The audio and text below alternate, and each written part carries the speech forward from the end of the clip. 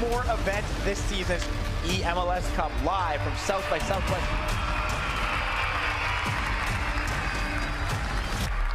Make sure you are loud, make sure you are proud. It's a jam-packed FIFA weekend.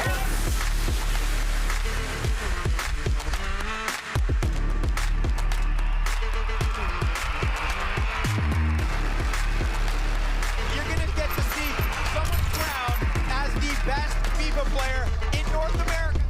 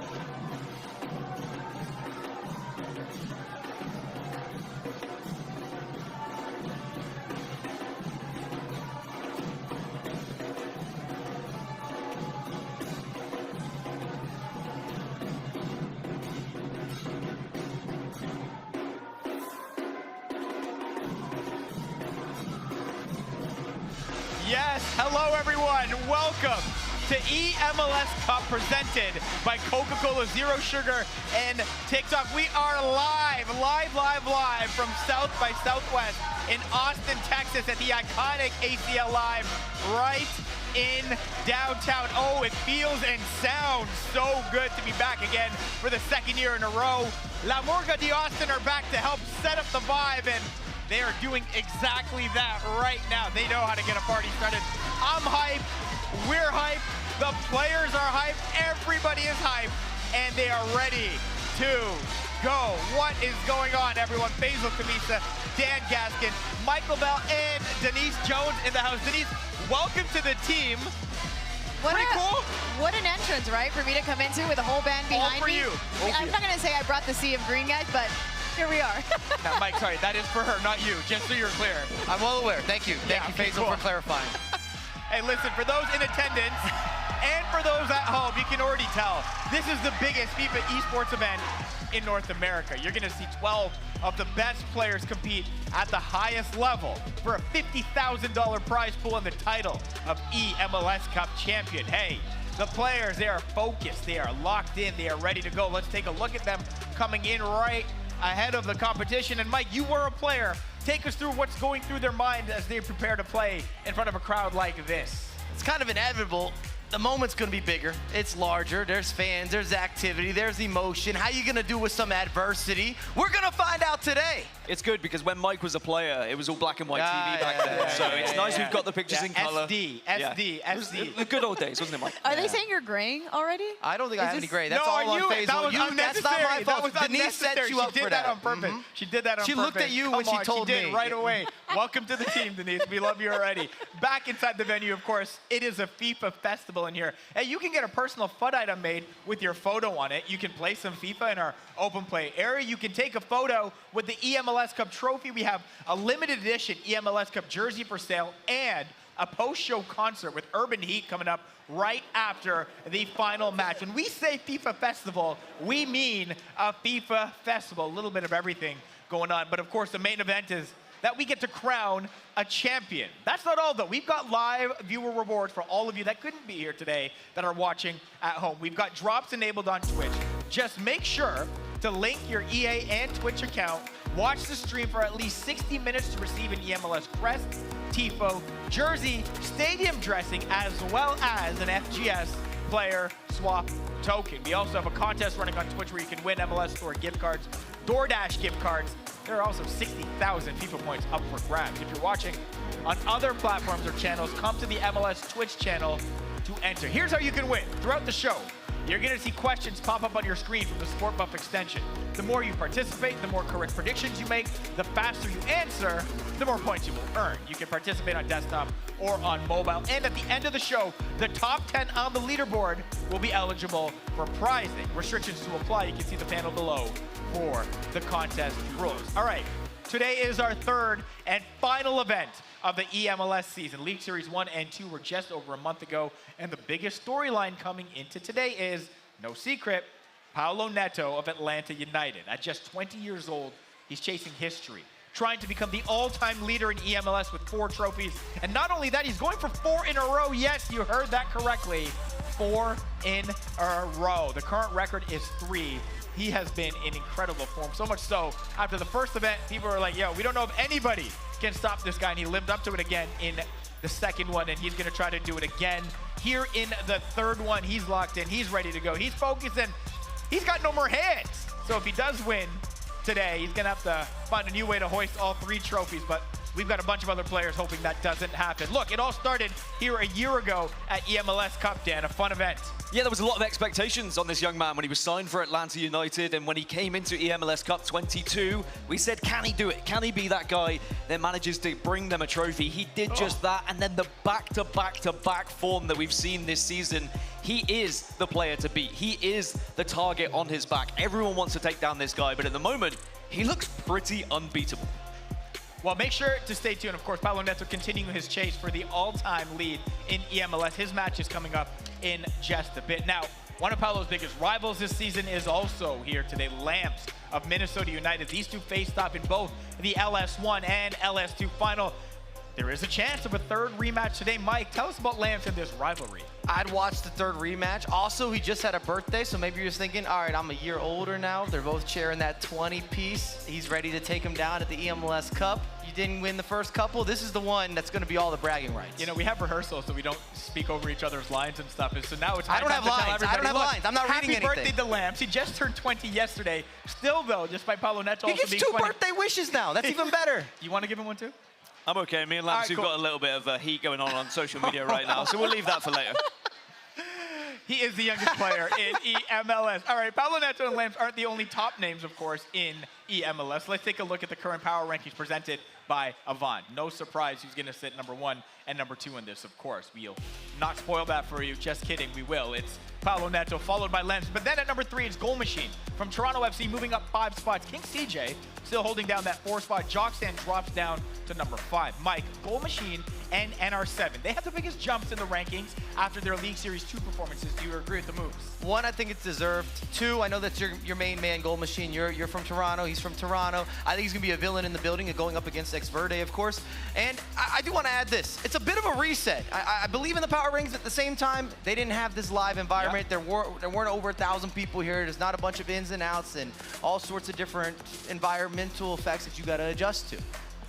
I'm just throwing it out there. No, it's fair enough, man, and you know from playing in the 80s. And so, look, if you're new to eMLS, we're going to take you through how the league works, and are you good? I like this trend. It's like fire. You're older than me. This is our... I just want that to be on record somewhere. We can't tell, though, Stop it, Mike. Mike. It's my turn to talk flyers, so can we mute us, Mike? This is our 6th eMLS season. We have 26 clubs competing. Each player signs with a club and represents them throughout the season. This year, we had 4 transfers and 6 new players join the league. As for the league format, there are 3 events in a season: League Series 1, League Series 2, and the one we're at today, eMLS Cup. At League Series 1 and 2, the players qualify and compete head-to-head in a single elimination bracket for a $25,000 prize pool. As mentioned, Paulo Neto walking away as champion at both events this season. Now, at eMLS Cup, the players must first qualify by competing in the online qualifier matches. The top 11 in the standings move right into the brackets, and the remaining players compete in the last chance qualifier for the 12th seed. Now, the 12 players who qualify compete head-to-head in a single elimination bracket with a $50,000 prize pool up for grabs. First and second place also receive direct seats to the EA Sports FIFA 23 Global Series playoffs. The third and fourth place finishers receiving direct seats to the Global Series play-ins, all with the chance to move on to the FIFA E-World Cup. And I gotta make sure my voice is ready for this one.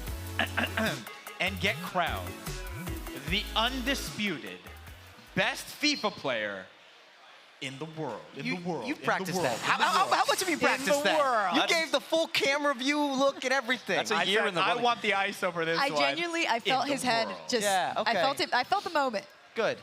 We're a It wasn't team here, just right? me. I just want to make sure we're on the same team. It was like your solo presentation. I didn't know this was a thing. And so then stop talking. Oh. So for now, we'll take you through the format. Let's talk to the players who qualified for eMLS Cup. We mentioned the online qualifiers. The players competed in 25 matches. Here's a look at the final standings. The top 11 are in, and seeds 1 through 4 also get a bye. That's great. That also earns them a little bit more money, but most importantly, puts them one step closer towards the trophy. It was Lambs actually having the best qualifying session to finish first, Palo Neto finishing second, Joxan, NR7, those are your top 4, and those are the ones getting the bye. Well, how do you feel that 12th spot? I'll let you know. The remaining 15 players all traveled to Austin and competed yesterday in the last chance qualifier at Q2 Stadium. So many big names competing for just a single spot. It was a battle from the group stage all the way to the final. Now, here's the final result of the last chance qualifier bracket. Thiago Capo is our 12th seed today after taking down CPT Bruno 9-4 in the final. That's his 3rd straight bracket he's qualified for in his rookie season. Let me tell you, it was intense, it was heated, it was emotional, it was dramatic. And all of that, of course, the precursor to what we're expecting here in this building today. And after all that is said and done, we finally have the eMLS Cup bracket. 12 players competing for the $50,000 prize pool. We have 4 rounds of matches all live here today. The first round, well, it's only 1 leg, but the rest of the rounds are all 2-leg matches. Dan, to the left, can you break that down for us, please? Yes, I certainly can. We start at the top left of the bracket, and George Adamu, he knows this scene far too well. He's been here, he's done that, but he wants to make sure he can get as far as possible, if not even go on to win the entire thing today. He believes in himself, but got to take down Villamor first. A lot of pressure, I'd say, being backed by LA Galaxy, a huge MLS team to be representing. But if you win that, you have to go up against the baby goat, against Lamps on his birthday form. He is out for revenge, and I'm sure he'll be looking to take down whoever he matches. At the bottom left-hand side of the bracket, you've got an even more exciting matchup, in my opinion. You've got King CJ, who has always been the bridesmaid, never been the bride. Can he get to a final? Can he be the one who takes down Palo Neto against yesterday's champion from the LCQ, Thiago Capo? But then the winner has to play the German giant NR7. There is no easy matchup in this bracket. Man, and that's just the left side, Mike. We have a right side loaded as well. Take us through it. Yeah, let me paint a picture. I'll show you how to walk the dog. We've got Goal Machine going up against X Verde.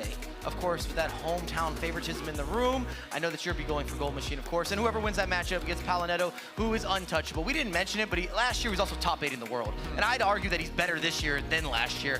And he's not happy after his last result that we just saw with Libertadores, where he's top 4. He felt he should have taken that home. Now, if we go to the bottom half of this right side of the bracket, we got Lou and Alan Avi, which is maybe a bit of a matchup with the underdogs. Alan Avi, we know, is an emotional guy. We've seen him in eMLS from the very beginning. He's going to be popping off, win, lose, or indifferent, whatever happens. And then Joxan, multi-world champion, but mostly in the 2v2. Now he's back in the 1v1. Can he put on for the culture of Nashville? That is the question. We haven't had the answer. We're going to find out really soon. And since we are playing through the entire bracket today, all the matches are going to be happening at the same time. But don't you worry. You can watch any game you want, and I'll let you know how. For viewers on Twitch, we are squad streaming across the MLS channel. To enable, click the Watch in Squad Mode button right below the video player to view all 4 games at once. Now, we will remind you, of course, when the matches do kick off. And for those in venue, don't you worry, we'll take care of you as well. We'll show all 4 games on the big screen. MLS Season Pass is now available worldwide on the Apple TV app. You'll get access to live broadcasts and replays of every match of the MLS regular season, the Audi 2023 MLS Cup playoffs, and League Cups, all in one place with 0 blackouts. You can watch your favorite team and all the highlights from anywhere. Click on the MLS Pass panel below or the link in the chat to sign up. And don't forget to follow the MLS channel on Twitch and use your channel points to unlock our eMLS emotes. We need some more labelisms today, and for those of you who don't know, it's when Mike says literally anything that doesn't make sense, and that happens so often, we coined it as a proper labelism. It happened, what, moments ago when he said, I'm going to walk the dog or something about the bracket? I didn't even know what you were talking about, Mike, but we let you roll with it. Happen. But if you do notice one, we would like you to acknowledge it, please, in the chat, and we are going to make sure we call them out on every single one of them as well. Is that cool? Sure. I'll take the attention. Thank you very much. Yeah, that's Appreciate you, that's Faisal. how you see it, which is... It's a good answer. Yeah, it is very good. I'm actually impressed with that. So much so, I think we need to take a quick break right now to regroup. That's what we're going to do. Up next is a knockout round. It kicks off here at eMLS Cup presented by Coca-Cola Zero Sugar and TikTok.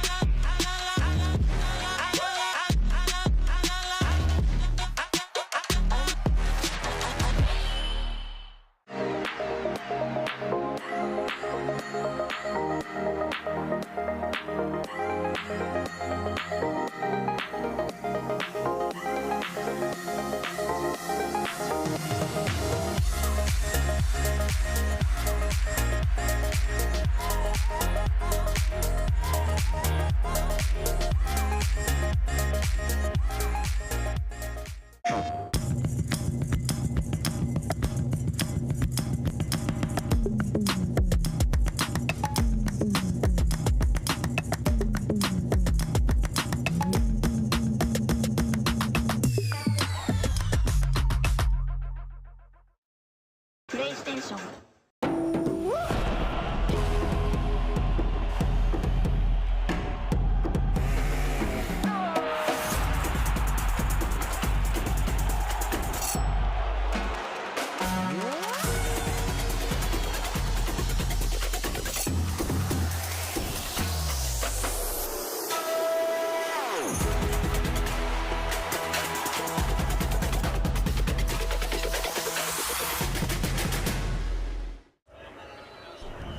This game goes beyond borders. For the first time, my worlds collide. We'll practice old traditions while making new ones. New rivalries, new legacies, new trophies to raise. This is the new. The new. This is football's new world. This is the new game. This is League's.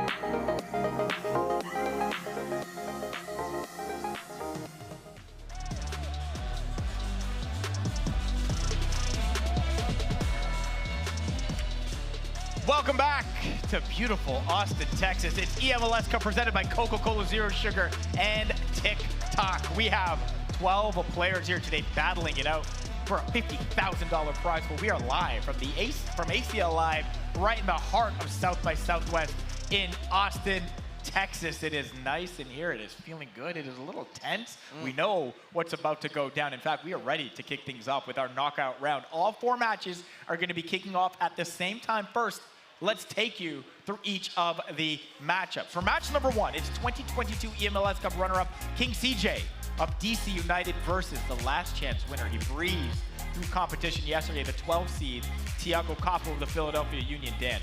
I love this matchup. I think that maybe King CJ's being overlooked a little bit after a disappointing LS2, but we've got to remember of how far CJ's been getting in these tournaments and how often he finds himself in finals and just what an incredible player he is. But the task in hand is going up against an on-fire Thiago Capo, who just won the OCQ yesterday. He's going to have played so many games on LAN. He is going to be so comfortable with the game right now. Can King CJ match that in one leg of FIFA? We'll have to see. Yeah, we're going to find out. Remember, the variable is the one leg for these first matches. For match number 2, it's Viamore of LA Galaxy versus the 2020 eMLS Cup champion Adamu from the Seattle Sounders, Mike LaBelle. And both these competitors have a lot to prove coming into this event. With Viamore, of course, signing with the LA Galaxy. You've got that FaZe collaboration. Also, rookie season in eMLS. You want to show up on the biggest of stages. Yesterday, he was practicing, I'm talking 4 or 5 hours straight. Did not move from the practice seat. And then George Adamu, we've seen him in action. This is his 3rd transfer in 3 years now. Of course, going from Red Bulls to the Dynamo to Seattle. And he's always said he's a LAN player. Well, we need to see some movement then here in the biggest of stages. We're going to find out if he can make that move very soon. All right, match number 3 of Lou of CF Montreal taking on Alan Avi of FC Dallas, Dan. Yeah, Lou was our first European player added to the league last year. This is now his 2nd season, but he's going up against the veteran of Alan Avi in his 5th season in the eMLS. I think both of these players are a little bit underrated at times, but a lot of passion from both of them when they're winning. However, when you're losing, what happens then? Can you keep your head? I think it's going to be very important to get the first goal in this match. Man, a lot of talent here this year as well. And our 4th and featured matchup for this round, the 2021 League Series 1 champion Goal Machine of Toronto FC versus the hometown favorite. Let's hear it for X Verde of Austin FC. Yeah, they're here. I just wanted to make sure they're awake right now. Just wanted to make sure they're in the house. Dan, set us up for this one. Yeah, the hometown hero, his chance to put on a show for everyone who has come here today in Austin, but the task is a difficult one. You're going up against Goal Machine. He's called it for a reason. He's a man who knows how to get that ball in the back of the net. He will pressure you. He will be aggressive. He's not looking to just suddenly sit back and defend. No, he will pummel you as much as he can. But X Verde, who maybe hasn't had the season that he would expect of his standards, has a chance now to right those wrongs, to change everything in front of his home crowd. There is pressure, but some people thrive off that pressure. All right, we know the crowd is going to be cheering for them. Let's go. Let's take everyone, Mike, through the roster rules for the event and who we can expect to see on the field. Man, it's tense, eh? And definitely very important. Whatever level of FIFA consumption you come in, you're going to look at these squads and have some questions. So you must have 5 MLS players on the pitch. And then you have a max of 2 icon/team of the year items. And this really plays a bigger factor as well, not only building the team, but with some of the substitutions, because you have to interchange a player that still matches the consistency of those rule sets. And that's why you see the likes of a Chiellini holding it down the midfield with a Ruud Hullet, which it might stand out a little bit for you if you're a FIFA fan and you're at home trying to analyze what's happening. But this is eMLS after all. And there have been a lot of good MLS items added to the game early and often this season, so a lot of choices for these players to make, and we'll see a bunch of them featured throughout the day. Hey, a reminder, we have a contest for all of you guys watching on Twitch where you can win MLS Store gift cards, DoorDash gift cards. There are 60,000 FIFA points up for grabs. To win, participate in questions from the Sport Buff extension to earn points. If you're watching on other platforms or channels, hey, come along to the MLS Twitch channel to enter. You also must be logged in on Twitch to see the extension. At the end of the show, the top 10 on the leaderboard will receive a whisper on Twitch to claim their prize. Restrictions do apply. You can see the panel below for the contest rules. Okay, it is now time for the pre-match predictions presented by Avant. We will all get a chance to predict the winner. Let's take a look at our current records. And I gotta say, Dan, We're looking good, we're looking healthy. we're all looking relatively healthy, but there is one man above us all right now. That is Mr. Dan Gaskin. How you feeling? Feeling pretty good considering I was behind like the whole season last season, but I've been smart about my predictions. I haven't gone with my heart, I've gone with my brain every single time, and if I carry on doing that today, maybe I can finish on top. So Denise, you're new to these predictions. You know, the records may look good for Mike and myself, but I'm insulted that I have the same one as him because he tends to get these things pretty, you know what I'm saying? So I kind of do get what you're yeah, catching and your you know, drift here. right? Yeah, Like I you get it, can I tell get it. based on I'm the first. convinced he's just here as a separation between us. I know, things will get pretty heated. Listen, the 4 of us will each make a pick, and chat, you can also make predictions by voting in the Sport Buff extension on Twitch. Lamorgo will play as we vote to help kick off the start of the round. So I think it's fair, after chirping him, that we start with you, Mike LaBelle. And that was the most Canadian thing I've heard in a minute, chirping. We don't use that. That is a Canadian. Don't worry, we use it in exclusive. the UK. It's fine. Oh, It's an okay. actual Fine, word. I can fine. promise you. Canadian. It's not a big deal. I I think I've heard it. I think I've heard it, actually. So. Don't build towards him right now. Oh, the band to drown out your voice is great, but you still need a prediction from All you. right, I'm going to agree with you today. Shake my hand. We're going with Goal Machine. He's going to embrace the villain role and going to get a W here in the opener against Ex Verde, even though they're not going to like it. So we have a tendency to go against him, although I can't in this instance. But what are you thinking here, I'm Denise? going with the band. I'm going with the Sea of Green. So I'm going with Ex Verde on this one. Hometown crowd, Dan Gaskin. I'm going to use the band to my advantage. They can't hear me. I'm going for Goal Machine. Hey, but if I smile, they might think I'm predicting Austin.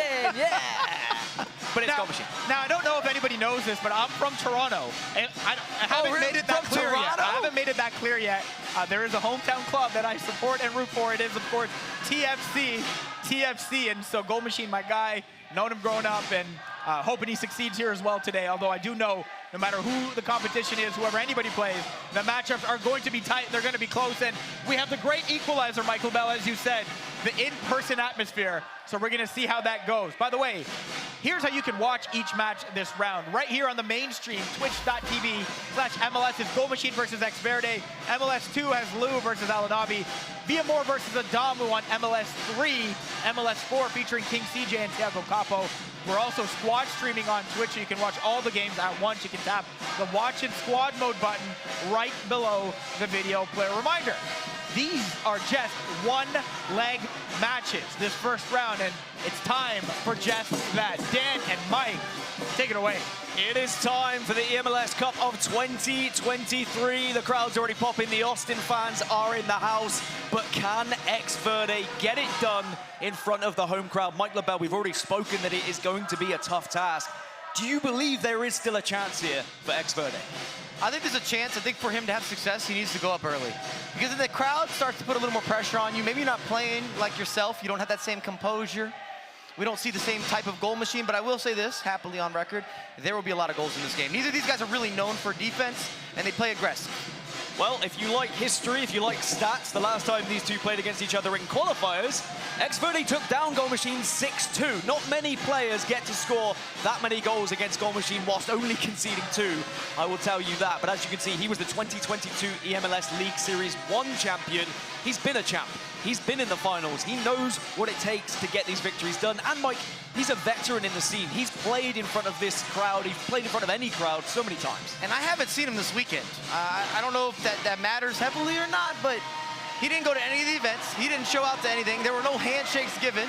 He wasn't around the other competitors. I think Goal Machine's coming in with maybe a couple chips on the shoulder. Well, shout out to the Austin band that came in as well just to put on a show for us and put on a show for that man on your screen. He has a lot of pressure on his shoulders now. He came second place in the eMLS League Series 2. Can he try and push himself into that next round, get to those quarterfinals, and start to maybe have that Cinderella story of potentially even lifting a trophy in Austin, Texas? The scene is set. The two players are just about ready. We spoke, Mike, about the in-game players we were going to see. There's going to be maybe a few new items. David Janola's just had an updated item that I'm sure is going to be very prominent throughout today. But I'm going to be keeping an eye on those MLS players. Who's going to be the guys that actually make the difference where maybe they wouldn't usually in a traditional pro setting?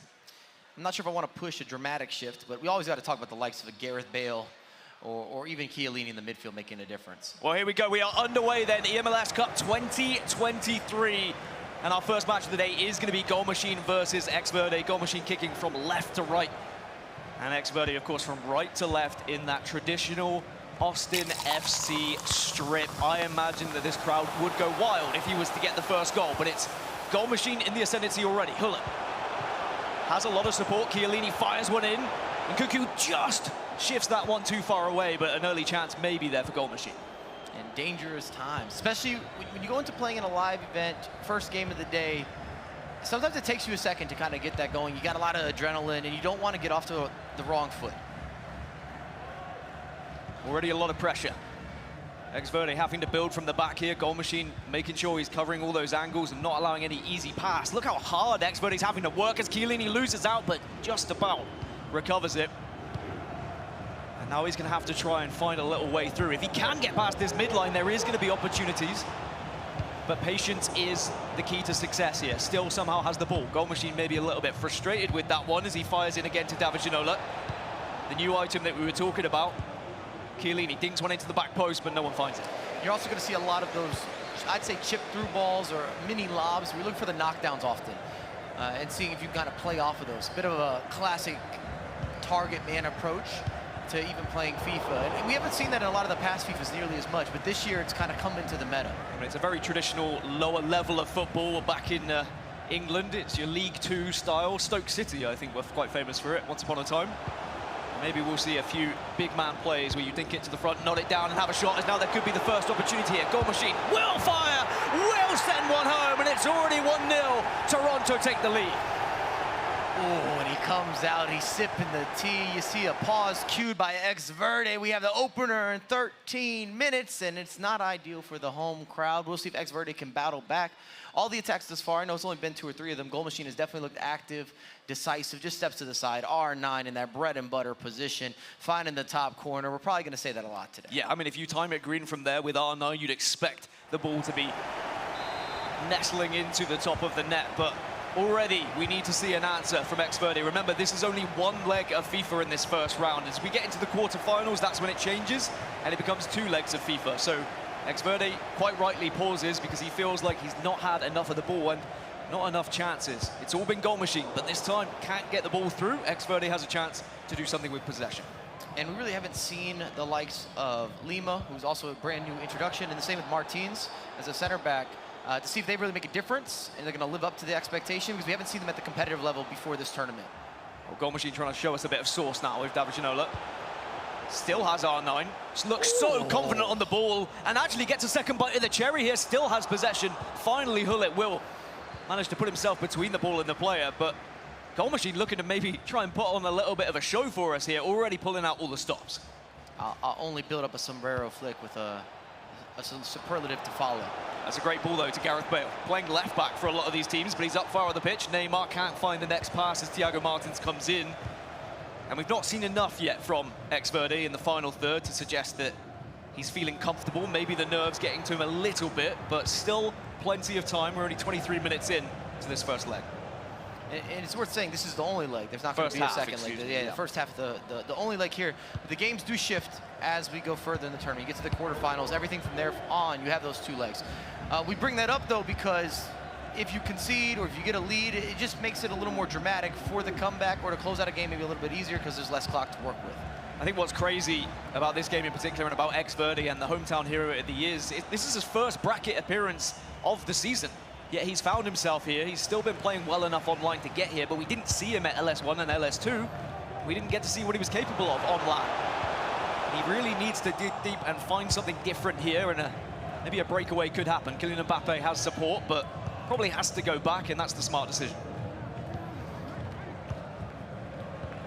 Here's Mbappe again. Ginola can play it once more out to the right. A lot of support coming through. Ex-Verde still trying to worm his way through this one. Is he going to go through something special? No, he tries to be creative with Kylian Mbappe, but Gareth Bale, even though he's not traditionally a left-back, can definitely do a job in these games. Well, at one point in his career, I would say that he was a traditional wing-back. But yes, of course, with the end-of-the-year item and the squad rules, that's where he seems best fitted. Sometimes you will see him later stage, depending who gets subbed on and how you want to orchestrate your team. Maybe play into a center mid, or even a holding mid role where he has a pace still to be able to chase back. So Goal Machine eating away at that clock once more. It does become very tactical in one leg of FIFA, where the clock is your best friend if you are ahead. Very much your enemy if you are behind. Ball given away. Lucio now intercepts, and Ex-Verde can try and break away. Can he find a bit of pace? Is he even onside? No, he's not.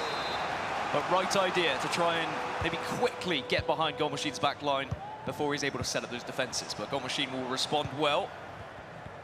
Potentially has a chance of his own here. You see Ex-Verde absorbing some of that pressure. Definitely going to look for those early outlets on the counterattacks. They'll try to fizz one in, and now Mbappe can break away.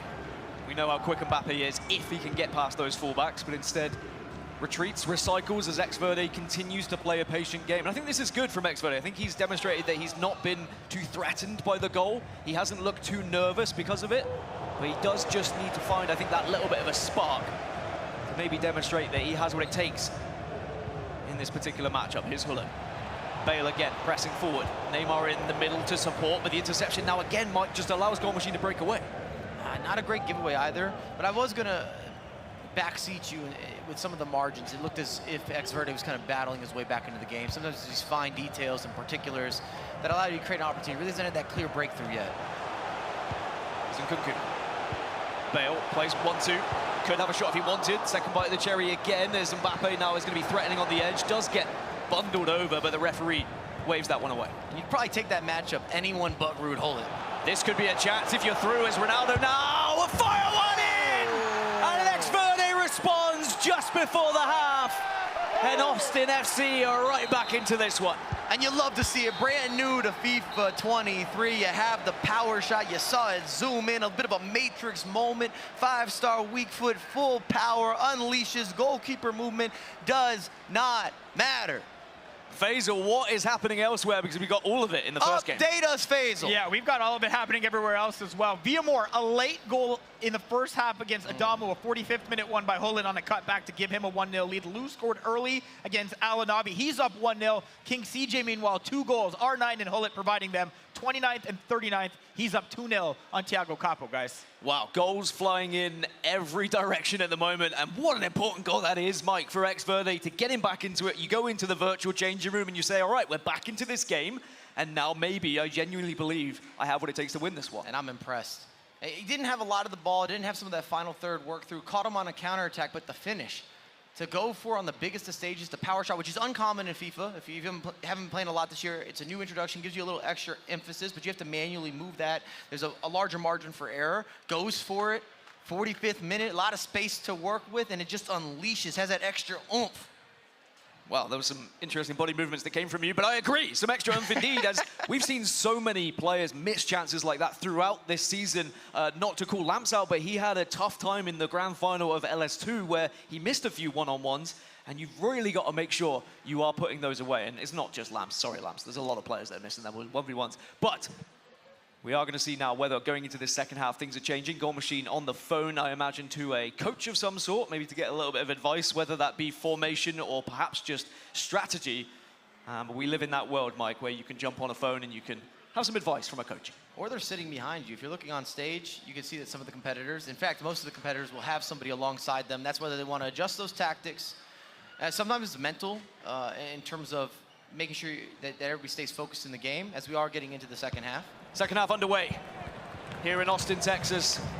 It's Austin FC versus Toronto FC, and it is 2 teams and 2 players who probably have aspirations of going quite far in this tournament, not just dipping out at the first opportunity when you are on that stage.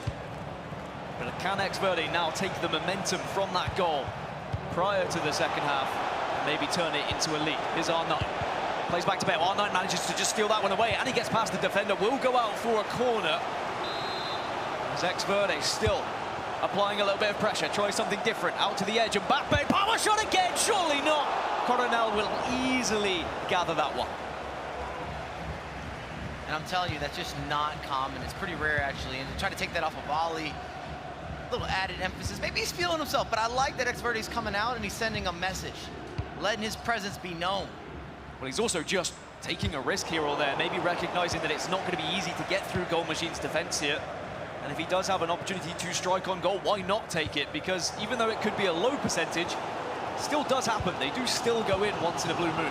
We've seen a major shift as well. Just to start the second half, you can tell that Xverde's coming in a lot more aggressive on the defensive end as well. So aggressive, and here's Neymar. Does have support in the middle. Thiago Martins again, though, worth his weight in gold, will just be able to intercept and hold on to the ball, make sure it doesn't go out of touch for a corner or a throw-in. So now Goal Machine can just calm this one down a little bit, but we know, Mike, that Goal Machine is not the player to just try and play possession. He wants to go forward, and maybe that could play into the hands of Xverde here.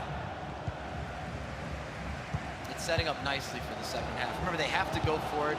If for some reason the game was drawn even, we would see extra time, and if needed, penalty kicks as well. We have seen a few shootouts in our time throughout the eMLS. I'll take them. I'm just going to throw that out there here. I'll manifest. I'll be early doors. If you give me penalty kicks in the opening matchup, I'm not going to complain about it. They certainly are dramatic, and after 120 minutes of FIFA where you're not able to separate 2 players, sometimes it's the best way to try and do so. But it always feels That extra bit painful if you're the one to go out. David Ginola, though, has the opportunity. Oh, it manages to get a little leg to it, did Xverde. Also looked like a red time finish as well. It definitely wasn't green, which means he didn't have that added emphasis behind it. Slight hesitation. Maybe Goal Machine didn't know if he wanted to pass, wanted to shoot, maybe an extra dribble. It just looked as if he had a half second of trying to figure out the next move. I think he was surprised that Ginola took that dribble and was into space and that there wasn't a player trailing him. Goal Machine again coming forward. Can't get past the back line. Xverde probably just breathing a sigh of relief every single time he wins that ball back. Because if you do go 2-1 down with only, what, 25 minutes left on the clock, suddenly you think that maybe the game's against you and it could be the end of your tournament already. Neymar has support out left, but tries to play one through the middle. It's still worked out. Tosses one over! Xverde takes the lead! And Austin FC and the Texan crowd erupt for the man on the stage. And talk about being locked in, dialed. You see a little bit of some good fortune. Mbappe, the over-the-top through ball, R9, waits for the goalkeeper movement, reads it perfectly. The man has vision, green timed on the near post. You just said it, 2-1. We're dealing with 20 minutes left. What's Goal Machine gonna bring to the table, bring to the party? Unbelievable scenes as Goal Machine really was in so much control in the early stages of this match, but Xverde has battled back. I really think the momentum shift was huge to get that goal coming into the second half. You saw the shake of the head from Goal Machine as the half closed. And now he has to dig deep. Goal Machine from Toronto FC, what can he do? What has he got left in the tank? It still has plenty of time, it's gotta be said. I know we teased 20, 25 minutes left, the clock's working against you, but this is FIFA. You do have back and forth opportunities. I'd say he has at least 3 to 4 additional attacks to try to make something happen. 3 or 4 attacks. I mean, it sounds not very many, but we know in FIFA you can time those attacks, you can be patient, you can slowly build up, and you can make the most out of them. And Goal Machine's not gonna turn on the constant pressure just yet, but we also know once you have that team press, everybody pushing forward, man marking, it's hard to get out of the back. It's very difficult. You have a lot of risk going forward or trying to get out of your defensive half even. Another little shake of the head there, I noticed from Goal Machine. He's not happy about it. I think he feels a little hard done. He didn't defend poorly, got a little bit of a deflection. Yeah, I think that's always it. But it's got to be said, Xverde did the most with that. He still made the additional pass, the chip through ball, and here you go again. R9, the goalkeeper movement going the wrong way, Cornell out of position. 23 minutes left on the clock for Goal Machine to get back into this one. As it stands, Xverde and Austin FC are going through to the quarterfinals, but as Mike Labelle has alluded to, it's not over till it's over, and there are going to be chances here for Goal Machine. And right from the kickoff, what do you do with it? Do you get aggressive? Do you try and play possession football, or are you trying to go for something maybe from the training ground from the start? It's a very slow build-up here from Goal Machine, as now the players are starting to get into attacking positions. Ginola fizzes one into R9, gets bundled over, and we have a free kick. Taken short. David Ginola, little roulette. Can't get the shot away, though, but still has the chance to maybe take a second. Gareth Bale into Ginola, there is space on the right. Again, it's another roulette that he just keeps on trying to maybe go for something a little bit different here. And the roulette is a high-risk skill move. And what I mean when I say a high risk is if it pans out, fantastic, but things have to align for you. Some skills have a little more of a safety net. That's not one of them. So Xverde now has the clock on his side and now suddenly has chances. He's got men forward. Neymar, if he can get it into the middle, but he can't get it past Lucio. Just hooked that one a little bit too much, and we know how good a foot item that Lucio player is. He will be in the right place at the right time, and he will be saving you bacon more often than not. Here comes Hullet, R9 into Mbappe. Chiellini with a challenge of all challenges, and every single time Goal Machine thinks he's through, Xverde just seems to be able to find that extra little slide as there's an over-the-top through ball, and suddenly this could be 3. Again, it's a power shot, and he rescues it somehow! Luck is on his side today, it would seem, as Xverde makes it 3-1. And Goal Machine now finds himself 2 behind with only 13 minutes left. It's looking like Denise is going to be strong on the predictions here as he extends the lead. You see the third usage of that power shot. I think he might have forced it a little bit there. Get some good luck maybe on the rebound. It falls into a very favorable location. I mean, we don't have to beat around the bush. Yes, it's very lucky. You've timed it red, you've hit a power shot, but you got into that position to take the shot in the first place.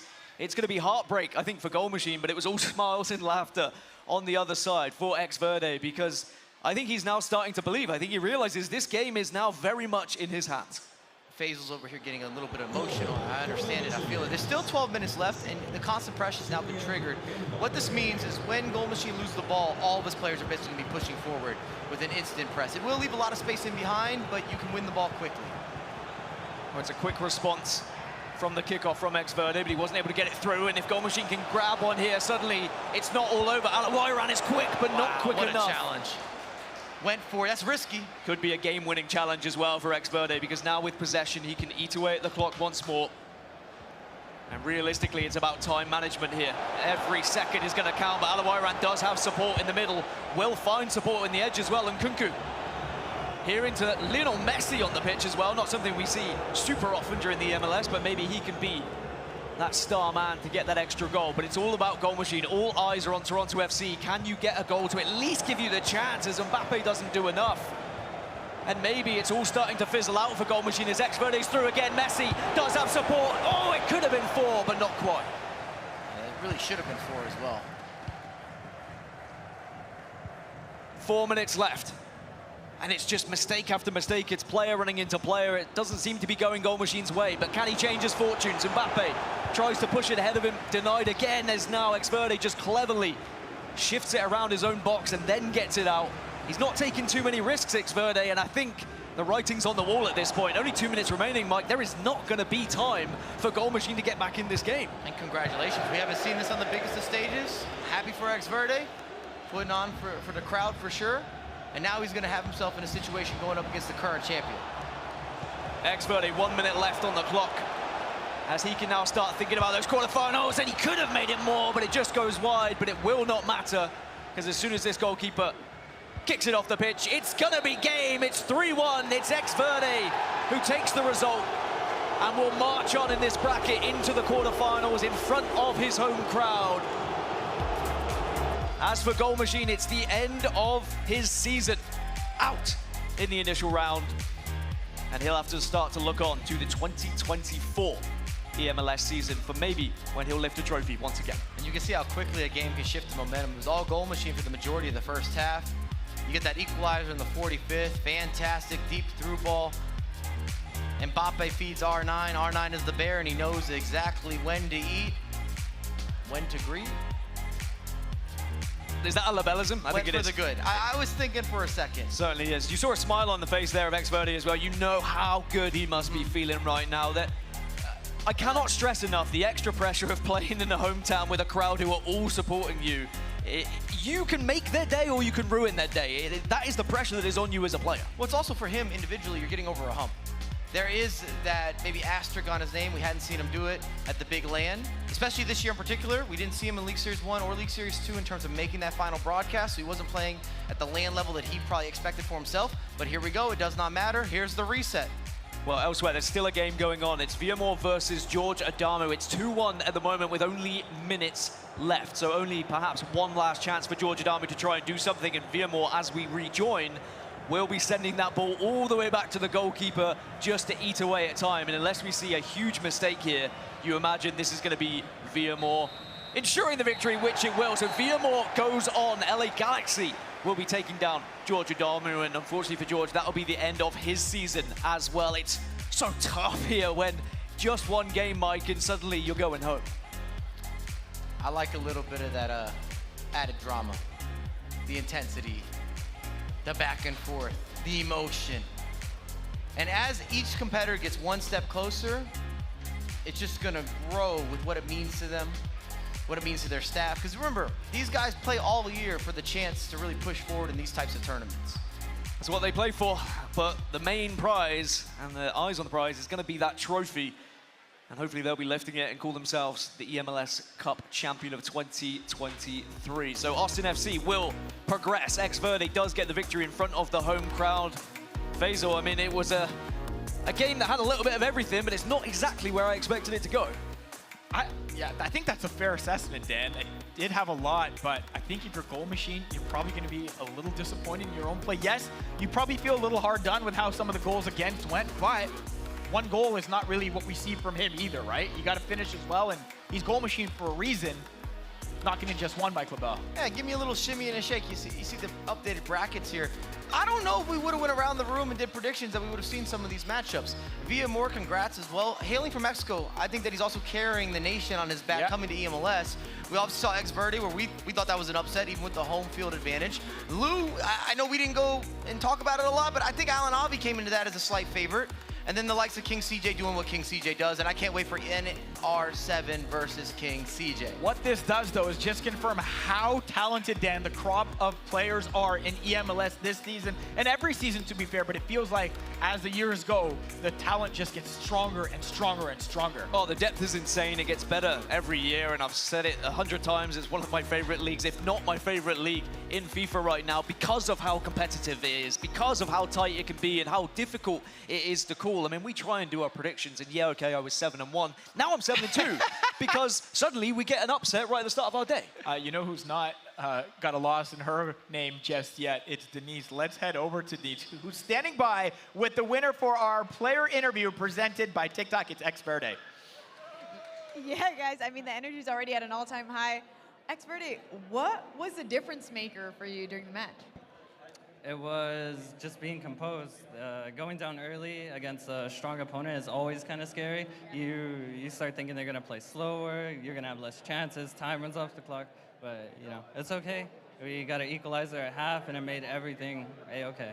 Yeah, you know what? You did it without even breaking a sweat, no dirt on your shoulders. The hometown crowd is here. Did that have any effect on your performance? Well, for myself, I don't think I've ever celebrated a goal, ever. I've been playing for a very long time, and you know, you get a little bit of energy in you when a lot of people are around, so. I mean, you have the whole stadium cheering for you. You should have seen it, like, from the start. Look at that.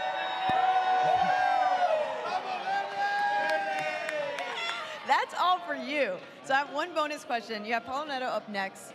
Any thoughts walking into the match? I played them a lot. They're always close games, so it's just going to be it's going to be a nail-biter. It's a nail-biter, guys. So basically, the hometown crowd needs to keep cheering. That's what you're saying, right? Yeah. Hometown crowd? Congrats, X Verde. Tossing it back to you guys. Those kids are ready to go. Thanks, Denise. Congratulations to X Verde as well, guys. It was crazy. Let's go through the highlights. We can talk through it as they roll. And again, from the onset, Dan, we thought, based on the first goal, all right, this is the goal machine we know. Well, and not just because he was 1-0 up as well, but he was controlling the game. X Verde wasn't having the chances. X Verde was pinned into his own box at times, but just before the half, this penetrating through ball, I think, just brought X Verde back to life, probably settled the nerves as well. Mike, the controlling of the center back sometimes doesn't work in your favor. It didn't for goal machine on that goal. And we said that even early on, it looked like X Verde was looking to absorb some of that pressure. Great pick out again. Goalkeeper goes the wrong direction. R9, what's better than one is a double. Able to convert. The crowd pops off. Say what you will, but I guarantee he's hearing that. He appreciates it. Neymar again. This one, plenty of good fortune. Falls into Mbappe's path. Mbappe knows what to do with it, converts it, makes it 3-1. Also takes a little pressure off you as a competitor. You're on the big stage, now you got an extra helper, you can make a mistake. He went for that slide tackle. I know we didn't see it, but he got it. But maybe that's a different situation if it's only a 1-goal lead.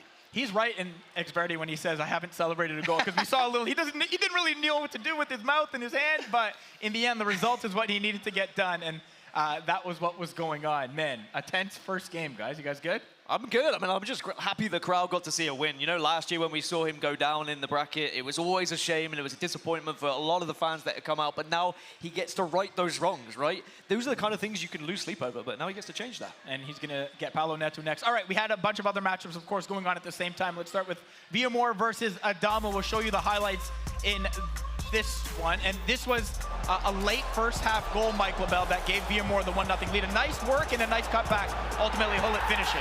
Patient, very precise precision passing.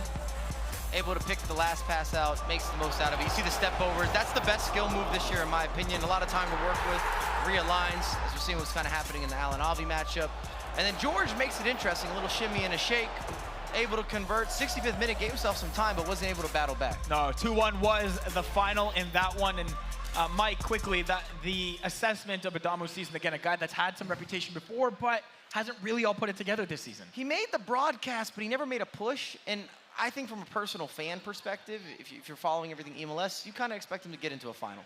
All right, let's push forward. Let's go to our 12th man qualifier, the guy who made it with the hottest of momentum, had to take on King CJ, though, which is never an easy scenario.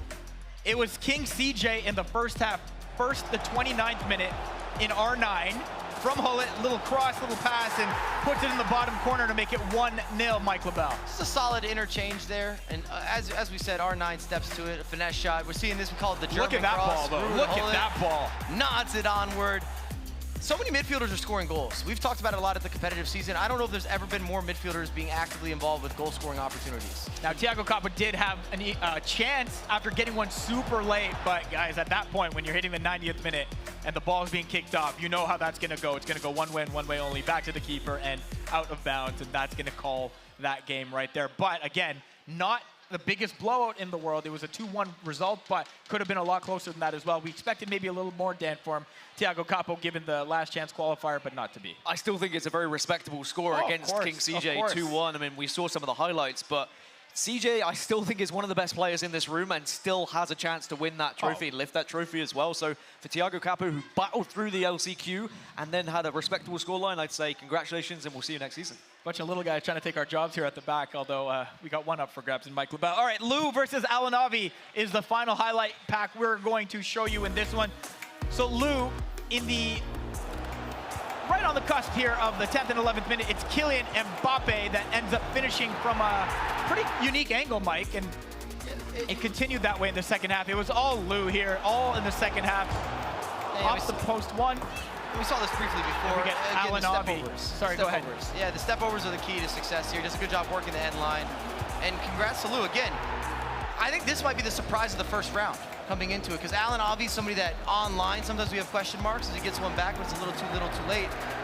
But in person, we always say he's going to rise to the occasion. Let's take a look at the bracket now. In our top left, we have Lamps versus Villamor. In the bottom, it's NR7 getting set to take on King CJ, while Paulo Neto will take on the hometown favorite, X Verde, and Joxan getting set to take on Lou. We are getting set to take a quick break. Up next, though, the quarterfinal round. The top 4 seeds are next. Lamps, Joxan, NR7, Paulo Neto continuing his quest for the 4-peat. We're at eMLS Cup, presented by Coca-Cola Zero Sugar and TikTok.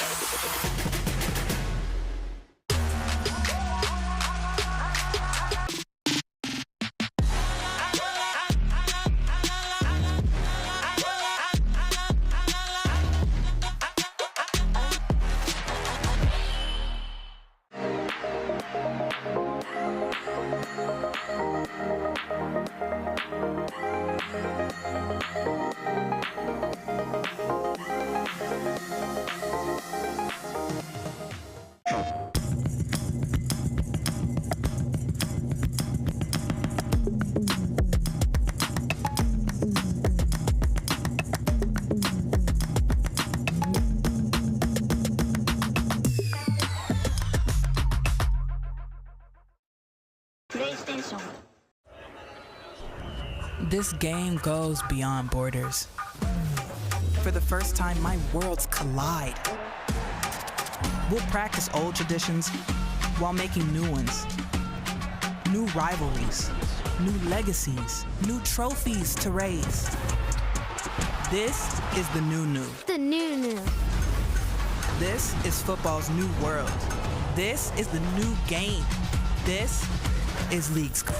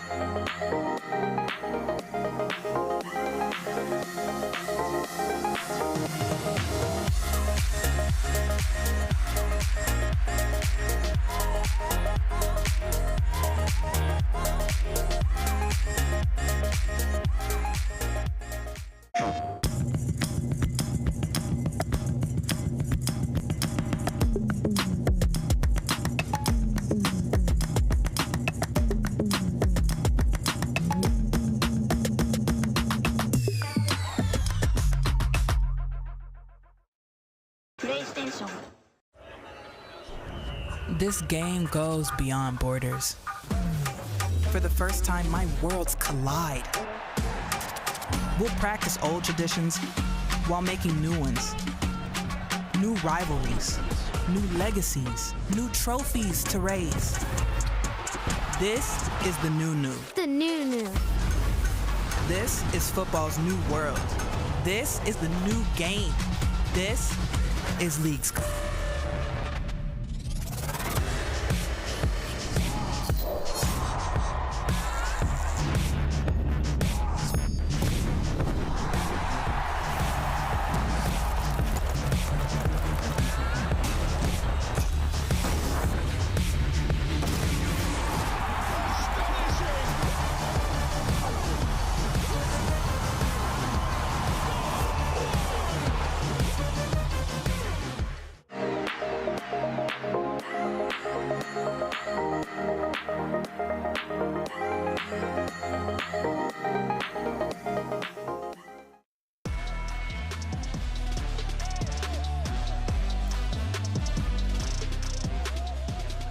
Oh, take a look at downtown Austin, Texas. It is beautiful outside. It is beautiful in this city, and it is beautiful inside as well. Welcome back to eMLS Cup presented by Coca-Cola Zero Sugar and TikTok. We're live from Austin, home of that man, X Verde, state capital of Texas, by the way. We are right in the heart of South by Southwest at ACL Live. 4 players just made it through the knockout round. We're down to the final 8. One of them will be crowned the eMLS Cup champion. You can look at the top right to see the hometown favorite, X Verde, getting set to take on the 3-time defending champion, Paulo Neto. It's going to be great.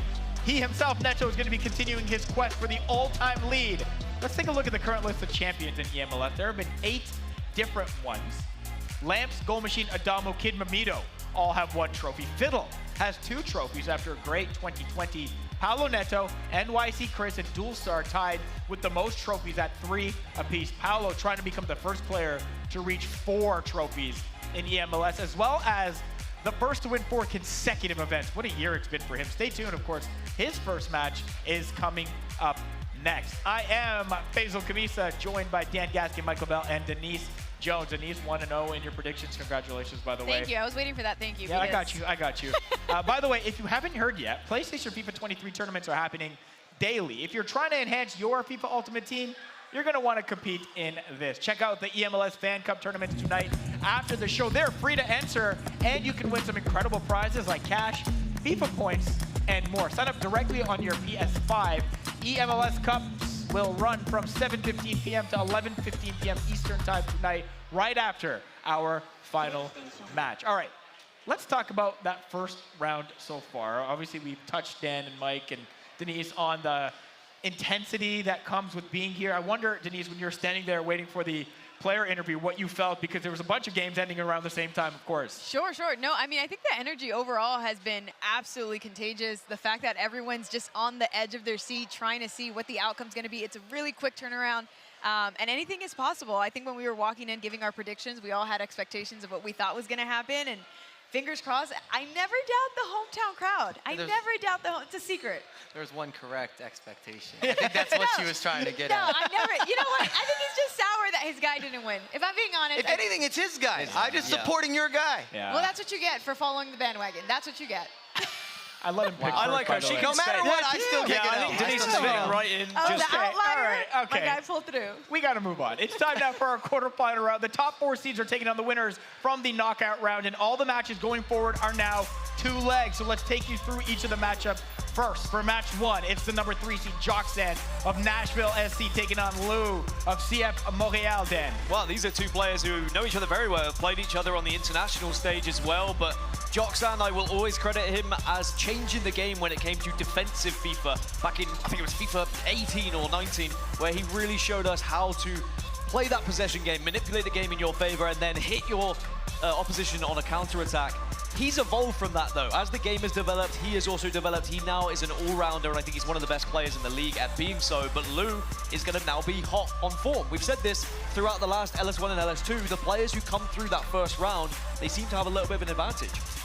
All right, we have a second match that features the #1 seed and the 2022 League Series 2 champion. Lamps of Minnesota United versus Viamore of the LA Galaxy, Mike. It's got to be said, too. Lamps has flown in Stingray here. You see his coach behind him, also a pro FIFA player. That man flew in from London. That is some dedication for the biggest of events here to be alongside him. Dan flew in from London. Dan has a job here to do. You know what I'm saying? He didn't make all the events for Lamps. We didn't see him at League Series 1 or League Series 2. Let me talk. And then Viamore, of course, with a really big opening matchup, and I feel like he can carry that momentum. And again, I see him with his team. They were backstage already talking about game plans specifically for Lamps, so I think they planned for this moment, and I want to see a little more of the strategy. Having the 2 legs allows you to have different layouts and a lot more formation adjustments that you can do on the fly. Yeah, I'm sure some of the players who lost that knockout round would have liked the second leg as well. All right, match #3, we have the #4 seed NR7 of St. Louis City SC versus King CJ. Dan. This is an incredible matchup. 2 of my favorite players in this league for their play styles and what they've done historically in multiple regions. Of course, Nicholas Razek comes from Germany. He's played on the international stage. He's played in European competitions, but now he's here in the biggest North American league that there is, and he wants to prove a point. He told Mike LaBelle that he's going to get to that final, and he is going to be the one to take down Paolo Yeah, he Neto. said he's beating Paolo if he gets to the final. So if he gets there, you've got to get through the mammoth, the giant that is King CJ.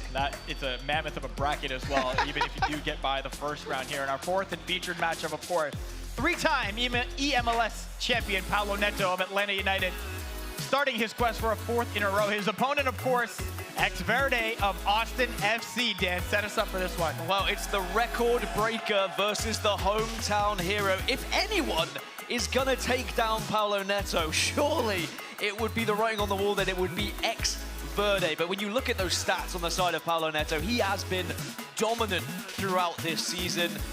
The fact that he has the chance to win 4 back-to-back trophies across 2 titles is what is so impressive, because FIFA changes from year to year. You have to learn a completely new playstyle, but Paolo Neto has carried on perfectly through to this season. This is going to be a very tough task for Ex Verde. All right, it's now time for the pre-match predictions presented by Avant, where we all get a chance to predict the winner. The 4 of us will each make a pick, and Chad, you can do so as well by making your prediction by voting in the Sport Buff extension on Twitch. Denise, you're perfect so far. A little 1-0 action. Listen. We're gonna let you go first. Thank you for that. I You're welcome. I think I deserve that. You Thank do. You do. You earned it. So I'm gonna go with, again, the Sea of Green. This is a good luck charm. We're also in March, St. Patty's Day. There's so many green themes. So Ex Verde. Yeah, they like her here. They like her here. I don't know, Mike. Will they like you? No, maybe not. Probably not. I doubt it. I'm not going against Paolo Neto. We're not going against Paolo Neto today. I'm sorry. Yeah, Dan? I haven't gone against Paolo Neto in the last 4 cups that he's been involved with, so I think I have to stick with that tradition, even though the record. I would love to be with these guys, but unfortunately I'm going to go for Atlanta. Yeah, I think it's going to be booed now. Atlanta for me as well. I like again, they booed you, not me. I like that. They're going to boo me, I guess. Oh, most. Okay. And just so you guys know, the boos are not for me. Watch. How about me, guys? How about me? See? Things got quiet. Things got real quiet when Denise said, how about me? How about me? All right. Come on, Face, you got a chance here. This is your moment. I made a pick. It was Paolo Neto. Well, I can't go. I can't. Until he proves that he's worthy of being predicted against, I will continue to pick 4. I just hope Denise has to interview King CJ at some point. Because if you didn't know, King CJ is like 6'8", 6'9". No, I know. So this will be great. We're going to put you on multiple stools. You know what? It's okay. Ex Verde's winning, so I feel like my height is just going to keep pretty growing. good right now. That's with pretty the good. crowd. The crowd's going to carry me. And All right, here's where you can watch each match of this round. Twitch.tv/MLS, Paolo Neto versus Ex Verde. MLS 2 features NR7 versus King CJ. MLS 3 is Lamps versus Viamore. MLS 4, Jockstand versus Lou. We're also squad streaming on Twitch. You can watch all the games at once. Tap the watch in squad mode button right below the video player. Okay, all matches, a reminder again, 2-leg aggregate score going forward. So they're going to take a little longer, but we're going to see a lot more action, and the guys that are going to call it are Dan and Mike, guys. And it really does change the thing that you are going to be watching. It changes the scene of this game completely, because 2 legs of FIFA is an entirely different thing you have to manage, Mike, because it is not going to be as simple as just throwing yourself at the opponent. Instead, it's going to be a lot of tactics. It's going to be a lot of strategy. It's just simply a different dynamic in the way that you prep for it, and when you talk to your team and handling moments. And even if you go down early, you still have a lot of time to work with. And in fact, you have that entire second leg if needed. But of course, this is something we've seen in the competitive season, and these guys now have earned to have those 2 legs. Well, Paulo Neto is going for the 4-peat. He is trying to make it 4 trophies in a row, and it would be a record for the eMLS. And if anyone's going to do it, you do have a feeling that it's going to be that young man, because he has been invincible this season, especially with LAN competition. Okay, there's been a few losses online, but when it comes to LAN competition, nobody's been able to take him down thus far. Do you think that maybe it could change here today? It's hard for me to think that somebody's going to upset him until we at least get to the final, where you might see the likes of the Inrazics or the King CJ or the Lamps. So somebody from that group maybe can cause some problems. I just don't know if XVerde has it in him. Well, we didn't think XVerde had it in him to beat Goal Machine, but alas, fair enough. Here he had a here response. He He doesn't listen to me. It's fine. He makes sure that Denise has a 100% record, and he'll be trying to do it more. There's one person who knew. There's one person who knew, and you guys are just ignoring the very obvious predictor of the match. Denise, I would hope that this is going to be another one for you, so you could stay as a 100% record. We are into the game then, and we are into the quarterfinals of this competition. It's Paulo Neto kicking from left to right for Atlanta, and it's going to be XVerde from right to left for Austin FC. A lot of pressure on both of these players, but for very different stories. Of course, the home crowd behind XVerde, but Paulo Neto maybe expected to be that record breaker. I think with Paulo Neto, what's been so impressive is really his consistency throughout not only multiple FIFA installments, but every single tournament. Already a chance, though, and Paulo Neto maybe is going to be vintage here. Oh, it's a beautiful dink over the top to kick us off. Gareth Bale runs away, and it's a heart towards the camera. And Paulo Neto, it's business as usual. And what a classy affair. In behind to trigger the run, you have this lovely through ball, so well positioned, and then first time the chip, time green, why not? Added emphasis. He's back at home again in a LAN environment.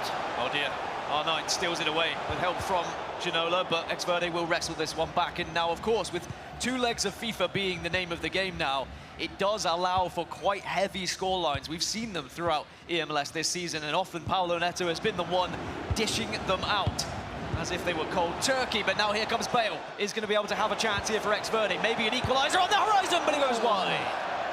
David Ginola should be doing better. Got that 5-star weak foot, of course. Steps into space. Great pullback as well from XVerde. Would have been the response of all responses as well. We talked about it a little bit in the last matchup, but the fact that he was able to battle back, it kind of allowed him to shift momentum. Here's Chiellini. Plays it back to the goal scorer of Gareth Bale.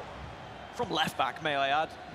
And even though historically we've seen so many players in football history scoring from that position, was I expecting it today? Probably wasn't, but R9 finds Alawairan. A few step overs as the ball almost goes out of play, but XVerde can now launch a counter attack, and he is going to have Mbappe on the right. R9 is going to make a break through the middle, but you can see the tracking has happened. But does the tracking work? Yes, it does. Great play from Paulo to recognize the over-the-top through ball was coming. Lucio really commits to that fully. It's interesting that we've seen Lucio at the competitive scene from the beginning of the game to the midpoint of the season. I'd say we're even nearing, maybe not the end, but we're getting closer to the end. And he's still the center back of choice. He's in all the rotations. He has been a phenomenal and incredible foot item that's been the difference maker for so many teams across every league in FIFA competition, not just the eMLS. But he has certainly found a home here for a lot of these players. Here's Neymar, though. Does have help from Bale, and there's also support arriving from Ruud Gullit. Chiellini in the middle just will pull back slightly so that XVerde doesn't feel too suffocated. You can see the offside traps now being set by Paulo Neto as well to try and catch him off guard.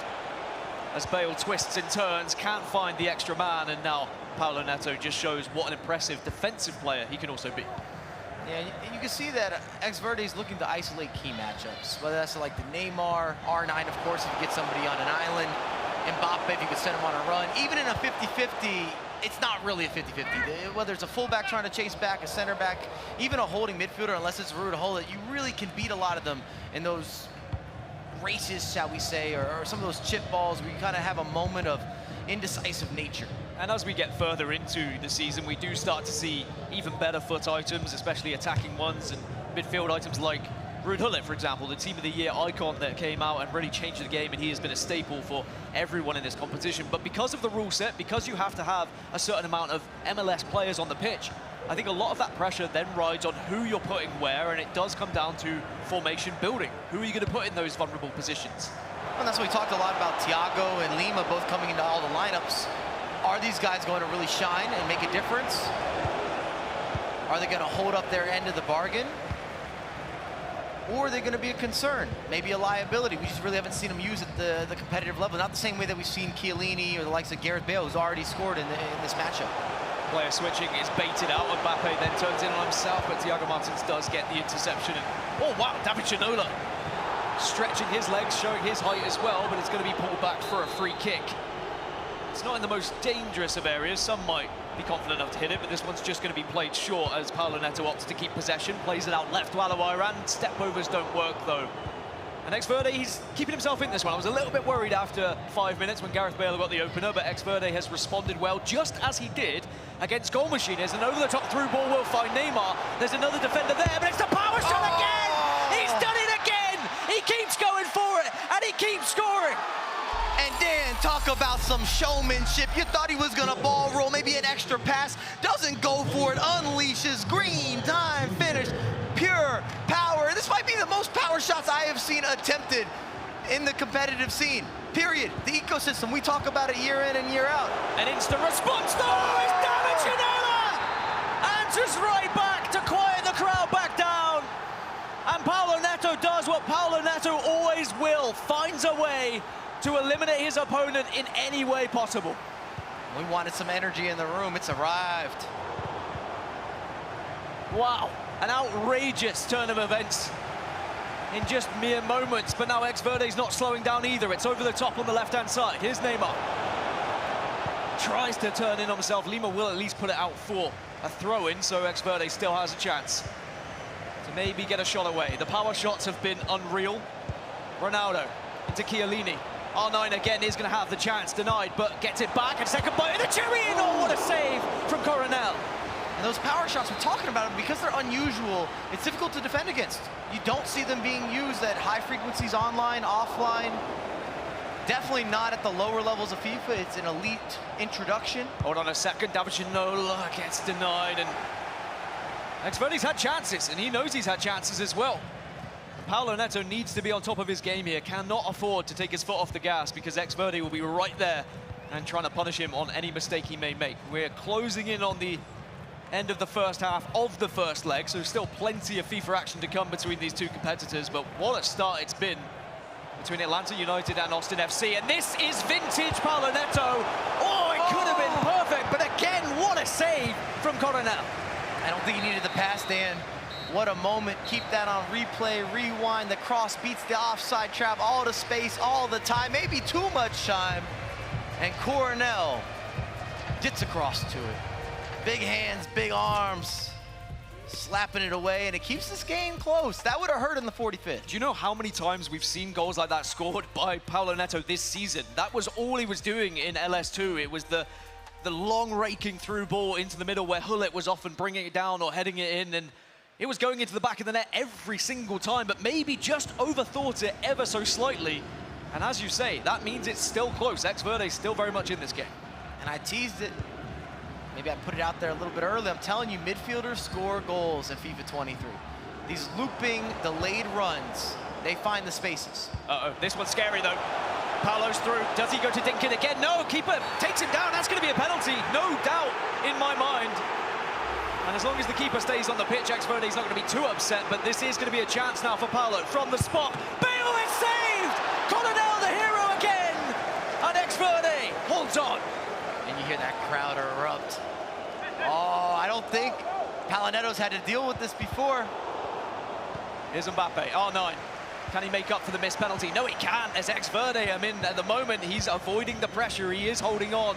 If he could just answer back with an equalizer, what would that do to the morale of Paulo Neto? Again, over the top to the left-hand side. Gareth Bale steaming forward into the middle. Can you get your head on it? No, you can't, but maybe the second chance as Coronel will save.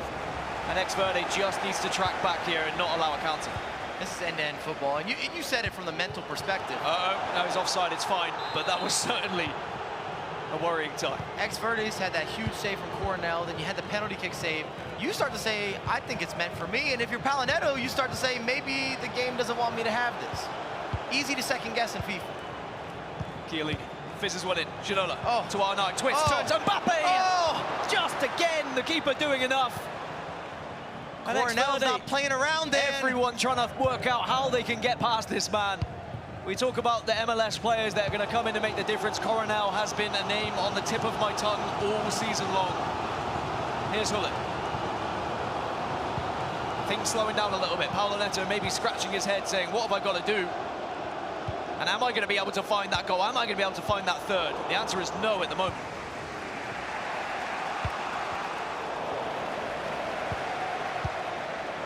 Ex-Verde with the chance to come forward again. He keeps triggering these runs. You saw Mbappe was making the loop and run on the right-hand side as he does it again, but Thiago Martins in the right place at the right time.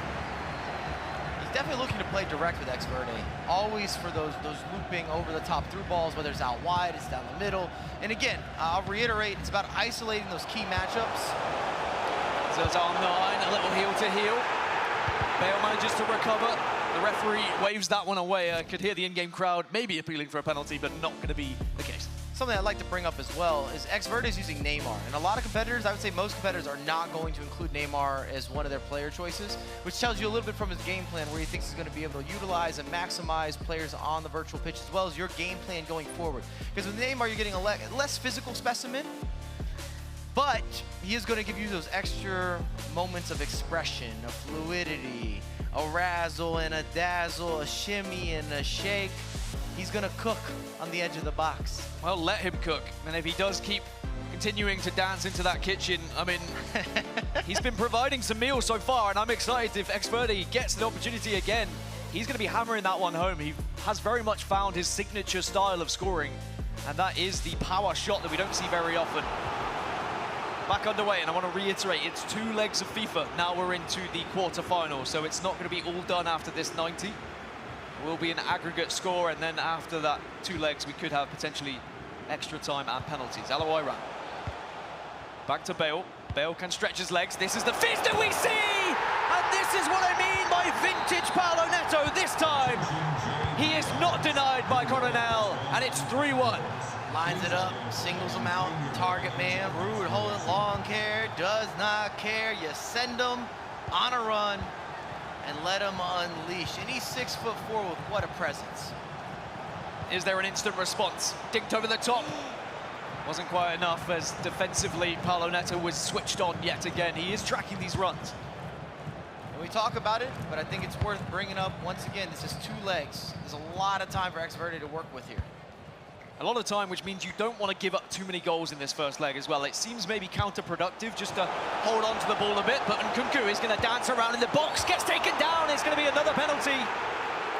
The first was saved, but now where does Paulo Neto go? Remember, he went top right last time, and Ex-Verde saved it. Gareth Bale again, down the middle, hammered home, and it's 4.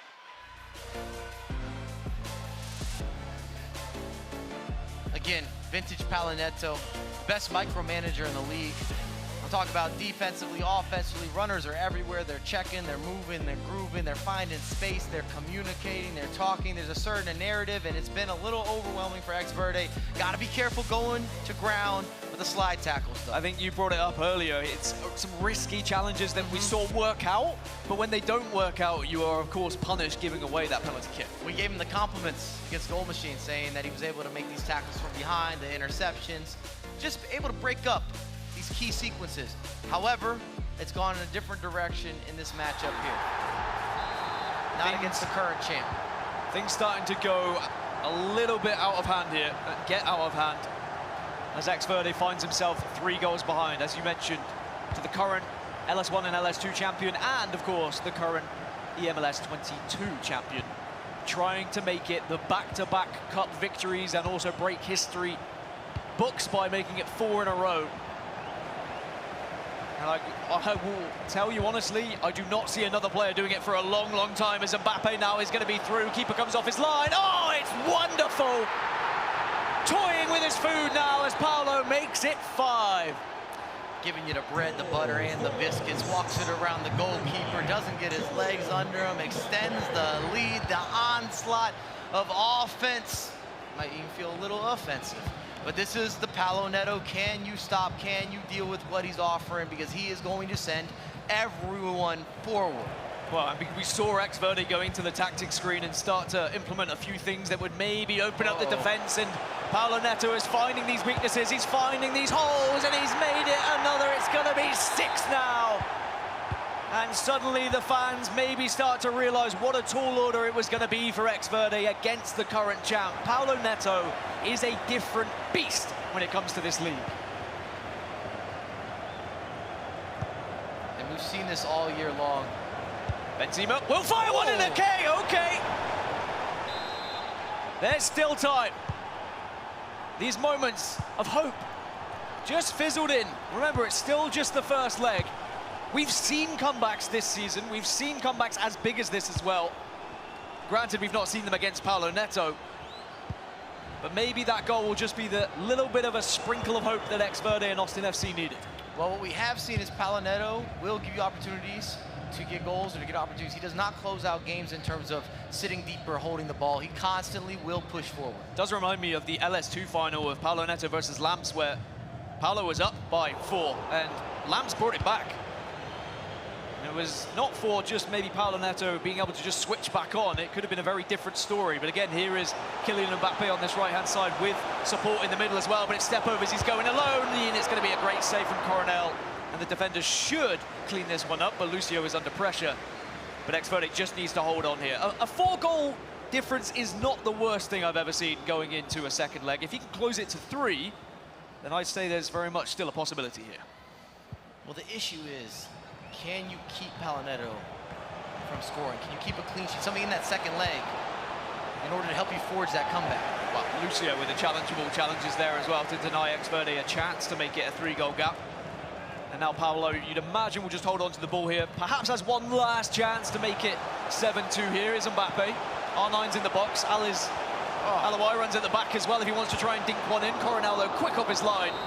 Will manage to make the save, and it's going to be 6-2 then after the first leg to Atlanta United, and Paulo Neto, our reigning champion, finds himself with a 4-goal advantage going into leg number 2.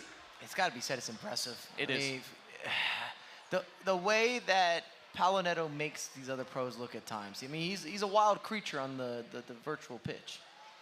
Well, as we're waiting for those two to get back underway, we can watch the end of the first leg between Yoksan and Lou, and it's 3-3. It's been an absolute goal fest here as well. Goals are plenty, regardless of where we're watching here in the eMLS Cup. But with only 2 minutes left, it means one last attack, perhaps, here from right to left. But both of these two players, I mean, they've been phenomenal so far this season, but it really could end their season on a high if they're able to get as far as the semi-finals, if not further. As he marches into the box, it is going to go out for a corner, so maybe one last opportunity here, Mike, from a corner kick. Daviginola denied. Again, could be another corner, but the referee will blow the whistle. It's 3-3 then between Joksan and Lou. Nothing to separate them.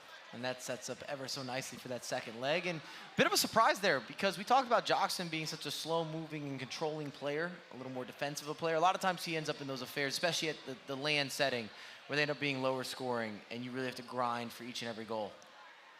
Elsewhere, Lamps versus Villamor. It's 3-2 to Lamps. The finalist from both LS1 and LS2 finds himself ahead, but Villamor did just manage to get a goal back as we join, but there's going to be another one, and it's going to be Lamps reinstating that 2-goal lead and also showing us his signature penguin celebration.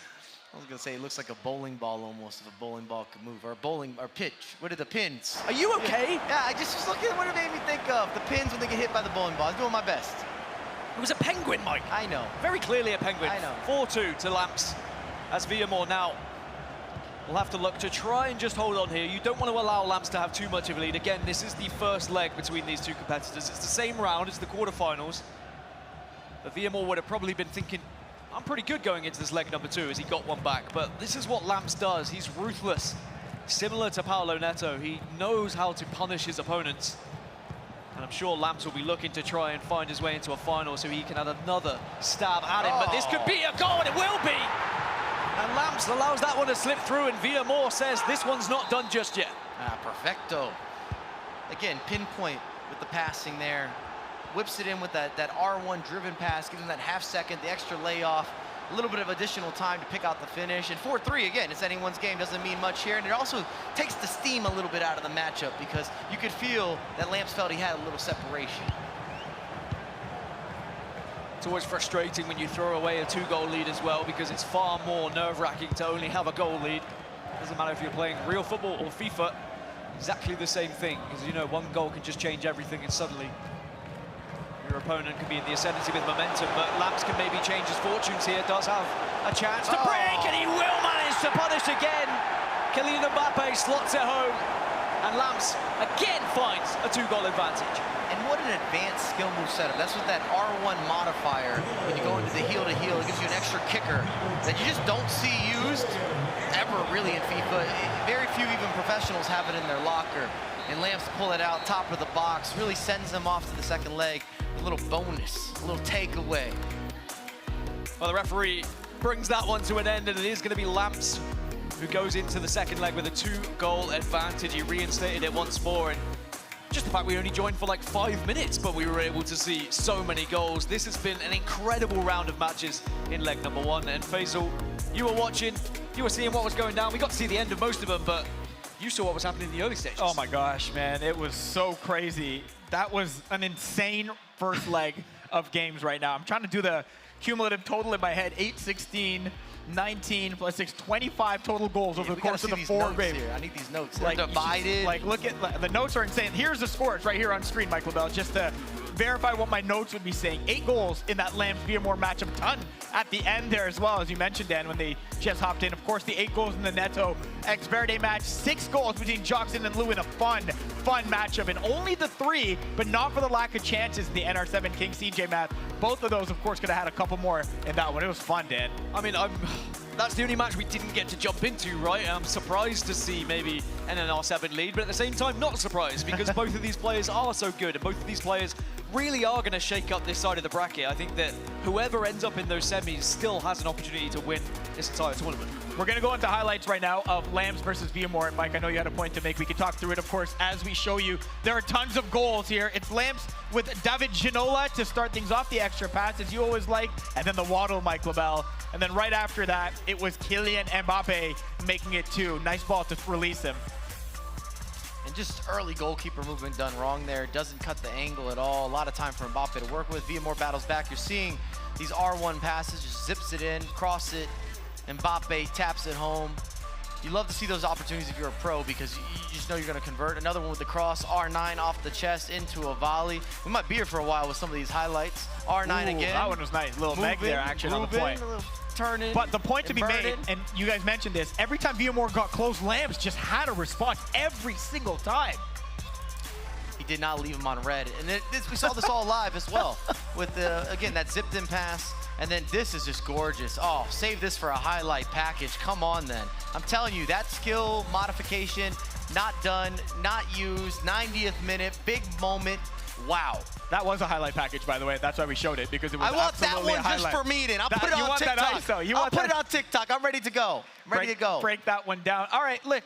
Maybe moments of vulnerability for Lamps, who is trying to avenge 2 straight final losses as well, but hardly a concern so far because there's still another leg. Yeah, still another leg, and even in the game we were watching earlier with X Verde versus Paulo Neto, 4 goal differences we have seen turned over in the league. Again, not often against Paulo Neto, but it's still possible. I just want to reiterate that there is still hope, especially for those fans who are staying to see how that one's going to play out. Okay, literally a back and forth game between Joxin and Lou. Let's show you what went down here. It started with Lou getting one in the 14th minute, and this, ironically enough, was the only first half goal we had. Nice step over from Mbappe to release him into some space, and a hard-driven pass, and the extra pass, and a little bit of luck, but hey, you take it. You earned it with the build-up, Mike LaBelle. And that was the only goal of the first half. It was the second half where I'll just let you go here. And that's why we see those step-overs used and abused time and time again. Oh, bring out the Elastico then. 5-star weak foot off the post. I mean, that's gorgeous, FIFA. Another layoff there. A lot of time to work with. Genoa with fake shot just for some added emphasis. Unloads, unleashes Joxin. A little bit of a reaction, a little bit of a vamos there. Fist pump in the air. He's tag teaming. But that wasn't all she wrote. As you see Ginola working, trying to find something. 74th minute, Mike, yeah, is R9. Getting that to go, but that wasn't the last goal of the game. It was Lou off a corner, a direct one. Goaltender did come out, but he just didn't kind of go for it. I wouldn't be happy. We've been complimenting Coronel a lot, but he didn't look good there. He was caught out of position a little bit, no man's land, and it takes us to the 3-all. I mean, I'm just saying, it's a masterpiece. I don't know where I'm looking, but I want it. I want more of it. This guy's waving in our camera over there. Listen, everybody wants a part of the glory, which is amazing. And that's amazing right now. We have an amazing second leg ready to go for each of these coming up in just a second. I just want to remind you guys, we have drops enabled on Twitch. Just make sure you link your EA and Twitch account and watch the stream for at least 60 minutes. You get an eMLS crest, the tifo, a jersey, a stadium dressing, and as well as an FGS player swap token. We also have a contest for those watching on Twitch where you can win MLS Store gift cards, DoorDash gift cards, and there are 60,000 FIFA points up for grabs to win. Participating questions from the Sport Buff extension to earn points. If you're watching on other platforms or channels, come to the MLS Twitch channel to enter. At the end of the show, of course, the top 10 on the leaderboard receiving a whisper on Twitch to claim their prize. Restrictions do apply. You can see the panel below for the contest rules. Okay, you had a lot to call in that first one in terms of goals. Dan, are you ready for this one? Always ready, and I'm sure that everyone in this arena is ready as well to see what would be the most incredible comeback we've ever seen. He's calling it. eMLS. He's calling it. If It it could were be. It to could happen. be. It could be. And I tell you what, if we do see it, I think I might lose my mind, my voice, and maybe my body. Who knows? But Mike, Paulo Neto, he has a 4-goal lead. The reigning champion of the eMLS Cup of 22, the back-to-back-to-back champion. Surely he doesn't throw this one away. I can't see him throwing it away, but I will say this, and it's a real, I don't know if I want to say concern, but it's just part of his DNA. Paulo Neto goes forward, so he'll leave you space to work with if you can find it. Well, Paulo Neto looks to the heavens, blesses, and hopes that he will get a little bit of fortune his way. But it's Xverde who's going to need all the luck in the room right now, as we're back underway between Atlanta United and Austin FC. Xverde going to be from left to right.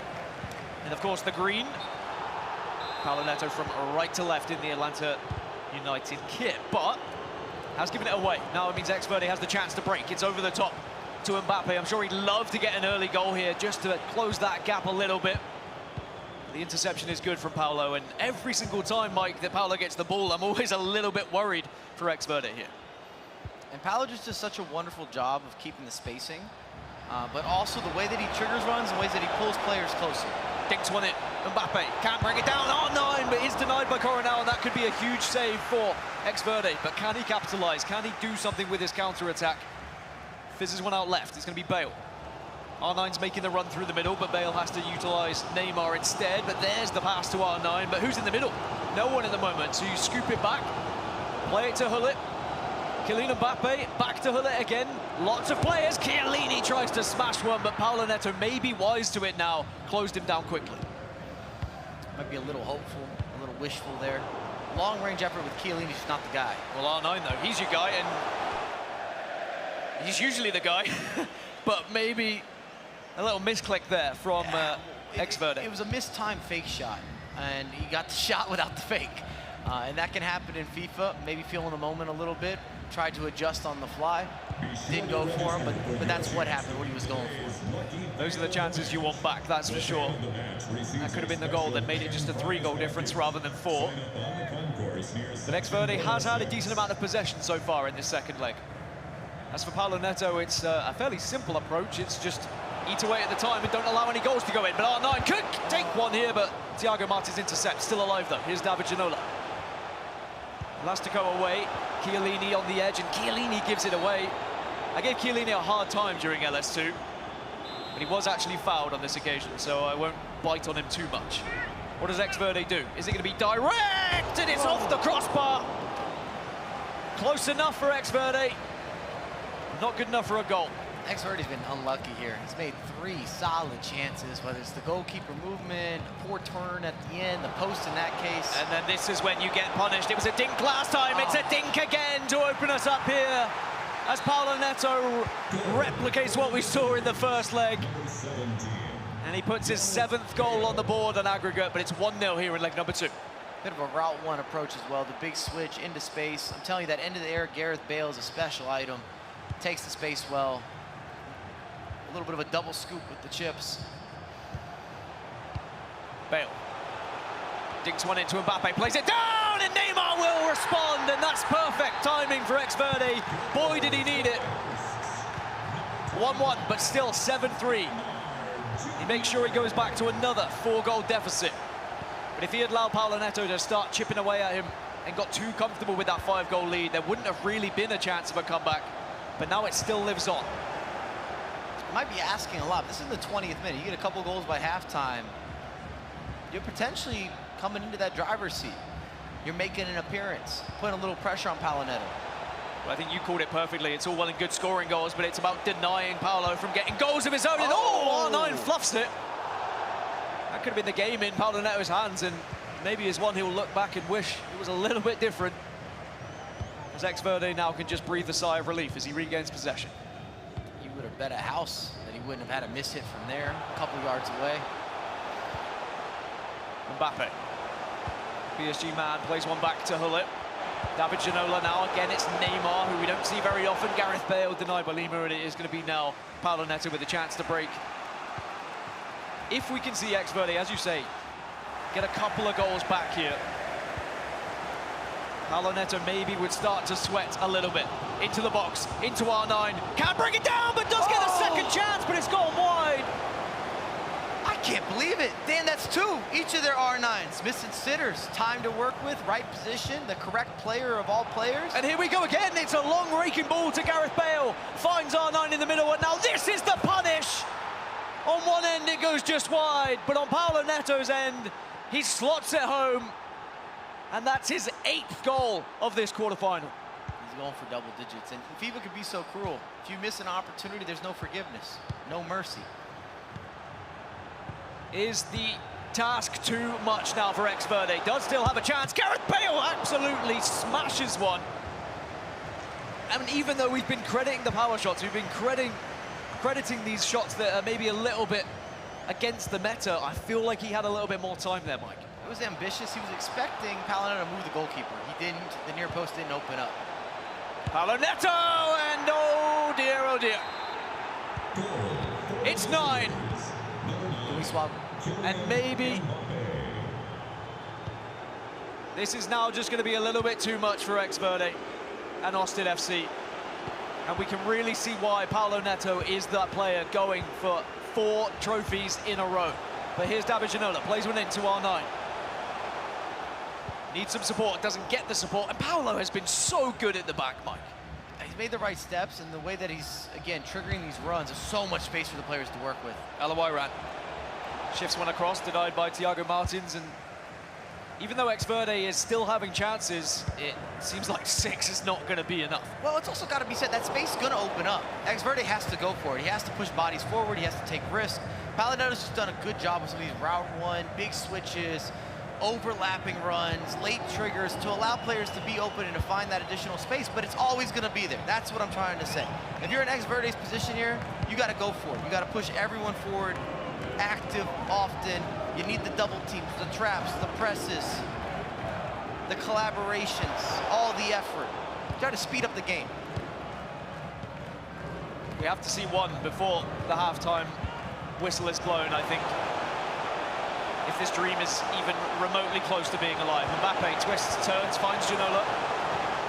Has to get on the dance floor himself. Here's Gareth Bale, still has the ball, but Hullet is harassing him at this point, hounding him. R9 can turn onto his left, turns onto either foot, doesn't matter, but the pass doesn't get completed. And the halftime whistle will be blown, and it is 9-3 in favor of Paolo Neto and Atlanta United. Faisal, what's happening elsewhere? Yeah, okay, guys. Here we start with Lamps and Villamor because it's easy. No goals so far in that one. Still a 5-3 advantage for Lamps. NR7 versus King CJ. NR7 scored first to go up 3-1, but King CJ came right back. 3-2, NR7 leading with just a half left to go. And maybe an upset brewing here, guys. Lou, 2 first-half goals versus Jocksan. He's up 5-3 on aggregate right now. 1 half away from knocking out a guy who Mike says has been the world champ. That definitely is a upset potentially on the cards. However, in our feature game, in our initial game, Ex-Verde versus Paolo Neto, they are now back underway. 9-3 on aggregate. You don't even have to be a FIFA player to know how difficult it is to come back from a 6-goal deficit.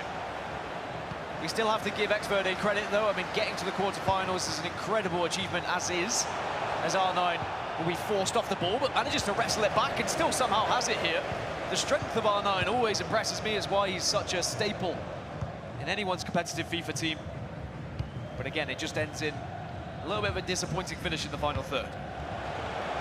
Speaking of final thirds, it's Paolo Neto again finding his way through. Will try to be a little bit creative this time and gives up the chance. Yeah, a bit cheeky there. Slows it down with R9. Again, tries to set up the heel-to-heel ball roll. It's new for this year. Gives you a little bit of that side-to-side movement. A little skip to my Lou around the defender. Doesn't quite work out. Xverde finds Mbappe. He's constantly being pressured, though, by Paolo Neto, who now probably feels like he's untouchable in this game. Here's Hullet. Nice through ball. This could be a chance, and could be a goal, but again, it's off the crossbar. Second post of the game as well, Dan. I'm not saying the result would be different, but the scoreline definitely could be. Maybe should be. Well, last time we saw Xverde come close right at the other side of the pitch. Paolo Neto replied. Not going to happen this time, though. As there's the over-the-top through ball. We've seen so much of it from Paolo Neto, but this time it's going to be Xverde. Tries to play the pass. I think he was maybe sucked into that one because he saw there was a player running into the back post, but Paolo was covering it accordingly. And I do feel like some of the times players, when they see these chances and they see these opportunities, they overthink things. You can see now, we get the picture-in-picture, you can see that there is the Lou versus Joksan game going down. And we heard it from Faisal earlier, it was 5-3 before we started there, but Joksan's been able to get one back to make it 5-4. Still plenty of time there for him to try and find an equalizer as well. Really, it would be an upset, Mike, because Joksan maybe has that expectation of getting to the later rounds of this tournament. And no shots fired towards Lou, but he would also be the surprise of the tournament to be in the semifinals. I don't think anybody, from a competitor standpoint, from our role, from an analyst perspective, would have put him as getting into the semis, maybe potentially making a run for the finals.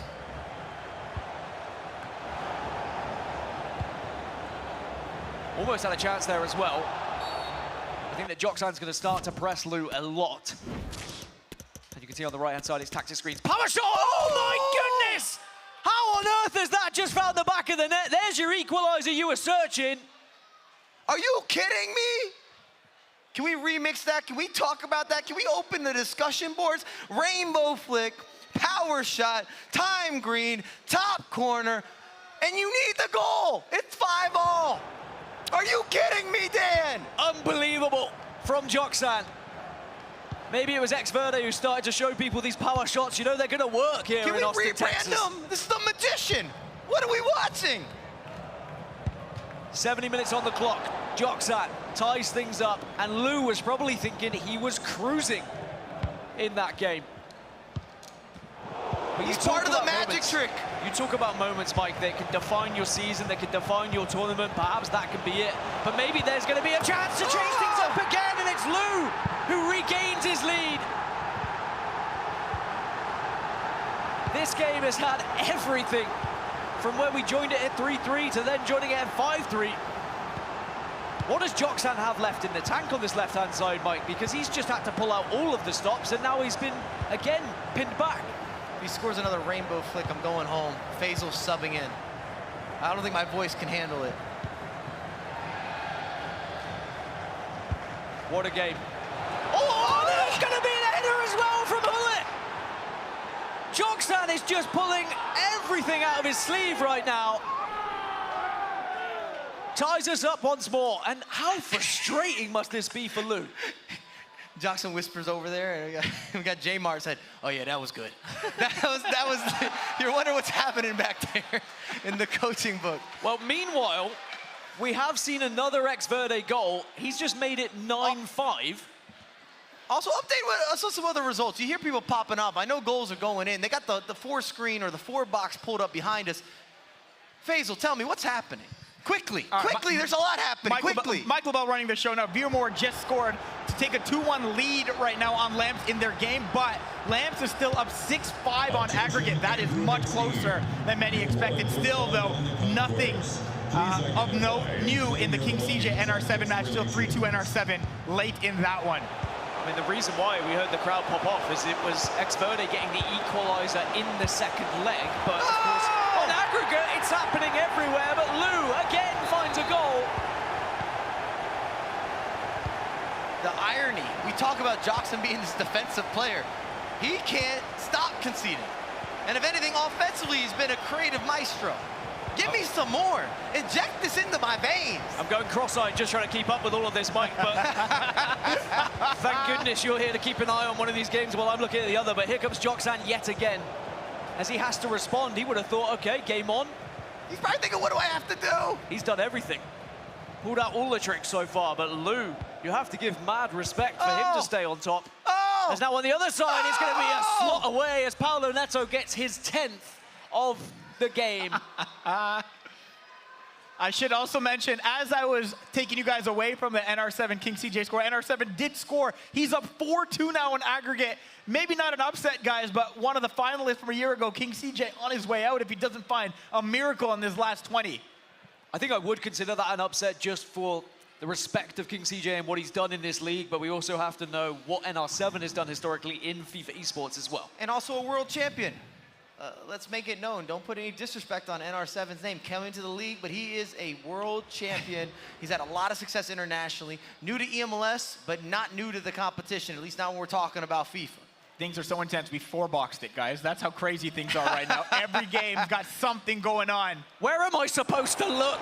Someone help the play-by-play in this occasion. We got you, we got you. Right, a few minutes left between Xverde and Paulo Neto. That one should be done. NR7 also has a 4-2 lead, and Villamor versus Lamps still a little bit tricky and dicey down there as 6-5. So a couple of games that are only separated by 1 goal. Xverde Paulo Neto should be done, is done and dusted, let's call it. We don't need to beat around the bush. It's going to be Xverde exiting the competition, and it's Paulo Neto who's going to be keep going. And Paulo Neto actually has a chance with Mbappe to make it 11. And he is putting on a clinic right now, the heel-to-heel around the keeper. 11 goals, he got his double digits, he's got his 2 breadsticks.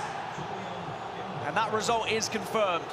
Paulo Neto marches on to the semi-final, and his chance to make it a 4P is still very much on. The hometown hero unfortunately exits the competition, but we of course have to give him credit. An amazing victory in the initial knockout round, but he's going to go home from the quarterfinals, Mike. It's pretty terrifying as well, it's got to be said. Scoring 11 goals, double digits, giving you a couple of those hockey sticks. You can't stop him. You can't stop him from scoring. Well, with Villamor and Lamps, 12 minutes left remaining in that one. It's 6-5 to Lamps at the moment. And then with Lewin Joxan, is 7-6. So we're going to focus our attention for now on Lou versus Joxan, and why wouldn't we, after the incredible goals that we've seen so far and the back and forths that have been happening in the picture-in-picture. Only 6 minutes remain in this matchup, and Lou has a very nervy lead. Joxan looking to try advance. Smelling extra time, Dan. Chiellini plays it in to Alawiran. Unfortunately, though, he was offside, so that is going to now be a chance to kill time here for Lou.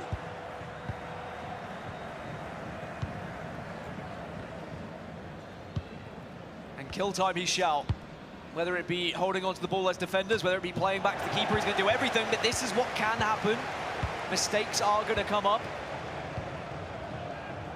A long raking ball over the top, and he gets on the end of it as well. But where do you go? We're going to learn a lot here. Do you hold it in the corner? Yes, you do. Mbappe just wants to restrict the chances for Joxan here, and it is going to be a chance to pause.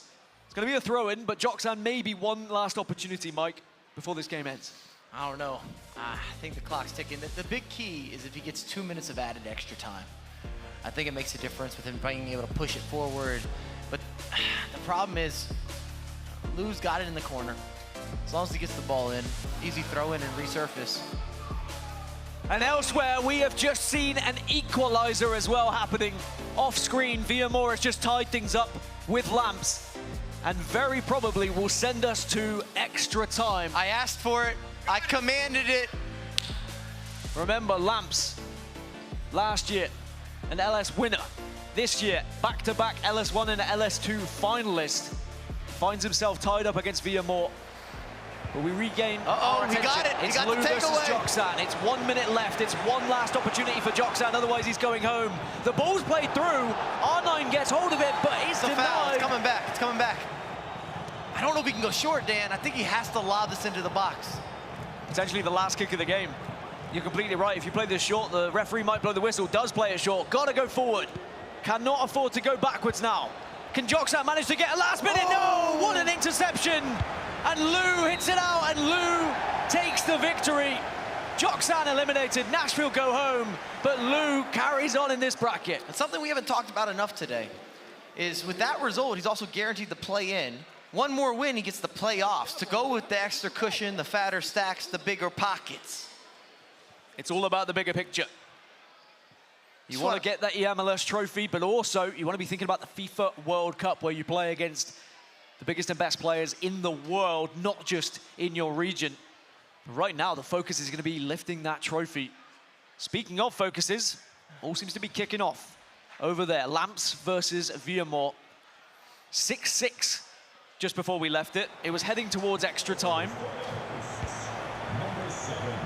Can we see a goal before we get extra time? It's going to be 1 minute of added on time. Lamps in the dark blue, with a chance to make sure that he can just go into this semi-final and not have to worry about extra time. But it's going to be a great interception from Carlos Vea. And that is going to be extra time. So there you go, Mike LaBelle. There is the extra time you've been begging for. Demanding. It was not the game I was expecting it to arrive in, though. Fair enough. I thought firsthand we might see another goal in the Lou Joxan matchup. That had the feeling or that essence of scoring late and being great, or it just continues on. They always had a message, but there was always a reply and an answer. Guys, I need a new notebook. Yeah. I have no pages left after that round of games so far. We're still not even done. This is insane. Insane what's going on right now. We can look at our 4-box, guys, like 3 winners and still everything to play for in a game that many would have thought was done and dusted. It was 5-3 for Lambs heading into this, at 6-3 at one point as well. And then the comeback was on in the second half by Viamore, including that late equalizer to send us to what will be, no doubt, Dan, an intense extra time. See, Viamore's got a double coaching staff. How do we get that? I want to add some people It's more like to my Dan, team. he's got me on one side, you on the other side, although he hates all of us, you know? And both of us, rather. Hey, I needed someone to watch one of the screens whilst I was trying to pay attention in the got you. fullbacks. You know I got you. box. But Ulibari, I mean, very passionate. We know him well in the FIFA scene. And he's trying to lead Viamore and LA Galaxy to a victory here in this quarterfinal. This would be the biggest upset so far. I know we've spoke about upsets. Lou potentially is a big upset, taking down Yoxan. NR7 taking down King CJ. We can hear the microphones, we can hear the players and the coaches chatting to one another. What's your name? It's far more animated on the side of LA Galaxy and Viamore. You know what? Shout out to Lou. Lou came into this, defeats Alan Avi, defeats Joxan. Shout out to Lou. Well, shout out to Lou. But on the other side, we now have to look at what's happening here.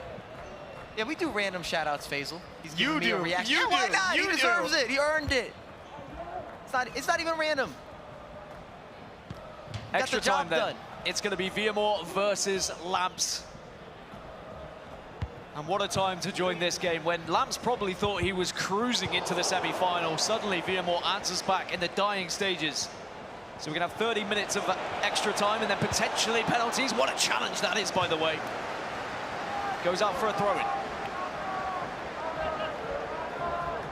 Lamps has been incredible all season, not just online. Remember, he was #1 coming into all of this in the overall standings, but hasn't won a trophy yet online. He has lost twice to Paolo Neto so far this season, and he really wants to have another stab at it.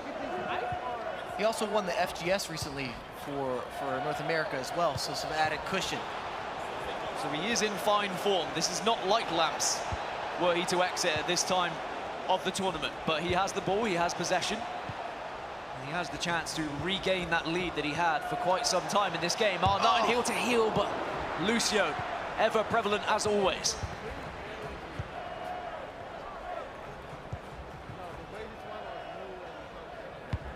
Mere moments then before the end of the first half of extra time as Viamore plays one out to the left-hand side. Lamps would deny, but only goes out for a throw-in. So Viamore, if he can find someone here who maybe's got some trickery about them, as Alawaran definitely does, stretches his legs ever so slightly, but Thiago Martin, I must say, has been phenomenal at the back so far for everyone involved in this competition.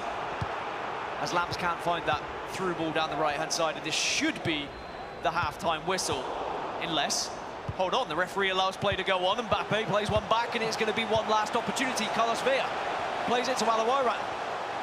Still time here. Oh, does get shoved off the ball, and that's going to be a free kick, and Lamps can only laugh. But this is a dangerous position. You're not going to shoot direct, no, but maybe you play it short here. Alawai run again, plays it to the back post. Oh, what a save! Coronel, the man of the moment yet again. That's incredible.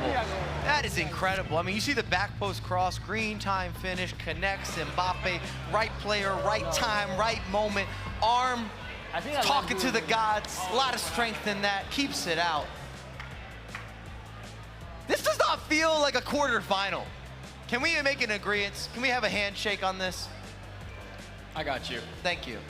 My Dan mother wants no taught part of me that. Yeah. not to shake hands with strangers. You never know where they've been. Stranger danger, man. You've been sitting next to me or standing next to me. You know exactly where it's been. Only because I don't want to hear that. I don't ask to. 15 minutes remaining then in this quarterfinal. Do nerves start to kick in a little bit would be my biggest question. I'm okay with some penalty kicks. I think the crowd wants some penalty kicks. I'm okay with some penalty kicks. Oh, the intensity would be through the roof. Well, that's where we'll be going if no one can find a goal then in 15 minutes. And we know full well 15 minutes of FIFA time goes by very quickly. We're talking maybe a few chances at most. And that first one could come down to Lamps here as he has possession from the kickoff. Here's Chiellini into R9. Turns on the edge of the box, finds Mbappe on the right-hand side, plays again into the inside, and Coca! It's beautiful! It's magic! And he tells him to sit down as Lamps gets loud. Oh, he's barking at him. Got a lot of words to exchange. You see the top of the box, the resurface, the recycle, the skills, the builds. They're still mouthing off. Oh, yeah? That's me too. From the Chamber of Commerce. Well, the villain of this league, which I've been painting Lamps as that for quite some time. Lamps getting in the face of the coach, Ulibarri here, as tempers rise high. They've got to be careful. Remember, you can't get too over the top, otherwise you will get warnings and you will get penalties, right? That's how any esports competition works. I like some emotion. I think emotion is Stir fine. it up a little bit. Yeah, there were some people in. 7-6 then. We put the word. I'm with the Chamber of Commerce in Atlanta, so we put the word out, making sure everybody that we knew that was going to be here. Oh, nice. As the admins just make sure they go on in to say, all right, keep it calm, keep it friendly. Things are getting a little flagrant. That's just because they care.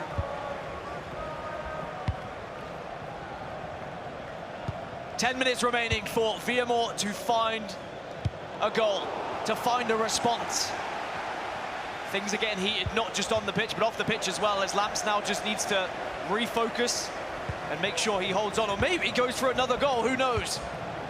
Here's a chance, Mbappe, denied and does, oh, it's going to be a penalty!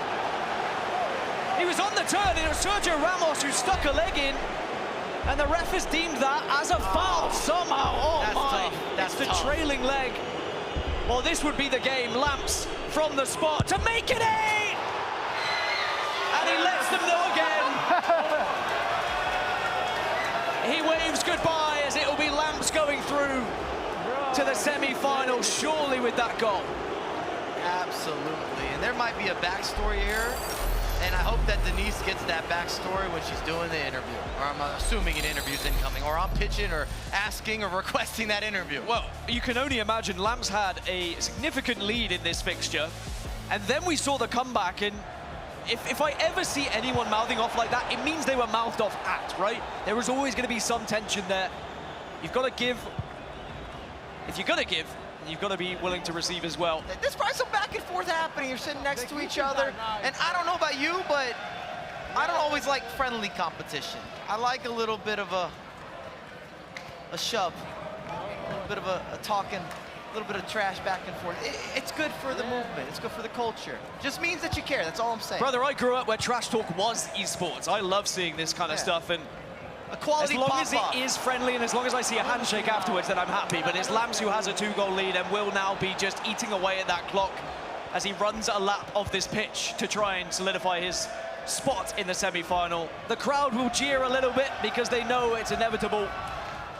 But it's going to be Lamps who marches through as everyone watches on with a little wry smile of what they've just seen.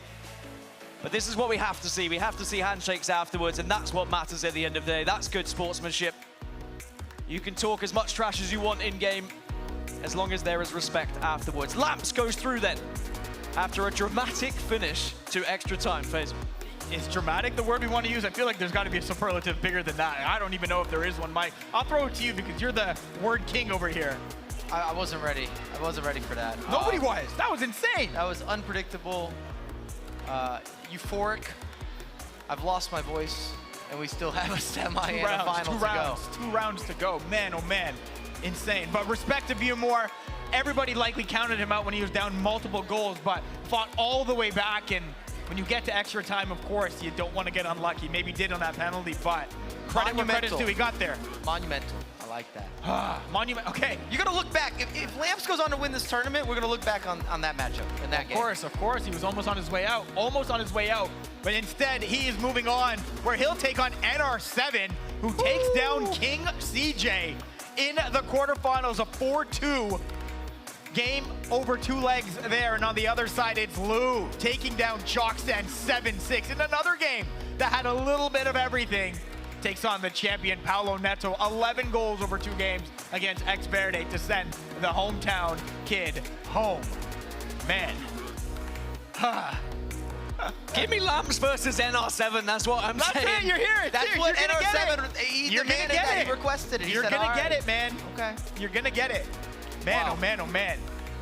I will say, I've been commentating FIFA esports for 5-6 years now, maybe. We've been together since the beginning. Very rarely do you see that kind of animation, that kind of passion. That's why on I'm a here stage. for it. That's why I'm happy. It reminds me of the OG esports in It many really ways. does. Let's roll some highlights from that game we just saw finish. Oh, we're going to be here for a minute. Lance versus Viamore. Funny enough, guys, no goals in the first half. 53rd. It was Lance going up 6-3, but then Viamore with 3 straight. First, Alawiron 6-4. Then it's Chiellini, patience to Hullet. The power shot. Come on. Wow. Come on. 6-5, and with mere seconds left on the clock.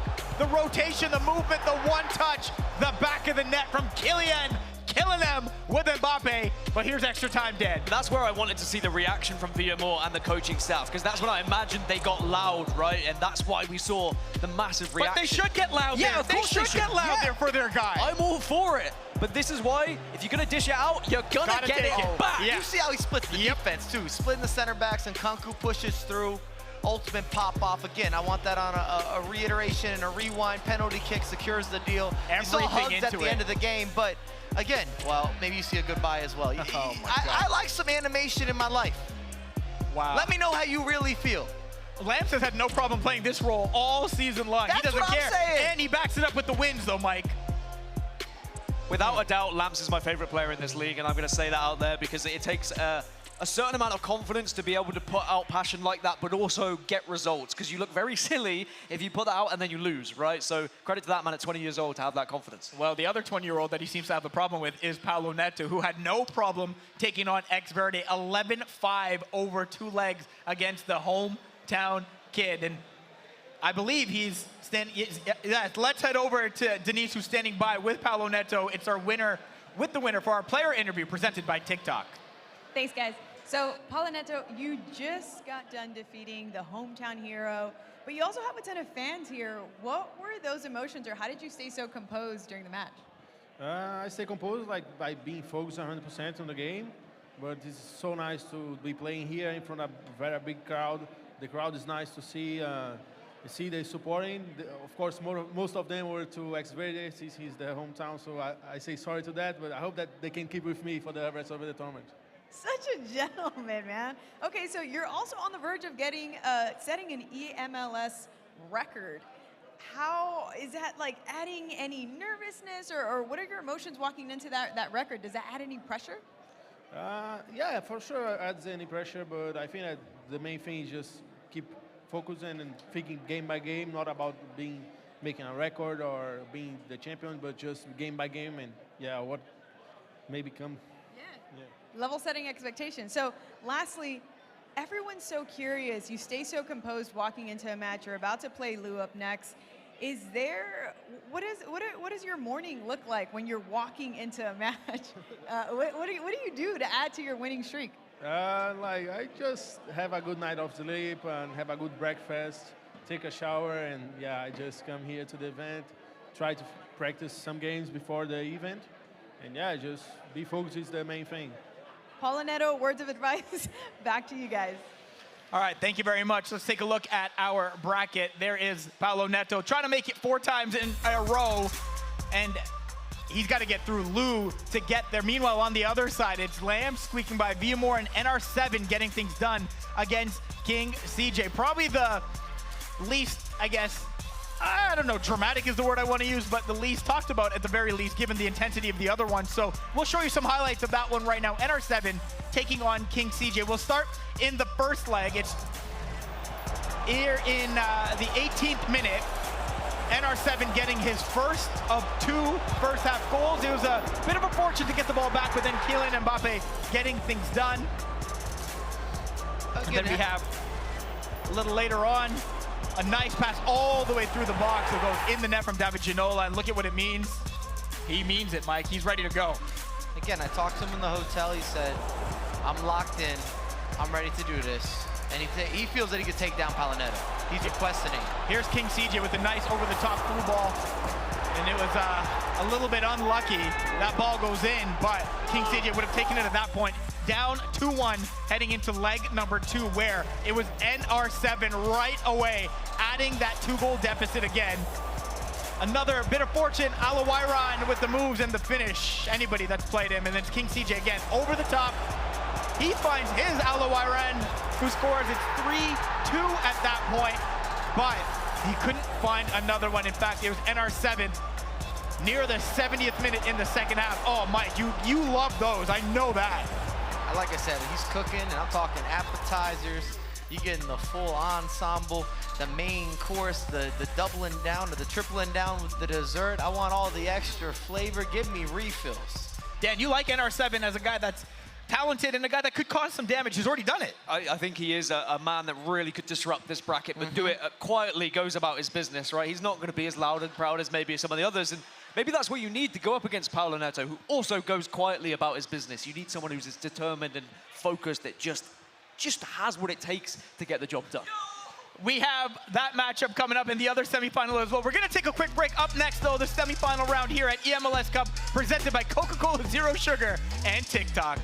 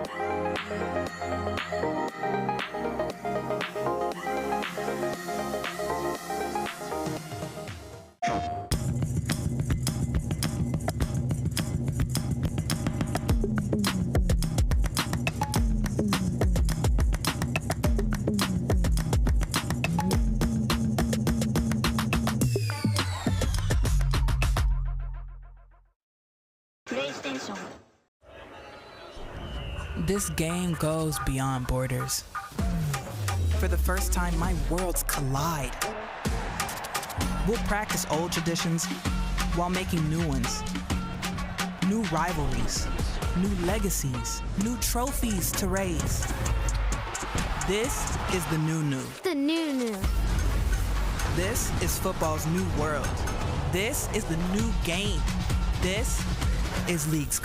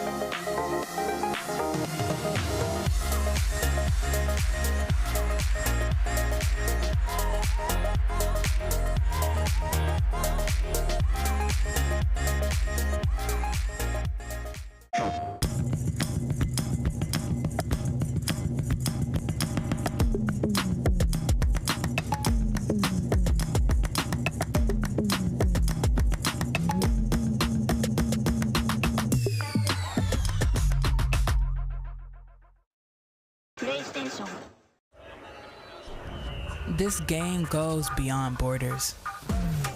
For the first time, my worlds collide. We'll practice old traditions while making new ones.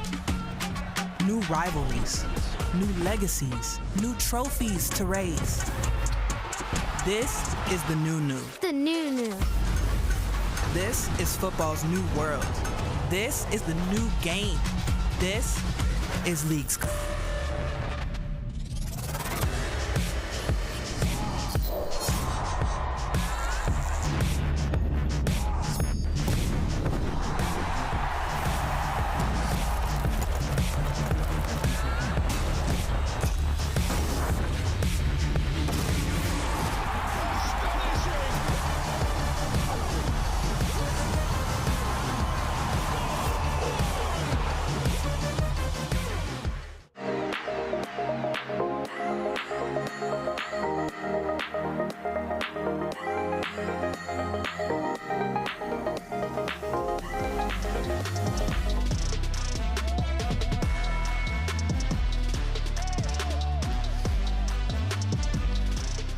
Welcome back to Austin. We are here for eMLS Cup presented by Coca-Cola Zero Sugar and TikTok live from ACL Live right in the heart of South by Southwest here in Austin, Texas.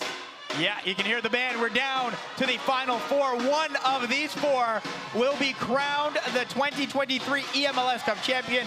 We still have the champion from the last three events, Paulo Neto, hanging around. He's looking to make it four. Look at this, inside the venue. La Murga de Austin keeping up that energy, keeping up the vibe. It is exactly that in here. The energy, the vibe, as intense as the game's going on right now, and we absolutely love to see it. Listen to them go.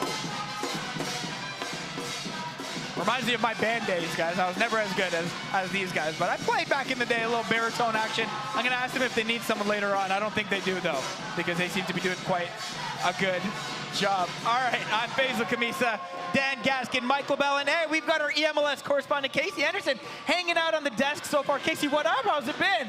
It has been so much fun being back at an event with fans. Amazing vibes, amazing FIFA so far. Those last games we just watched, so fun. Unbelievable. So many goals. And dramatic. No kidding. That's all we want here. We just want the drama, and we have gotten it so far through the course of this day. And we're just getting set for our semi-final round. We're going to talk about that in a second. But Casey, what has been the vibe throughout the weekend? It's not just today, but I feel like the players just a little bit more intense this time around, right? I mean, of course, there's so much prize money on the line. They're looking at those playoff spots. They want them. There's a lot of pressure. And, of course, they're playing in front of a lot of people. And so, especially if it's your first time on this stage, there's going to be a lot of nerves up there. Man, I don't know if these guys see nerves or not. They just see opportunities for them to shine, Michael Bell, don't they? No doubt about it. And I mean, we've seen people rise to the occasion today. We've seen a lot of upsets as well. I think this was a difficult one to predict. And I'm just going to do another shout out to Lou.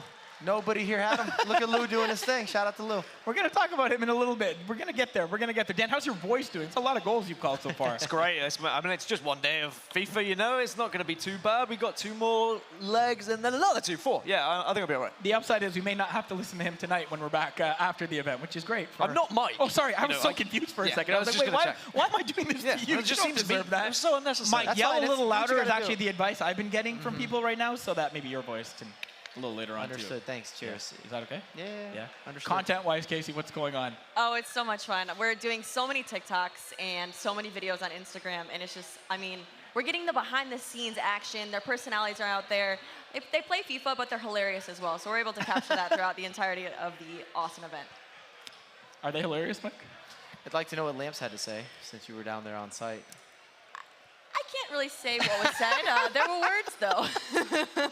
I think that gives us a clear indication of what was being said there right now. Okay, it is time for the semifinal round. Both matches, by the way, are going to be played at the same time. But don't worry, we, of course, will get you covered like we did over the course of the last round. Let's take you through our first semifinal match. It's Paulo Neto of Atlanta United versus Lou of CF Montreal. Dan. Well, you said no one's talking about Lou, but I guess we should start talking about him. Can he be the one that disrupts the run of Paulo Neto? It would be unthinkable, really. No one would have seen it come in. It would have been right out of field.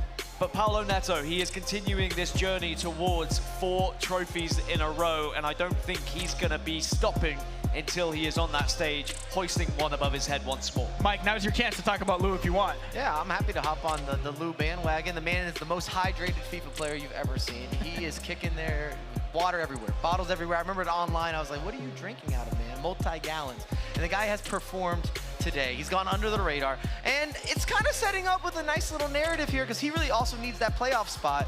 He could claim that here as well with a victory against Paulo Neto and potentially become eMLS champion. Most importantly, become champion. Okay, our other semifinal, which will be our featured match in this round, we have Lamps of Minnesota United versus NR7 of St. Louis City SC. Dan, take it away. Set us up. Well, if you need a reason to watch this match, just maybe rewind about 30 minutes and see the end of the game between Lamps versus Viamore, where it got very heated as Lamps continues to be the villain of this league, and I absolutely am here for it. But he's going up against Nicholas Razek, a player who has played on the international stage at the biggest of levels, in the biggest of games, and he has his eyes set on the trophy. He said himself, he thinks he can be the one to take down Paulo Neto, but before he gets there, he needs to take down the runner-up from both LS1 and LS2 in Lamps. Mike, I don't think there's as much beef in this matchup. I think the other one dates back to some E-Club, some 2v2, some E-Nation, something along those lines. I remember some history, vaguely.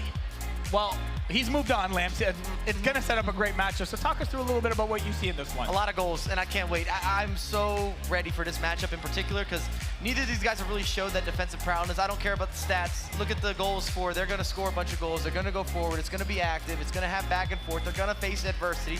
We're going to have some celebration. Have I done a good enough job setting it up? I'm painting the picture. I'm giving you the lay of the land. Take a little bit more if you want. Oh, what else you got? Some FIFA goodness, maybe some greatness. I'm talking that premium quality, top tier phenomenon. You weren't ready for it. I wasn't ready for it. There you go. It's my own fault. It's always my own fault when I ask you to do a little bit more. That's what you provide for us, man. You good? Well, talk us through this, and maybe you'd know it from your playing days as well. There's obviously matches where you get a little bit more intense, as Lamps did in that one. How do you kind of rein that in and make sure your focus is back on what the next match is? Not a lot of time between when that one ended and this one is about to start. I think he's good to go. If you talk to Lamps, and if you know the competitive scene, especially in North America, I feel that Lamps feel that he's next up as the next leader of the U.S., basically, and I would agree with that. And then in Razek on the other side, somehow coming into this league, I feel like it's kind of gone without being talked about a lot. This is a guy that we'd always see in the finals, tournament on tournament on tournament internationally. We've seen him win world titles, and he's not always brought up with that same type of rapport. I don't know if maybe because he's not as active on social media, he's not screaming it at you. Well, it was because but these are the facts. A lot it's of not his a Mike success, a lot of his success was during the Tex era, right? Tex took all the plaudits. Tex was all over social media, and Nicholas Razek was like, well, I want a trophy as well. But no one remembered it because it was all about Tex going the 3 times or whatever it was. Well, I remember it. We're telling you that we remember it. Well, let's see. Will you guys put your money where your mouths are right now? It's time for the pre-match prediction presented by Avant, where we'll all get a chance to predict the winner. The 5 of us will each make a pick, and chat, you can also make predictions by voting in the Sport Buff extension on Twitch. Can I tell you a funny story very quickly? Yeah. Just because Casey's here now. I put out on Twitter, I said, hey, you know, I'm the prediction leader. I'm dominating predictions. And he said, no, wait. Lamps turned around and said, Casey exists. She's got a 100% record because she always goes for me. And now again, Lamps is playing and Casey's on the desk just trying to upstage me. I guess she's winning 2-0. That started a fun back and forth on Twitter between you guys. Casey, where are you going with then?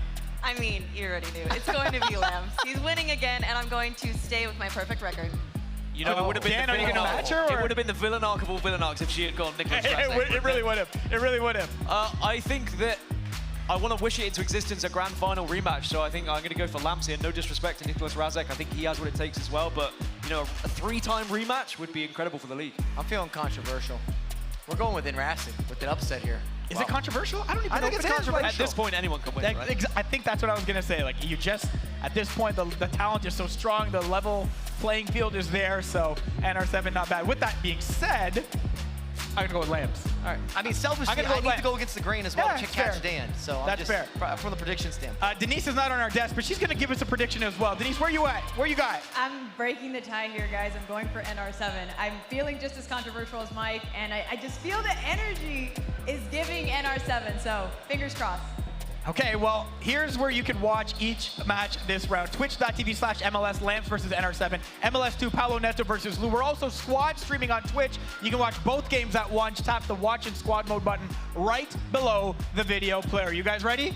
I'm ready. Voice is calm and cool and collected. You're going to get what you're going to get. Well, we're going to get goodness. I know that. Dan and Mike, take it away. Thank you so much. Yeah, this is going to be an incredible matchup. If you didn't need any more setting up from Mike Lamel, I think he's hit all of the points we needed to. We have an LS champion from last year, from last season, and now a runner-up from both LS1 and LS2 this season in Lamps versus a previous champion on the international stage in Nicholas Razek, who has joined the league, our first German player to compete in the eMLS, and he has his eyes firmly set on that trophy. He truly believes that he can be the one to stop the reign of Paulo Neto in this region. But we've just seen Lamps explode in that quarterfinal and show us what he's made of, and I'm sure he'll be looking to prove a point here. And I might be hedging percentages here. I just would be surprised to see 3 consecutive events where we have the same 2 players in the finals. It's not something you see very often throughout FIFA esports, that has to be said. Consistency is often one of the most hard things to try and transition from game to game, for example. Even from patch to patch, we see some players just fall off and drop off because they can't quite compete. But the consistency we've seen in this league has been incredible. But Lamps and Paulo Neto, may I add, both still need to get to that grand final. There are 2 players, and 2 European players, may I add, that are getting potentially in their way. No, absolutely. And if this has any sort of a similar vibe, energy, atmosphere, matchup, goals being scored and goals being conceded like what we saw in the quarterfinals, I'm just here for all the action. I'm not sitting on a fence. I want all of that. I want to end up with that FIFA entertainment. Well, we want as much goals as possible. I want to see as much passion as possible as well from all of these players, but we have different players in this league with different personalities. You've got Paulo, you've got Razek, who are very firmly focused and maybe a little bit quiet about their business. And then you've got Lamps, who's a little bit more loud and proud, as we are now underway in the semi-finals here of the eMLS Cup of 23 live from ACL Live here in Austin, Texas. And it's Lamps kicking off from left to right for Minnesota, tries to play a through ball to R9. And then for St. Louis on the other side, it's going to be NR7, the German legend who now looks to try and dominate the North American region. And I think we're going to learn a lot in these opening stages as to how these players are going to try and pick each other apart. Absolutely, and I do think it's going to have that upper level of strategy. Everybody's warmed up as well. Sometimes we talk about coming into a tournament and being a little bit slow starting, getting used to being on stage. When you already have those victories, you already have those results, you already have this close affairs, you're there. So much space for Nkunku. And we'll go for goal as well! Lamps opens it up. And it's a penguin model celebration, and it's a grimace on the face of Nicholas Razek because he allowed Lamps too much space. And he absolutely drove that one home. On the other side of things, Paulo Neto is already 2 goals up. Can anyone stop this man? Can't deal with the attack, but I was just gonna say, Lamps teased the cross, baits him out of position, ball roll into the Travella, green time. You see the floating, the trajectory, the animation, back of the net, 1-0, sets the tempo, 7 minutes into the game. Remember, it's 2 legs here in the semi-final, just as it was in the quarters. So even as in the other fixture, Lou finds himself 2 goals down, he has plenty of time to come back into things. Same to be said for NR7. Plenty of FIFA to be played. As here is Lamps now, all the confidence oozing through his veins. As Gareth Bale collects, does have a little bit of space, but has to back off and recycle. Very intelligent from Lamps here, not trying to force too much now, especially when you have that goal lead. You don't really need to be taking risks. That ball somehow bobbles through, but NR7 recovers, and now his time to maybe hold on to some possession. We haven't seen that breakthrough just yet with NR7. A little bit slower on the build, hasn't really got to those penetrating positions on the pitch. We're always looking around the edge of the box, being that big key. How do you get that entry pass, that little intricate detail?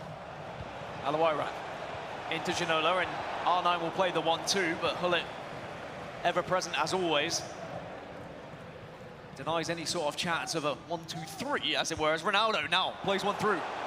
It's going to be David Ginola here, has to beat a man first, so just stops up, waits for some support, but Sergio Ramos, who gave a penalty away in the quarterfinals, shows that he is a fantastic foot icon to be used I wasn't expecting to see much Sergio Ramos today, but seems like he's cropping up every now and then. I really enjoy him this year in FIFA. I actually think that he definitely lives up to the high price tag, everything associated with him. Statistically, I had some questions. It looked good on paper, but you know, in FIFA, sometimes they don't always feel the same way the stats look when you're reading them off the page or you're going through one of the sites and you're getting all the details. Yeah, a lot of it does come down to just body type at the end of the day. Speaking of body type, Chiellini has the lengthy one, and he certainly can get in the way and intercept when he's in the right place at the right time, as Lamps has the opportunity to build once more. Here's Nkunku in the middle. It was Nkunku who scored that incredible goal for Lamps in the quarterfinals, but it's Hullet now has a chance to strike one! It's going to be an easy save in the end. It wasn't really connected with. Didn't get the bang for buck from Ruud Hullet there. But Lamps still has a chance from the corner. Plays it in. Chiellini. Maybe gets a chance with Bale. A second chance as well, but what a save that is from Coronel. And NR7, his back is against the wall right now. I gotta say, Coronel's been brilliant. Look at this guy! He can't be stopped. He's Spider-Man on the pitch.